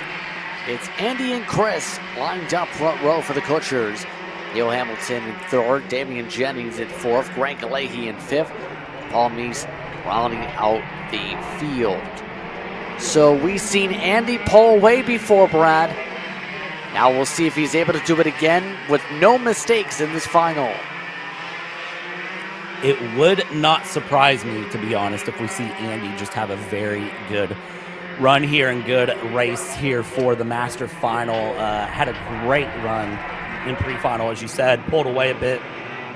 But I think if Chris can get away well here on the race start, I think Chris can give Andy a challenge, put Andy on the back foot and try to push things through. As you can see, the Masters being very last second to get things gridded up here, going all the way through 12, 13, 14, and then gridding it up. But when you're just a field of 6 karts, you can afford to do that. Yeah, absolutely here. So let's find out how they're going to race things out here. We've seen the Kutchers pull away a sizable margin already in the pre-final. Expecting more of the same here in this final. Here we go, green flag is out. We're underway. It looks like it's going to be Chris who gets an edge at the stripe, but it's Andy who's able to keep it alongside. Chris and Andy not backing down on the side-by-side. It's Andy who goes to the lead. Andy able to retain pole there. Very good job going into turn 4. Now we come through 5 and 6, and you see kind of looking over the shoulder, trying to figure out where Chris is. Chris is in the gray suit. Andy's in the white suit as they go through, and they also want to keep an eye on Neil Hamilton and Damian Jennings in the background, because those two were showing some really good pace at the end of pre-final and might be able to catch up to these two and possibly try to give a challenge if they can. Meese able to get ahead of Leahy there for 6th and 5th and flip things around in that order, but up front it is still Andy and Chris holding on where they're at. Indeed. Pull off and away here as come across the stripe. Andy over Chris. Jennings in third here off the start. Hamilton in the 4th position. Already Andy putting away a big amount of speed. You see him really showcasing the speed of that motor compared to yesterday after it blew from the contact. Yeah, the motor blowing up may be a blessing in disguise for his Sunday. Of course, he lost a good chunk of points haul there for Saturday, but here for round 2 on Sunday, I mean, he's very clearly taking advantage of getting that motor fixed and getting new components in, because it's clearly giving them some sort of pace advantage against Chris as he goes through and around. Coming through turn 12, gap is going to continue to open up, and look at the rotation on the Kart there of the chassis going through turn 13. That hard left-hander, that left rear wheel just loves to pick up off of the ground. Yeah, that grip roll, as they call it, provides a lot of intrigue. Leahy seeing some moves. Wow, that looks to be Meese that's making the pass. Yes, it is. So Meese able to move up a couple spots here in the 297 on the racetrack at least. They have a transponder situation going on once again, you see on the scoring. But the 297, remember, had to come down pit road early after contact in the last race. This race, looking to just make sure he gets to the finish, as the 275's got a problem. Into the grass goes Jennings. Jennings looking immediately at the motor, so that is a motor failure again, I believe, coming through. So knock Jennings out. We go from 6 karts to 5. Another mechanical failure in the KA100 Master Final. Round 1 yesterday, it was one of the Cushers, and today it is gonna be Damian Jennings. So a bad break for the Damian Jennings machine, as he is now stuck in the grass. Nothing he can do except sit there and watch the rest of the karts go on by like it's a picnic. Still less than 7 minutes to work with on the track. Andy has a 1 second lead over Chris. Andy doing exactly what he went out to do today. Dominate and win against his family member. Do so in good fashion. As we'll have to see the 275 if he's able to get going. Yes, he is. Able to fire it up finally after losing a lap or two. Yeah, Jennings back up and running, but I have to imagine that Jennings is probably going to just be bringing it back to the pits at this point. If it was something significant enough that he felt the need to pull off there and stop, I'd say he's probably going to be bringing it to the pits, calling it early for this KA100 Master Final here. 297, talk about some pace for Meese there, going through, looking very fast and competitive coming around and continuing the battle. And yep, there is the pit call for Jennings. That is the 275's weekend over. Yes, indeed, that brings us down on the total 2 to 5 confirmed. But Andy Kutcher said back in 2019 in karting forums that I'd love to say that number one is to have fun, but in order to have fun, I have to be a competitive goal first. His goals back then were to maintain competitiveness at the time, get his nephew and the family into racing. And now we've seen how the racing's fared out over the years when it comes to Andy Kutcher. He's definitely got to be having some fun in terms of his competitiveness, to be how quick he's going around this racetrack. The karting champion and the Porsche Club national driving instructor putting on a clinic on how to drive this track. Yeah, I mean, tons of pace there for Andy, just continuing to run through lap after lap. Best lap is a 1 minute .0, and considering the fact that Chris's best lap is a 1 minute .4, and I mean, he ran 7/10 faster on the last lap over Chris. I mean, yeah, it's hands down. I mean, if fun is not just running your absolute wheels off of your kart time after time, if you're Andy, I don't know what fun is then. He's very clearly dialed that kart in between yesterday and today, gotten everything together, and is just having a great time here. Yes, indeed, having some fun with 4 minutes to work with on the track here. 4 minutes to go in this race, plus the 2 laps. How that separation's really fared out compared to the rest of the karts. Mind you, Meese has really driven his way forward. And once those karts in the 297, the green machine. There's a look at Chris. So far, Chris just minding his business in second here today. Had been working through setup stuff over the years, has raced a fair bit in different series, including, over the years, making some appearances at tracks like Route 66. course, one of the drivers taking part in the Ontario Valley Karting Association. Just many of these drivers continue to just work through karting as a whole to be able to learn and be good as drivers in the long haul. And the main thing I will say when it comes to karting associations such as the OVKA is, it's good to be able to expand into the industry, to be able to allow drivers to learn who you are and learn about your teams and competition to be able to get in the sport. Yeah, everyone starts somewhere, so you do that sort of grassroots division where it is your local track and you go very local, meet the people local, and then slowly you expand out and you expand out and you expand out. And that is just sort of the nature of racing. Is you can't immediately jump and run the top series. Things that come to mind for me is World of Outlaws. You can't run NASCAR. You can't run straight into Formula One and IndyCar. This is where you have to get your start and work your way up into those other classes, those other divisions. This is where you learn the fundamentals of racing. You learn, the formatting of racing. You learn how to control your emotions in racing. You learn how to do everything the right way to really sort of learn and build your way up. It's one of the cool things I love about these tracks. And again, this is technically my local karting track, all things considered. I don't know of one that's closer to me than MCC Cincinnati. So that is just kind of where things sit. And it's something that's so fun to watch and go through. Andy is still just, absolutely flying, by the way, if you were curious. Just if you're wondering, he's just casually 4/10 faster than Chris this lap than Chris's pace. And they're both still about 2 seconds a lap faster than Hamilton, Leahy, or Meese. So I don't know what Andy has fueled that Kart with. I'm not convinced that it's just gas at this rate because he's going so fast, but very clearly he looks very comfortable up in the lead. This is the definition of having fun for him.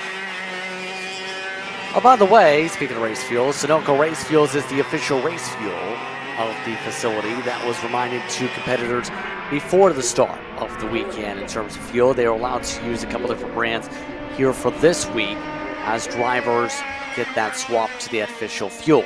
But less than 50 seconds to go on the clock as we see the top two just continue to sort out their parade around this racetrack. For Andy, at the very least, it's going to be interesting where he's going to be sparred out in the point standings after today, where those official points are going to be. It's going to be something to watch for the standings for the rest of the season. Yeah, Andy's going to need to have a really good season. Of course, remember, there are 8 rounds, 4 weekends across the year, 8 rounds in total, because Saturday and Sunday count as separate rounds. You have the winner of the weekend, but you're also looking at getting that win at the end of the season in your class. But you get one drop round. And unfortunately, I have a feeling that Andy might have used his drop round yesterday whenever points get calculated and tallied at the end of the season. So we'll have to see what happens. He's going to need to continue for the rest of the year every other month to have good runs. But, if you can end out this round 2 on a high note, and, for Andy, it's definitely a high note, then I think that will take him in the momentum going through these next couple of months of prepping for rounds 3 and 4 in June. I think he'll be feeling very good. I think so too. Last time by, he set his fastest lap time, Andy did, with a 1:0.87. Putting up qualifying laps, essentially, with how things are up at the very front of this field right now. So they'll come up to the white flag this time by. You see the front straight away. How calm and peaceful it looks, at least. At some moments, but then you have the karts themselves as they make their way down the front straightaway that bring it back to life. Andy Kutcher, one more time around. Through turn 2, looking very comfortable. A little bit, again, of that lift of that left rear tire going through turn 2. You can tell he's just muscling that kart around, trying to find maximum pace, running it on the absolute ragged edge of grip out of those tires, going through now in through turn 7 and still looking good. Chris behind, not too far behind, can be happy with the result there, but very clearly maybe a setup difference, maybe just something that needs to change there for Chris to be as competitive as he was yesterday.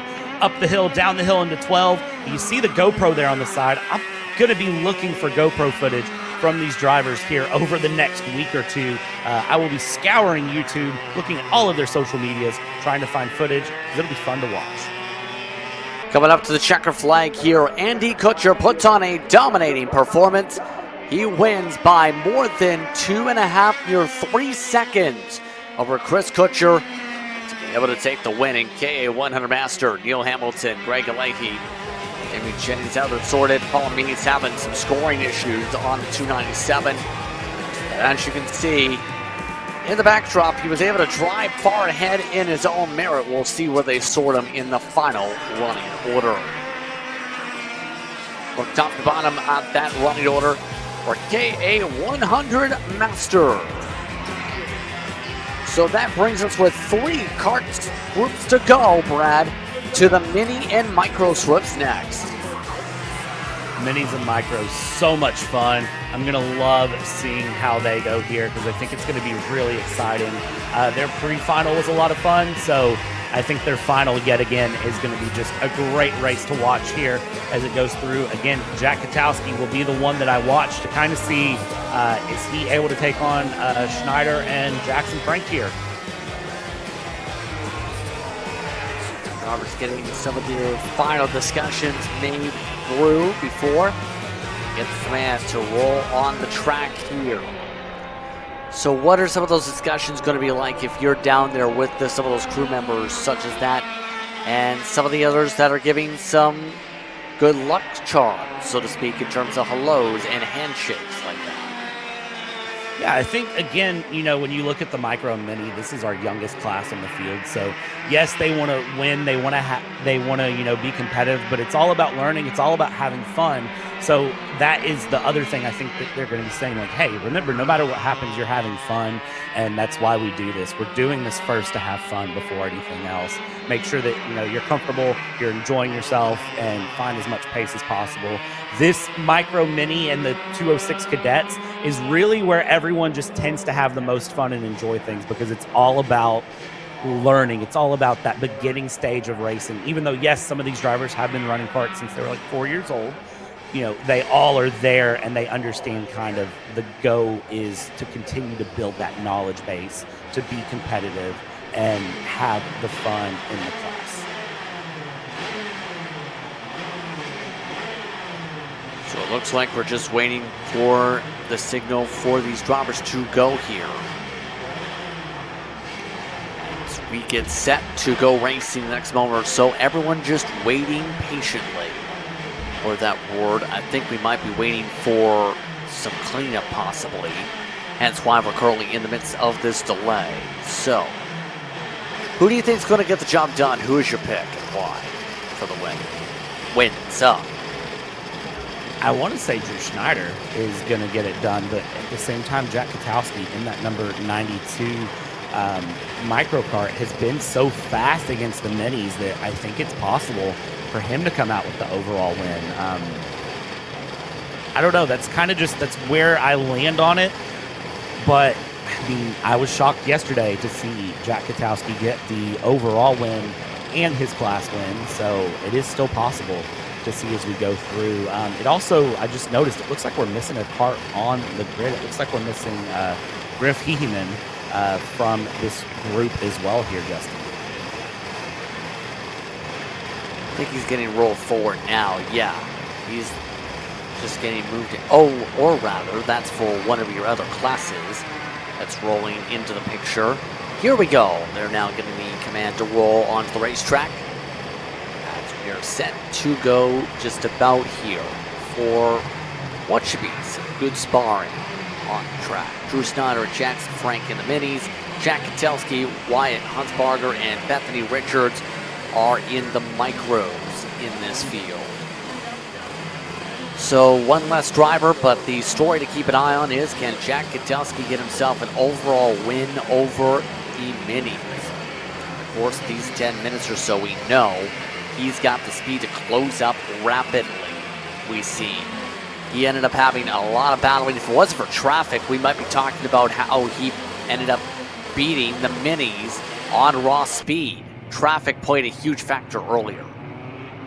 Oh, traffic played a massive factor. I don't even think huge is the right word. I think massive race-changing factor is really where it landed. So we'll see if it's the same way here as our karts come through 12, 13, 14. They're going to get the signal to slow down, but I have noticed the micros and minis, they don't tend to slow down near as much as everyone else does as they go through and come around. And, well, I take back my words. They have slowed way down, probably actually the best slowdown for a grid that we've had today. Just about ready to go here. Looks like they're keeping them all bundled together this time as the last two drivers make their way to the tram lines. Race start, green flag is out, underway, starting with Frank on the outside with a great launch. Drew Snyder gets swarmed by as Ketelski quickly moves by Huntsbarger in the battle for the micro lead.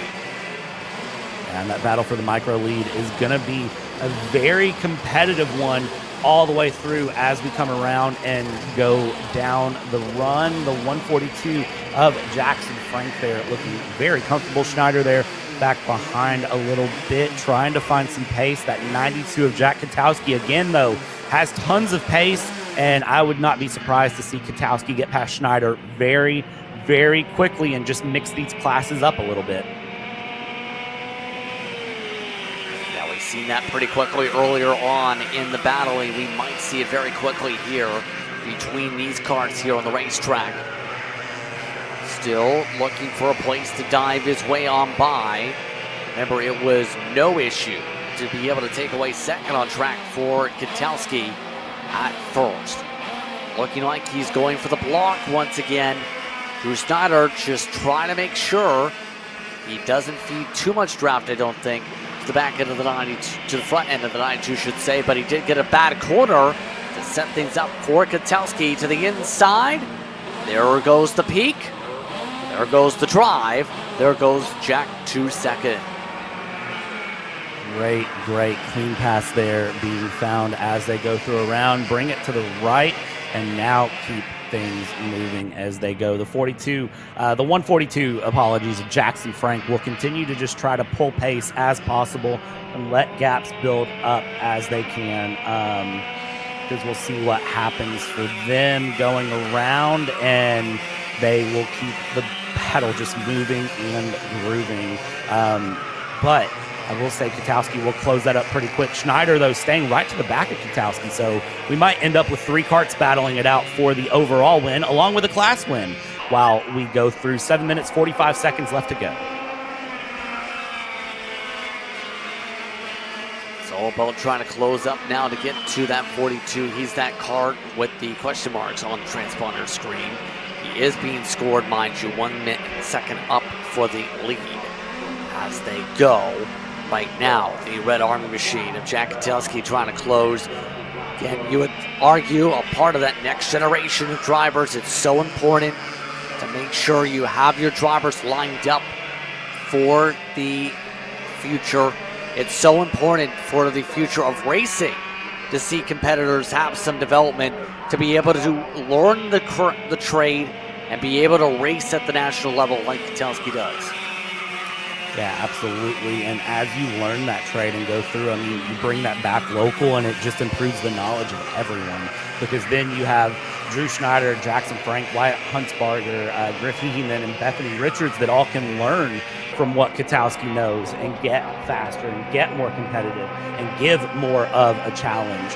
And, you know, that just helps improve everything all the way through, especially when you remember that this is our youngest group on track as it stands, other than the 206 cadets. This is our youngest mix of cars going from 7 to 12, almost like cars for some reason. Tells you the day it's been. As we go through, look at this run, pass through the 142, trying to hold off the 92, wasn't able, and the 92 of Ketelski gets past Jackson Frank for the overall race lead. Nicely done by the 92, and now it's going to be interesting if that sees him take off and run away here or not in this situation. Now it's going to be also interesting on one more thing.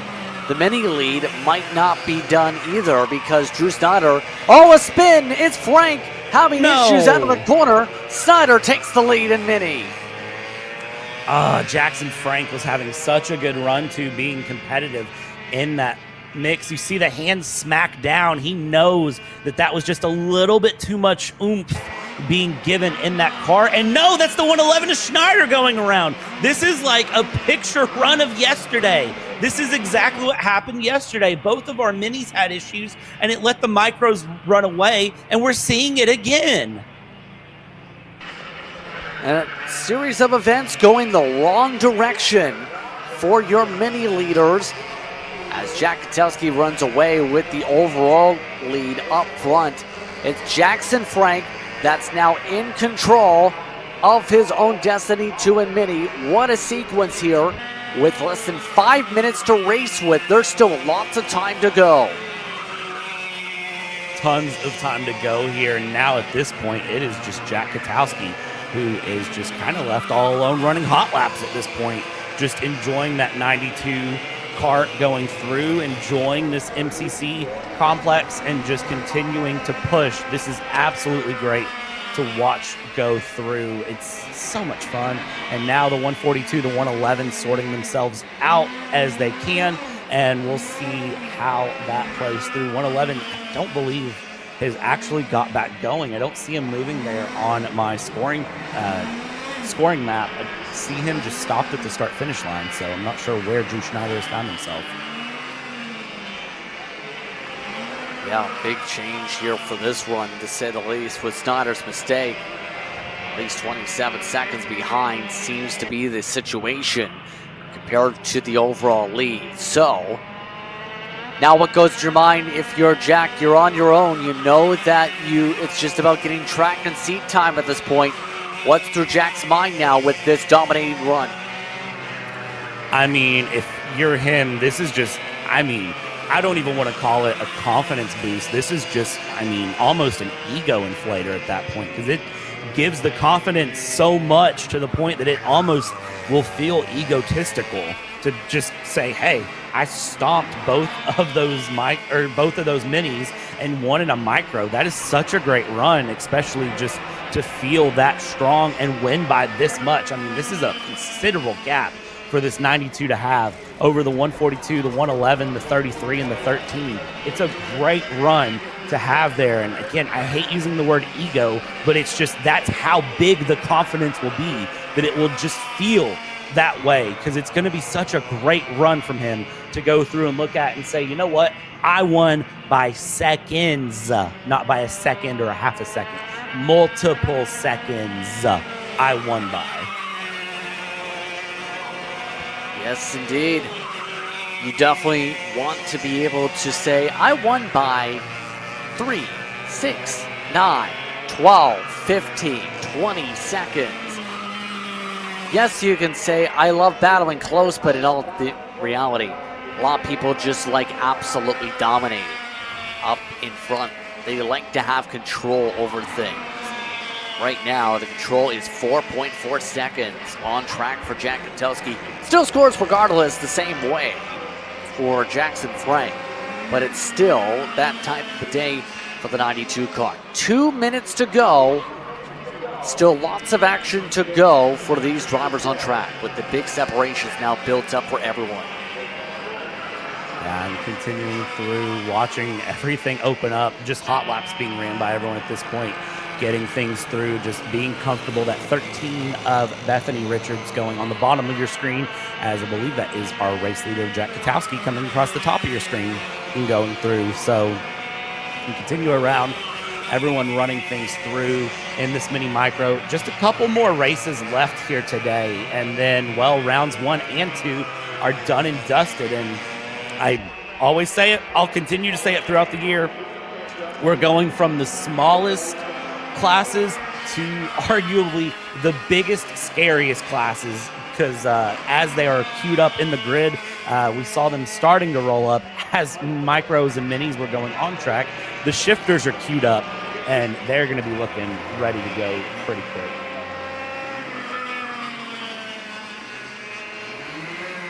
Yes, indeed.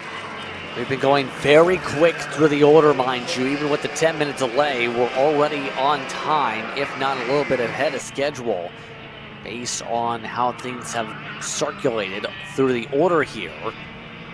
Now, it's just going to be the closing for the race, to say the least, for these two to be able to win their classes here in the final. Still coming around to what's going to be close if we get 3 to go or 2 to go. It's going to be close by a few seconds, it looks like, for Katowski, but he has been a full second plus quicker than the rest of the field most of this run. It looks like we will get 3 laps to go. Man, 3 laps to go here by just a few seconds. I'm sure everyone's okay with that to continue running laps here, as Katowski has just been dominant. 5 seconds the lead right now over Jackson Frank in that 142, as everyone else is still trying to cycle their way through. Wyatt Huntsbarger just crossed the line in 3rd place, 20 seconds back from Jack Katowski, to give you an idea of the gap, of the pace that's being pulled. I was just looking back at the pre-finals. The average speed for Jack Katowski was 45.5 miles an hour. 45 is the speed limit of the main highway in my town, the main through road that goes around the perimeter of my town is 45 miles an hour. That is the average speed Jack Katowski ran in pre-finals, and it's probably similar here for finals. So think about that, how fast these karts are going around this track. 2 laps to go as they cross the line here. Just 2 laps to go in this race, and what has been extremely calm after what was some eventful moments for a moment for the mini league. But it's just going to be about a clean track and a clean wheel in front. Just have to make sure get those marks without any problems if you are Jack Katowski. Still a lap and a half to go in this one here, Brad. And as we come through, plenty of time left to be found here, as they'll have the 1 to go when they cross the line, and that will give them just one more time around. And of course, no surprise here, Katowski will just continue to pace through, run a very solid lap, and just keep it moving around for the final lap. And just do what you need to do. Hit your marks, run things through. White flag is now being shown, and for Katowski, it will be 1 lap around, done and dusted, going through for this final time. Good, clean line through 1. Very well handled into turn 2, out of turn 3, that right-hander. And now we'll just keep things moving. It looks really good. Again, through that left-hander, and just clean air in front, clean air behind. No competition to be found. No need to over-push this, but we'll continue to try to run good times anyways. Just trying to get through some good data for what's turned into essentially a test session for Jack Katowski. Overall, going to finish this one with 12 laps turned as a result of his pace, total laps. But my goodness, what a drive! 92 at the front of the field, should say. Jack Katowski coming through for the checkered flag. He'll take the overall win and the micro win, and do so by more than 5 seconds. Jack Katowski wins at MCC Cincinnati. Meanwhile, behind him, Jackson Frank pumps into the air. He wins in the mini class. Able to come away with the win there. Huntsbarger, Snyder, Richards, the rest of the order, Heeman did not start in mini and micro Swift. So as the rest of the field comes across the stripe, we'll take a quick step aside. We come back, more coverage. You're watching Kart Chase for coverage, the MCC Pro-Am Championship Series from Cincinnati, Ohio.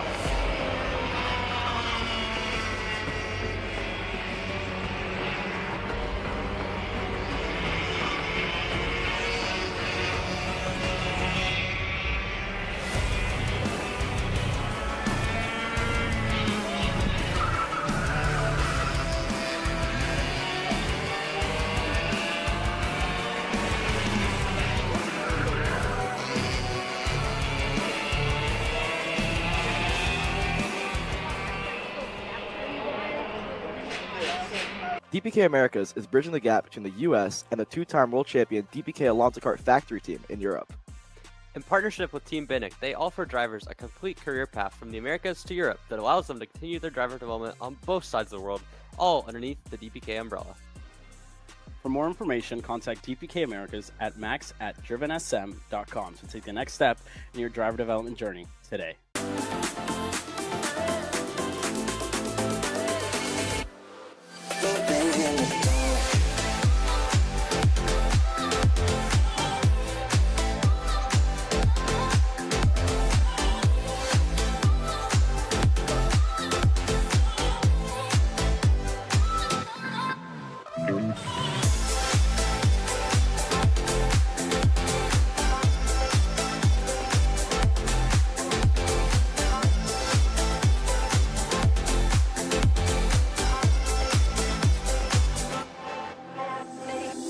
Are you ready to get behind the wheel?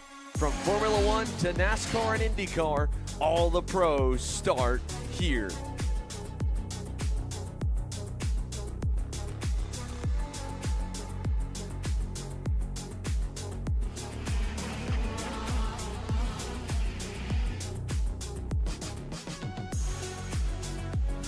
For more information, check us out online at mcckarting.com or call us and go racing today.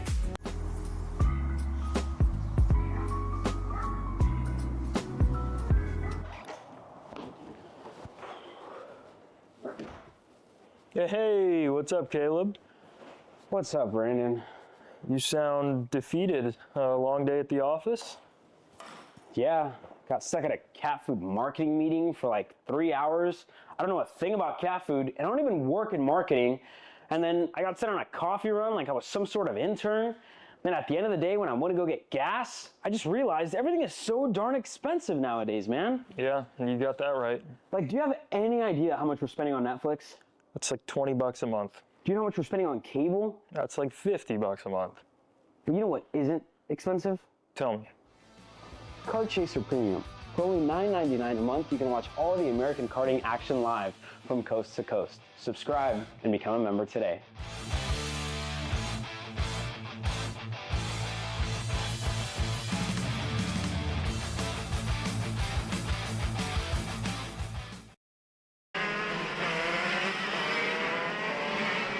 On the racetrack for Pro Shifter, it's time to shift through the gears and find out what they can do. Once again, your juniors are Ethan Langley, Eli Furnish, and Landon Mull.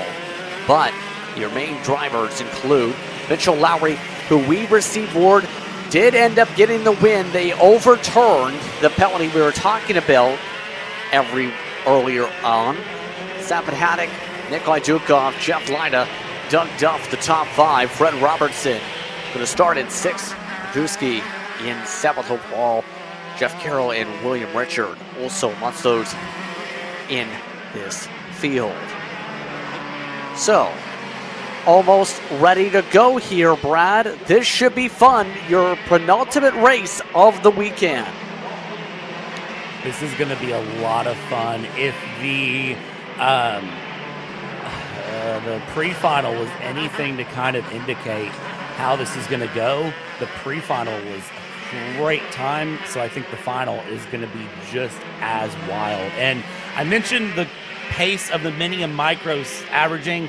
These guys average 55 miles an hour around this track, up at the top of the grid. So I'll let you all do the math on what 55 miles an hour looks like around here, because it's these karts and it's very fast.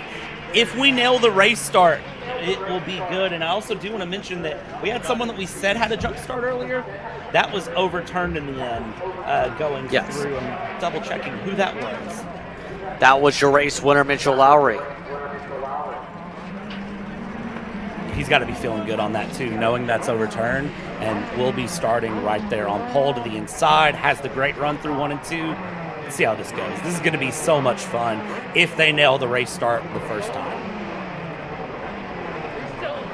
So they now get themselves lined up at the tram lines, trying to make sure they're all sorted properly for the start. Tape already being thrown into the grass as it is.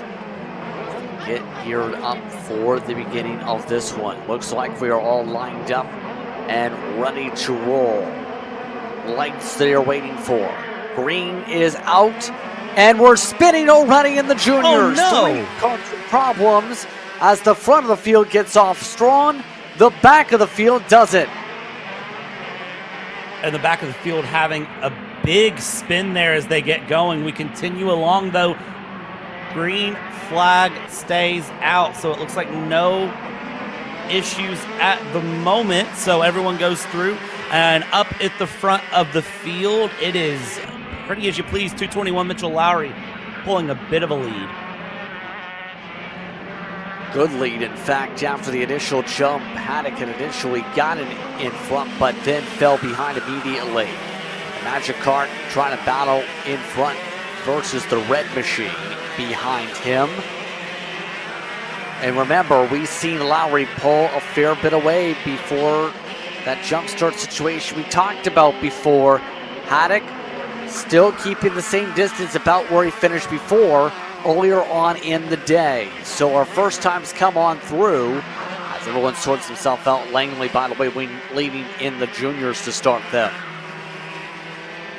And as we watch them continue along, this battle is going to just keep going. It's going to be so much fun. I have a feeling that Haddock III is going to gain his time needed to get back up into the front in that 292 as we go through, bringing around. That battle for third is also going to get very close between Lyda and Robertson here in the shifter final. Up the hill, down the hill, towards turn 12. And one of the things that you can do in these shifter karts in turn 12 is pick what gear you want to go through these corners in, because that can really make the difference in your pace and what you do here. And look at that up front as Haddock III is getting very, very close to Mitchell Lowry, closing in the gap through 12, 13, 14, and will continue to push through 1 and 2.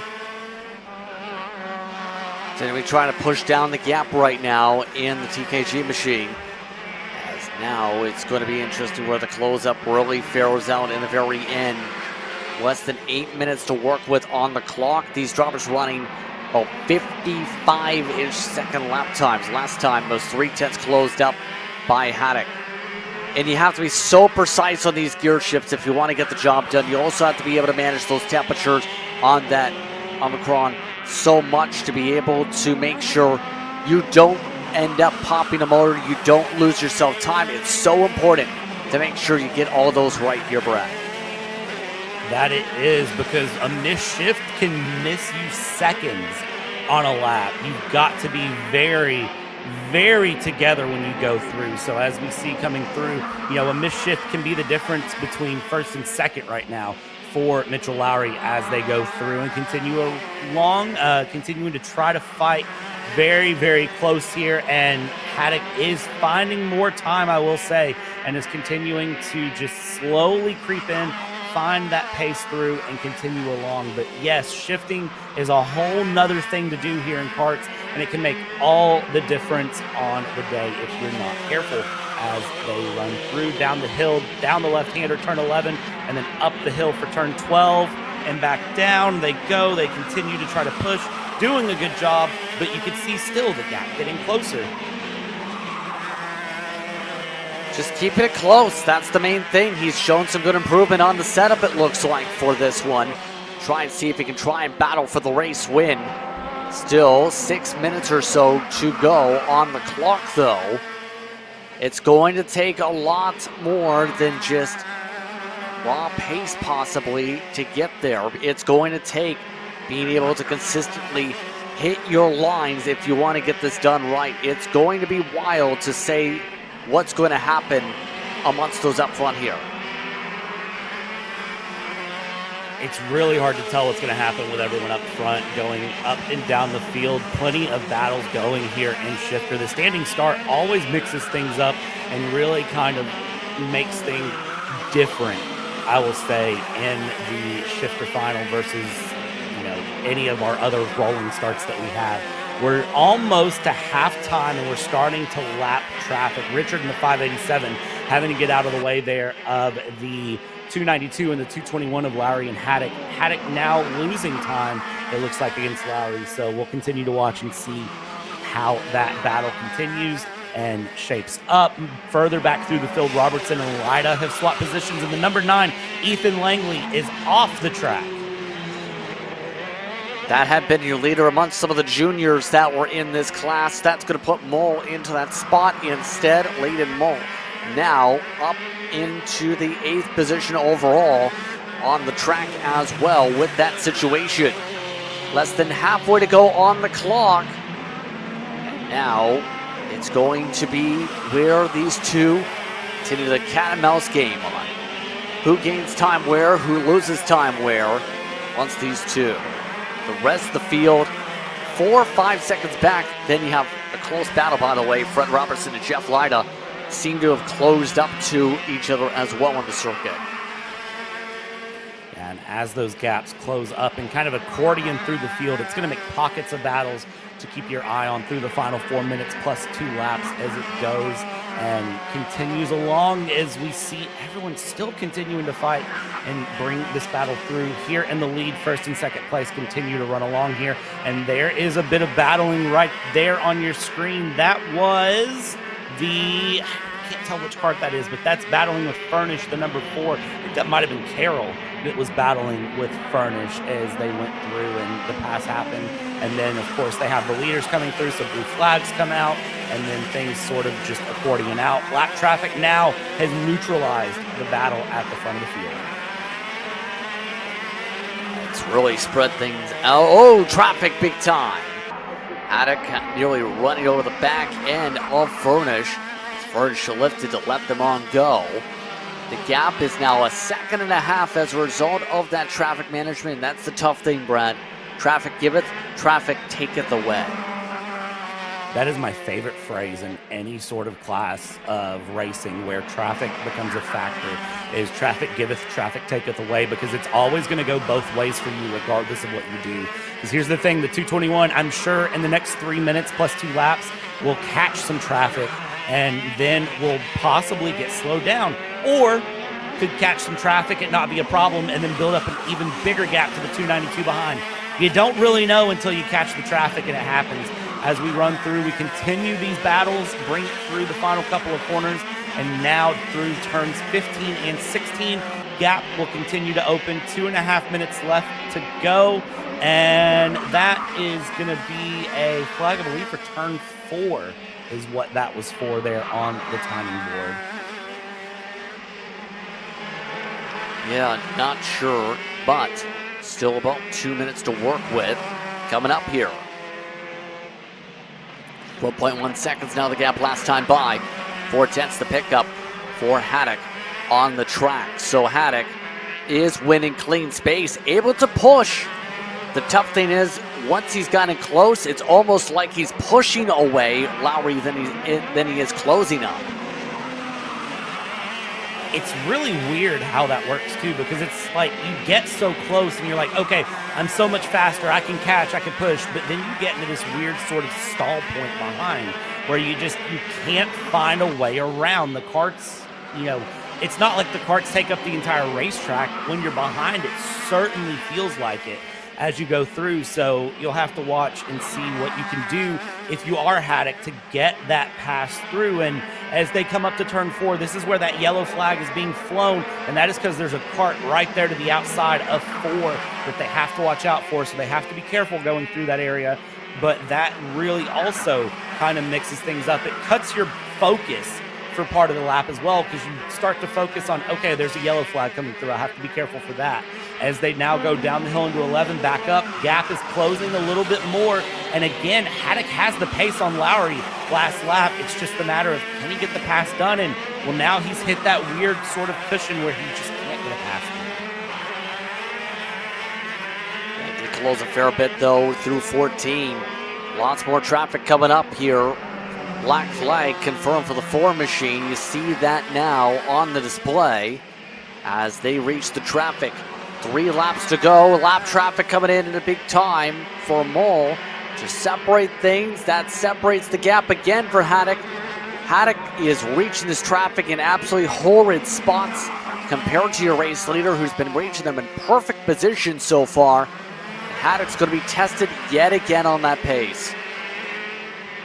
And I think Haddock will be able to use that pace, but with just 2 laps to go when they hit the line, I don't think there's enough time to be found. I think he has pace. I just think he's hitting this weird buffer where he can't get past. So I don't know how else to say that other than just it's one thing to catch, it's another to pass. And at this point, I don't know if he's going to be able to get the pass done. I think he's running short on time here. 2 laps to go in this race. Just 2 more times around to be able to get the job done.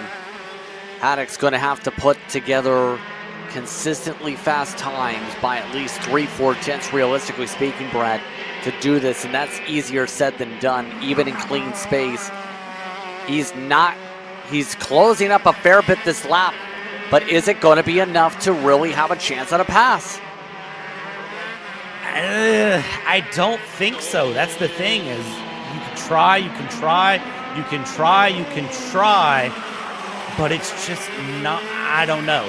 We'll see here if he's able to, because time is running out here as they come over the line and come around through 12, 13, 14, white flag out this time by, and they'll come through. I mean, this is going to be all she wrote for them. So up through 1, down into 2. Haddock has pace, maybe a lunge into 2, but no, Haddock thinks better of it. So turn 12 is the final chance. One more opportunity this time by, if that, here for Haddock to do something. He's going to need to close up a rapid bit of time if he wants a true opportunity to be able to make this move. Coming around for the last time by. More lap traffic ahead, going to play a factor. Lap traffic reached in turn 11. Will that open the door for Haddock? He got an extra kart length from it. Now under a kart length is the distance. Will he try and go for a lunge? He is going for a lunge. He's going for a bump. The bump and run attempt does not work, as now it's Mitchell Lowry who will come to the final corner to take the checker flag and win in shifter. He had to try it. He had to do something there because he clearly felt like he was the faster kart. And by numbers, he was the faster kart, but just was not able to get things done in the end. But you have to give an A for effort there for Haddock and Lowry, both fighting through, doing a great job in the end. As the field now comes across the stripe, so again, it's Mitchell Lowry who picks up the win. Haddock in second, followed by Dukov quietly in third spot by 7 seconds. Fred Robertson finished off this one in fourth position. Jeff Lina in fifth. Monster runners on the track. Doug Duff, Newski, Mull, Richard furnished the top 10. Carroll and Langley were in the back as well. So that's the discussion of the field order. We have one more race left to go. KA100 Sr. They are ready to go in the next few moments, and 16 drivers are ready to go soon, Brad. We saw how this went for their pre-final, having the only red flag that we've had all weekend. And here's the thing. I don't know how this is going to go for them, but there's only so many ways it could go, so we'll find out for sure when they take this out on the track. This is going to be the big event of the weekend, and this is going to be where things get absolutely wild. It's going to be a fun time in the next little bit once these drivers get the command to roll here.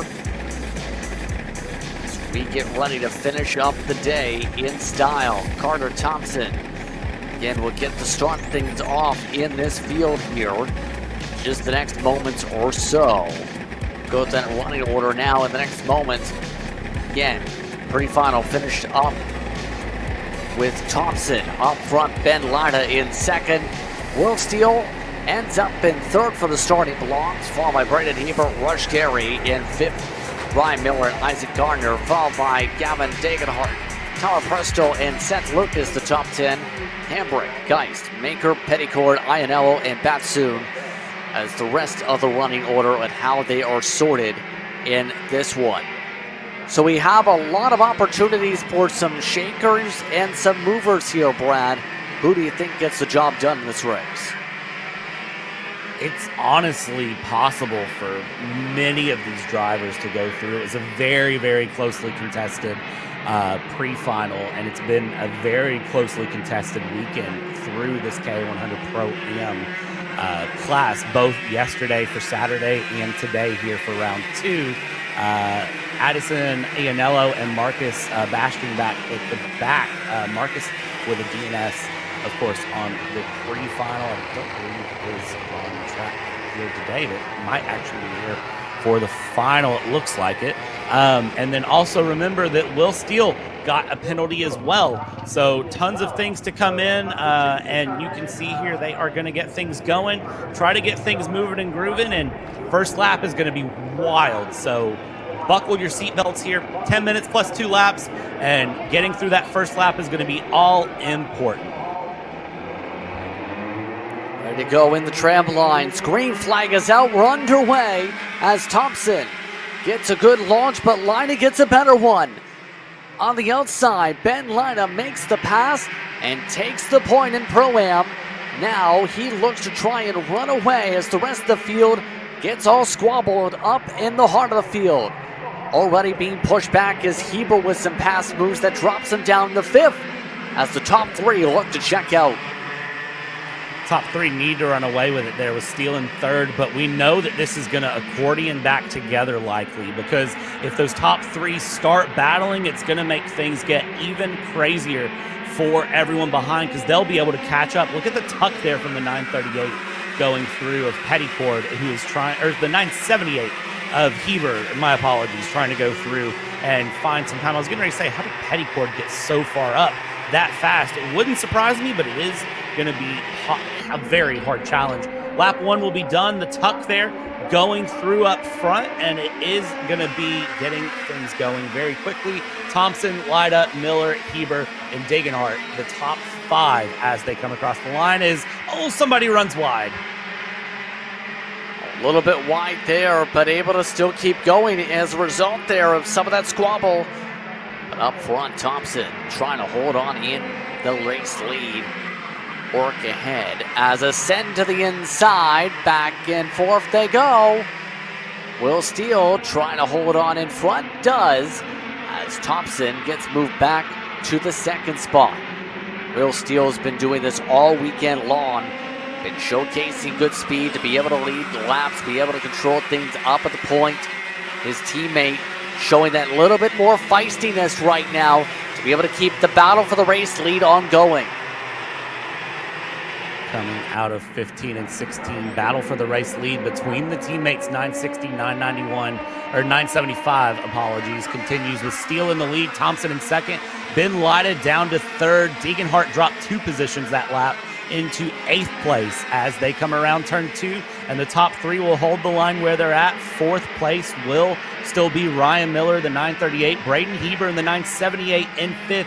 They continue to fight, they continue to battle here. 7.5 minutes left to go. The top 2 need to work together as teammates and try to run away. They need to open up a gap on Ben Lida if possible, or Ben Lida needs to just, again, dump the lead weight, whatever you got to do to try to get pressure on these top 2 and close things up, because otherwise he's going to start having to worry more about the cart behind, which is Ryan Miller. Mind you, Heber is battling hard with Gardner at the moment too. Heber just took the spot back in the backdrop. So 7 minutes to go in this one.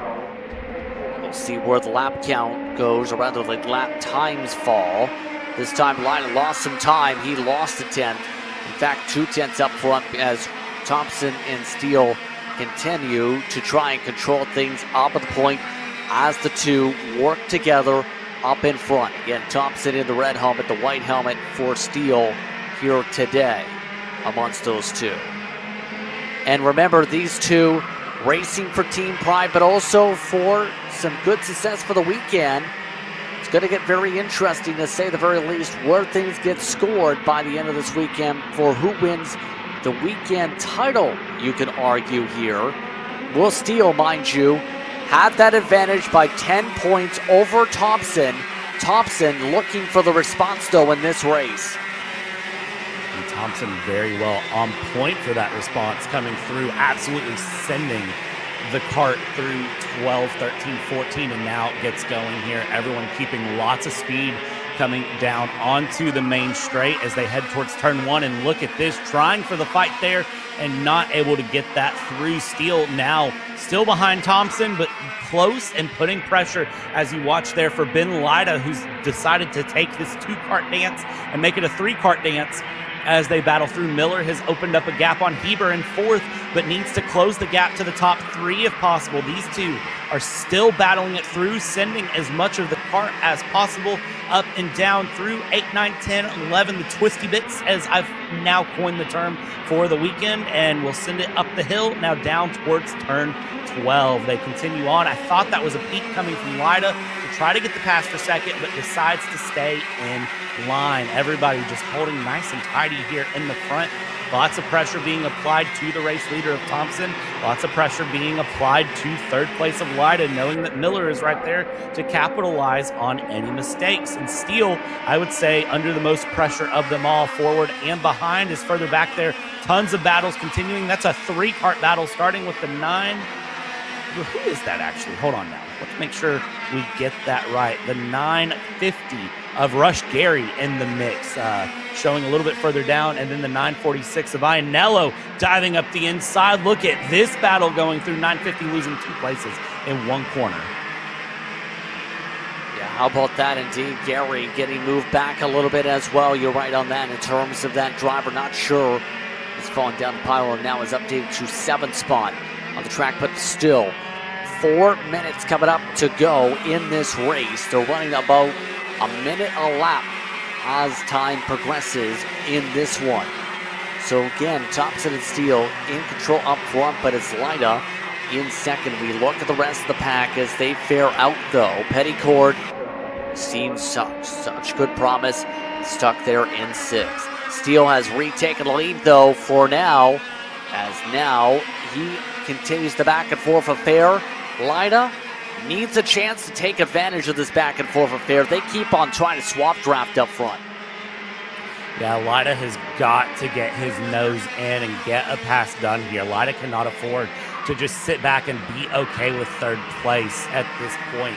3.5 minutes left to go, about 5 laps left as they stand. Lida has got to get the move done sooner rather than later, I think, because Lida is stronger on the defense than on the offense from what we've seen through the weekend. But Lida now, that gap, huge, losing out as these front two, Steele, Thompson, just say, okay, we've got the faster kart in front, now let's run away with it. Let's open up this gap, let's play the friend game, let's play the team game, and let's run away here and make sure that we don't get in trouble from Ben Lida in that 991.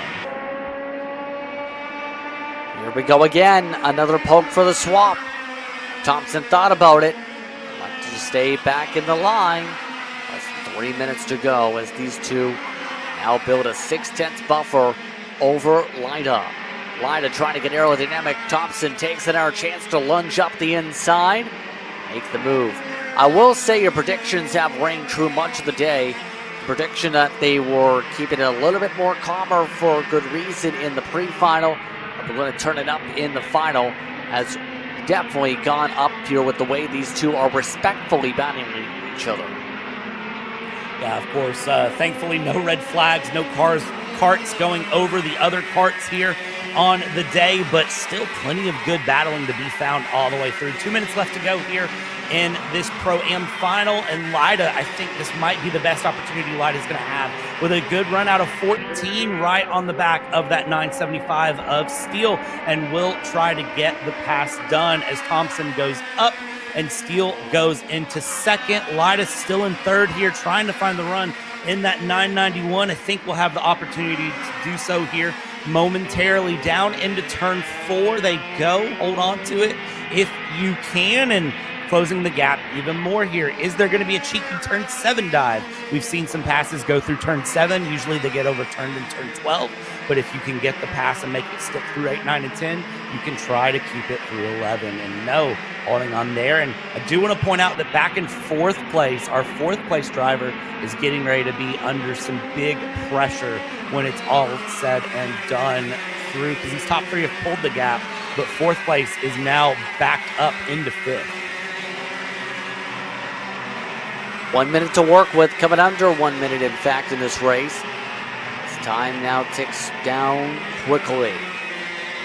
3 laps to go in this one.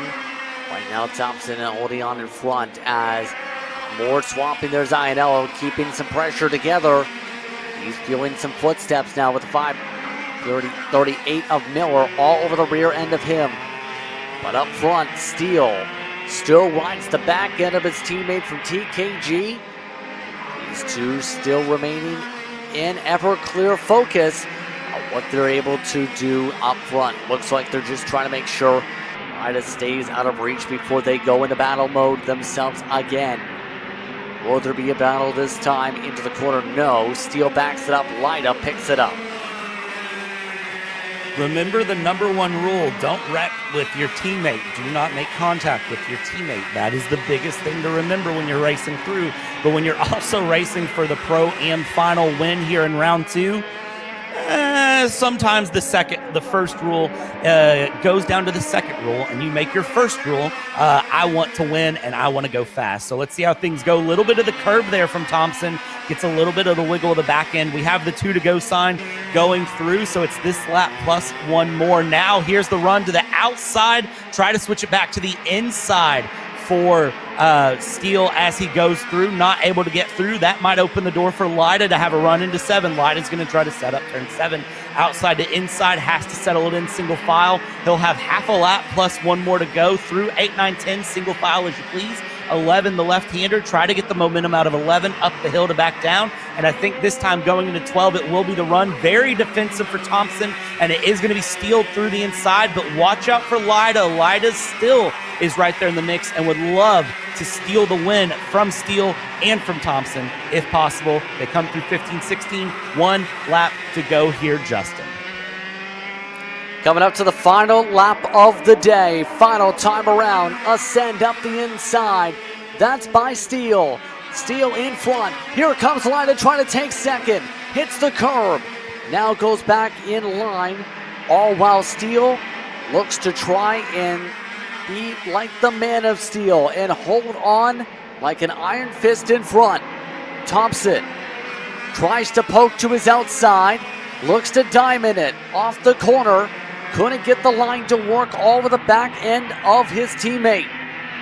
Now 1 more section to go on the track on the day. Thompson already sees the defensive line, looks back at Lida, resets. Now looks to try and find a way to get to the inside of the 975. Steele plays some defense. Thompson goes back at the line. Thompson can't get the run. Coming out of the final corner, it's going to be Steele who gets the victory in KA100 Pro-Am. Lida tried there right at the end for a run, and look at this across the line side by side. Great run there from Heber and Gardner, bringing it across the line by just a rate of knots, and Miller in the mix as well. And look at those 3 coming across. That's Presto, Lucas, and Degenhart that have come across the line, separated by quite literally less than 1/10 of a second, those 3. So great run from everyone here in the KA100 Pro-Am or Senior Final as they go. And that is the final run here for the Sunday. So again, don't believe what it says there. It was Will Steele who indeed got the win over Thompson and Lida, Lionel and Petticord, Miller and Heber amongst the top 7 in the running order. Your final thoughts on this weekend here, Brad, as we get ready to say goodbye. Why do we have to wait 2 months to do this again? This is so much fun. So many great competitors up and down the field in every class. So much fun to watch between Saturday and Sunday. And, well, it definitely has been a great time here on Kart Chaser. I can't wait for the next one. On that note, it's time to say goodbye for everybody here at Kart Chaser. For my colleague in the booth tonight, Brad Dalton, I'm Justin Prince saying so long. Enjoy the rest of your evening. You've been watching coverage of MCC Pro-Am competition from MCC Cincinnati. We'll see you next time for the series in June.